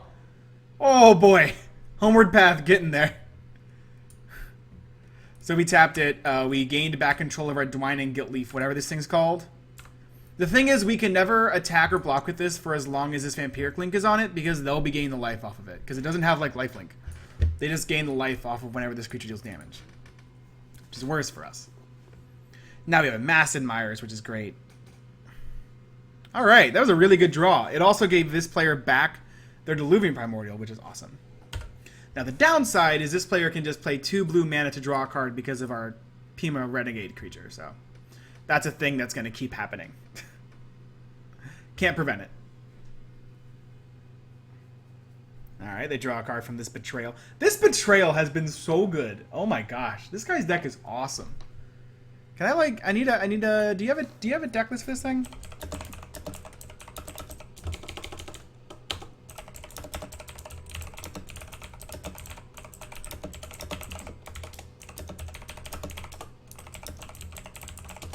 It's hilarious.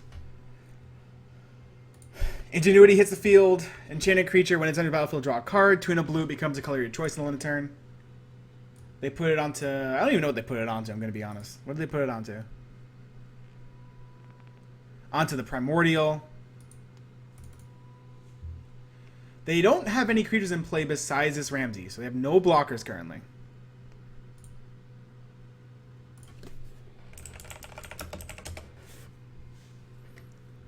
That's the one land we wanted to see. Thank you, Homeward Path. Much love.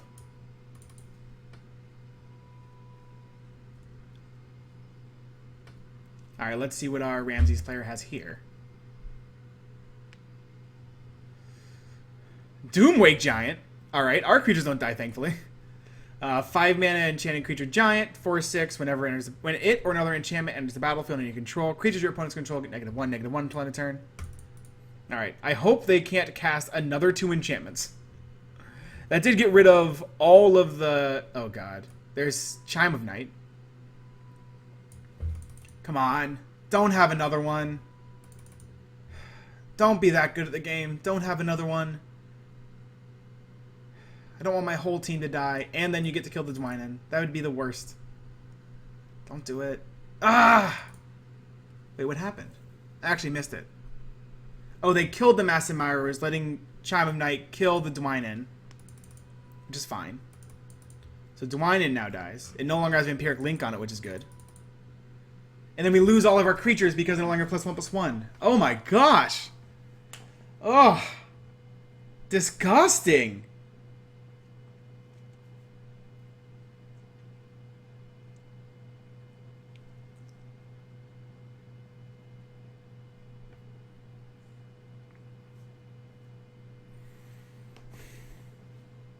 Alright. So we want to draw a creature. Oh my god.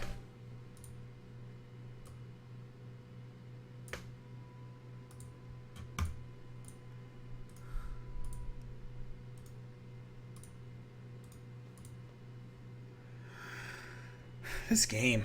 This game. I hope that our Cedrus player drew, like, I don't know. What do I want them to draw? I want them to draw... I want them to kill our own commander. I want them to kill that player. I want them to draw... Duplicant, probably. I think is the best card for them to draw that exiles a Doomwake Giant.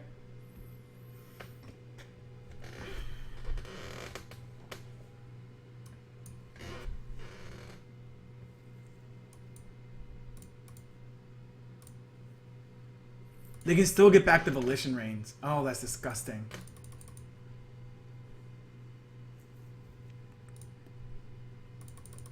I want them to draw... Oh, they're an Earthy and Stronghold Assassin. That's a good point. I want them to draw a way to kill the Skull of Orm. That's what I want to get. Yeah, I asked them for the list for this deck because it seems awesome. They bring back Stronghold Assassin. They can't sacrifice themselves to do this. They unearth Stronghold Assassin. They play Evil Twin. Interesting. As a copy of what? Not the Doomwake Giant. Primordial gets you no value currently. Maybe it's a copy of Ramses?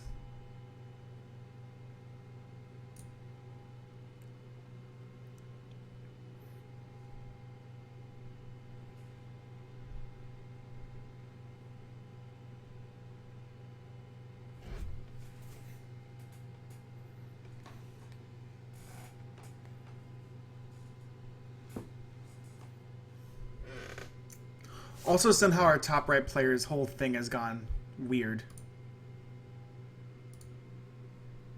Oh god, I did it to both of them now. What's going on? Alright, let's bring everything back.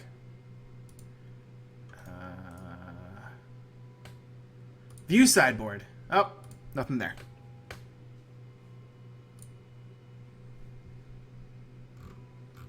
Well, this deck is fantastic.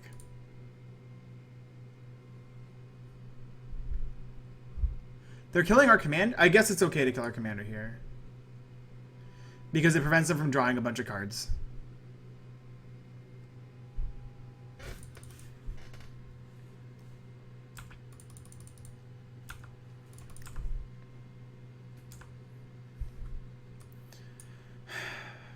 So this makes Free from the Real and that other card go away.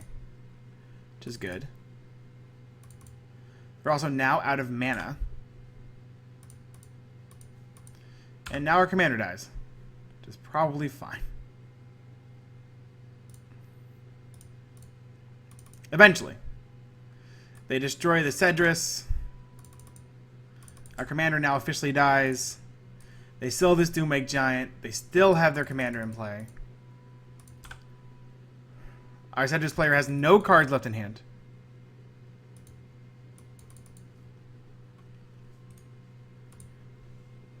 Yeah, I don't know what happened, but nothing good happened. I'll tell you that. How close are we on time? I mean, that's exactly what I'm worried about. Okay, so attack this player for 5 in the face or something. Come on. Alright, 5 damage after all of that. Alright, so I need, like an Elvis Visionary here, I think. That's really awkward. How much do you cost?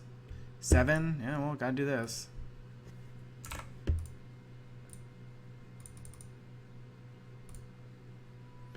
Get back Massive Myra's to hand.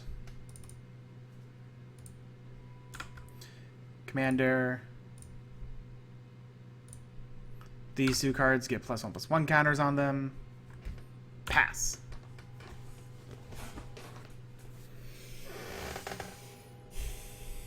So Homeward Path is preventing Volition Reigns from being used, which is important. Unhallowed Pact. Enchant creature, when it dies, return that card to the battlefield under your control. That's a bad sign.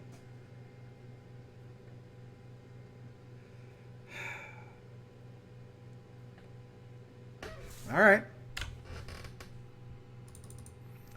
Activates Doomwig Giant. -1/-1 to everything.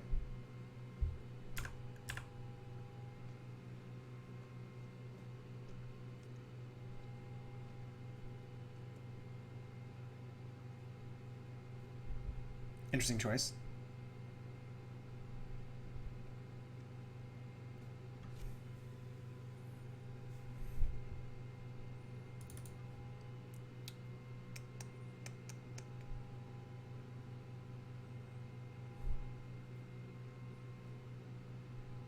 Alright, there we go. That makes more sense. Doomwig Giant going in.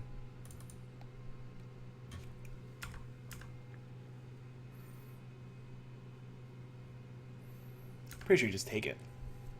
Yeah, just take it. This is such a weird game of inches. So they destroy the Evil Twin, which will then come back into play under their control as a copy of something. Probably the Doomwig Giant. In response, I'm going to give it back to this player. I lose my commander again.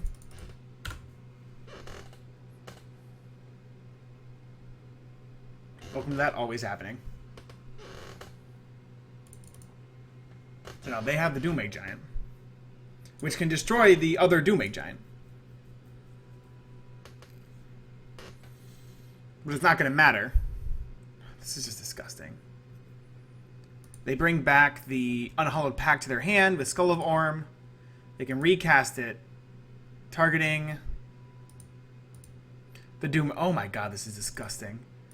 They do it again, targeting the Doomwig Giant. They can then kill this one, bringing it back as another copy of Doomwig Giant, killing the Diluvian Primordial. It's the dumbest thing I've ever seen.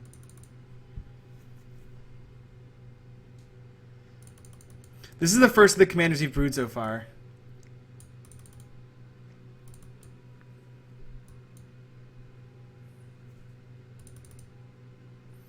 I really just want our Grixis play to draw a good card and stop drawing lands. Like, they keep drawing lands. They're going to be able to deal 5 haste damage to our top left player's face, I'll tell you that much. Here comes Dragon Wings again. So we're going to go Mass Admirers into something. That's really funny. It brings back Dragon Wings, which triggers Doomwig Giant. Gain a life. They drew a land again. So hit this player in the face for 5. Right? That's all you can do. Unearth Primordial.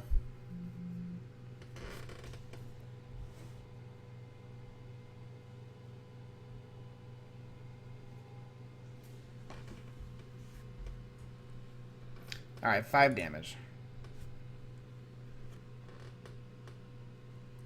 Alright, there's Zendikar Resurgent. That's pretty good. Cast this. Cast Mass Admirers. Draw 2 cards. Hey, they're keeping Renaissance. Can I draw a land, please? Alright, Boundless Realms is also a card I can draw. Okay.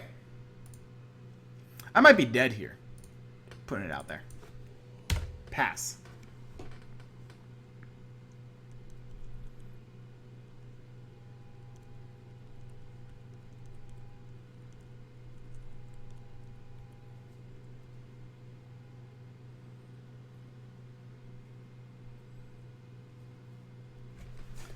Alright, what is Skull of Orm returning this time?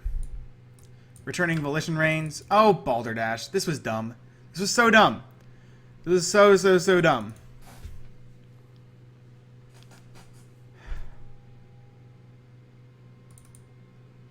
Oh, never mind. That's fine. They grabbed the homeward path. I don't mind that at all. Do not mind them grabbing homeward path. I mean, they can kill us here. Oh, this is... Oh, shoot. Oh, no. Oh, no. I'm the worst player. Shoot. We killed ourselves.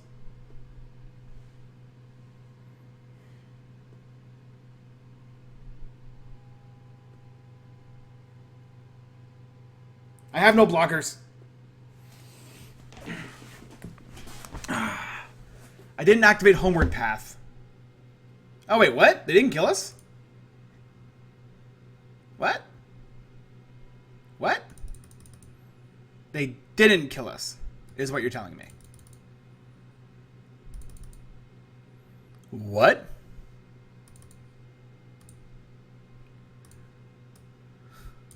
Okay. I'm fine with that.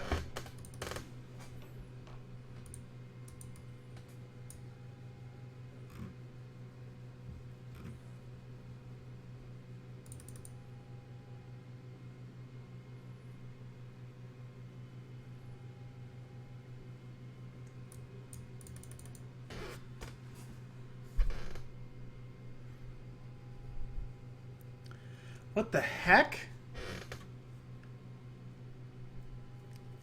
Okay, you untap that, kill this again. Right? Yep, it's dead. Alright, so the moment we draw, like, Swiftfoot Boost, we win. That's what you're telling me. We have 18 mana. Cool, cool, cool, cool, cool. What is going on in this game? I just don't get it. Alright, they recast their commander.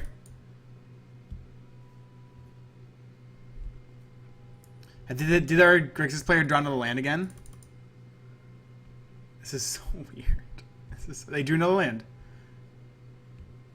Hey, Gear Hulk. First things first. Creeping Renaissance, naming creatures.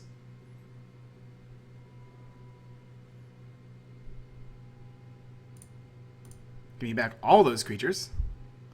Start small. Tree Speaker, draw a card. Ooh, Magistrate. Gyre Sage.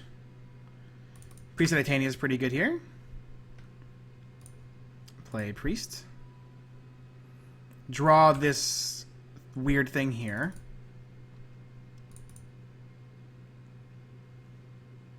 Play Admirers. Draw 2. There's Boots.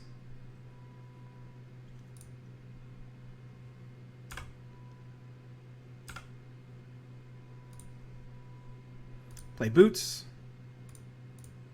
Suit up Boots.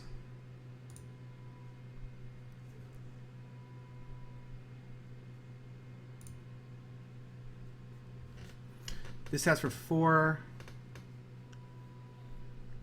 right now. That's 7 mana. So I can go Gear Hulk, everything onto Gyre Sage. Attack this player for the game. Right? 7. I can play Advocate first. No, I can't. Yeah. I can play Gear Hulk. 4 is only 6. If I put everything on Gear Hulk, what happens? That's not lethal either. Lethal is somewhere in my hand. I just have to find it. Oh, I have 7 mana, right? I can cast this. Draw a bunch of cards. Play Gear Hulk for free. It's not good enough either.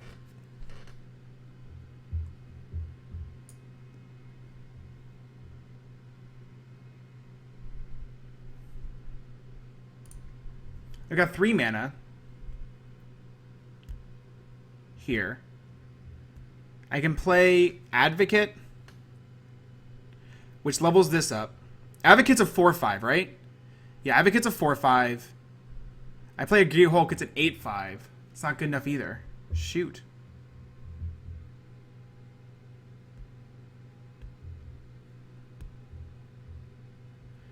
If we play Magistrate, it taps to put 5 counters on something.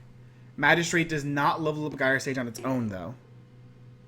If I play Advocate first, tap the Priest, play Magistrate, then that is that's the game. That's the game. Okay. So I play Advocate, right? No, I'm 1 mana short, actually, if I do that. I have to draw a land. Or a top left player just conceded in response? What? Oh, they have to go to work in 3 minutes. Okay, well, this makes this a lot easier then.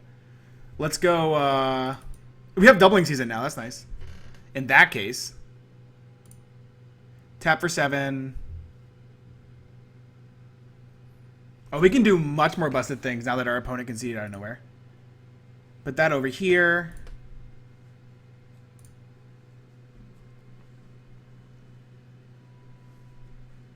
Play Gear Hulk.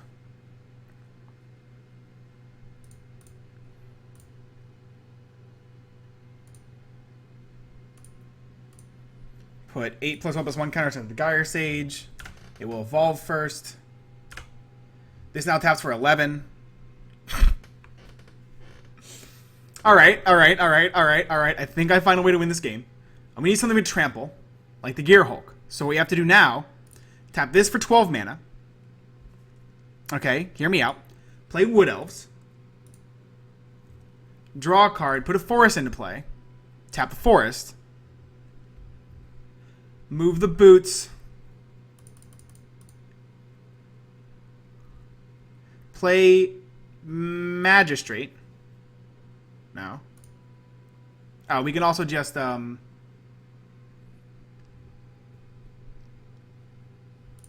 the boots onto the Gear Hulk for a mana. Play Strom's Expertise.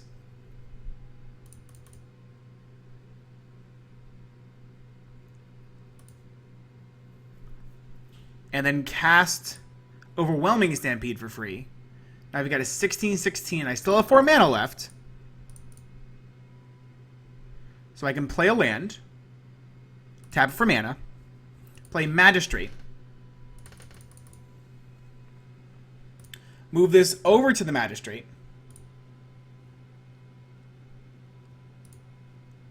Use this to put a bunch of counters onto the Gear Hulk. Move this back onto the Gear Hulk, and then attack for 28. Got there.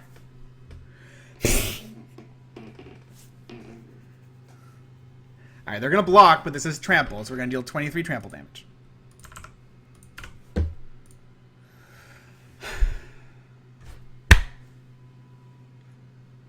And that's the game.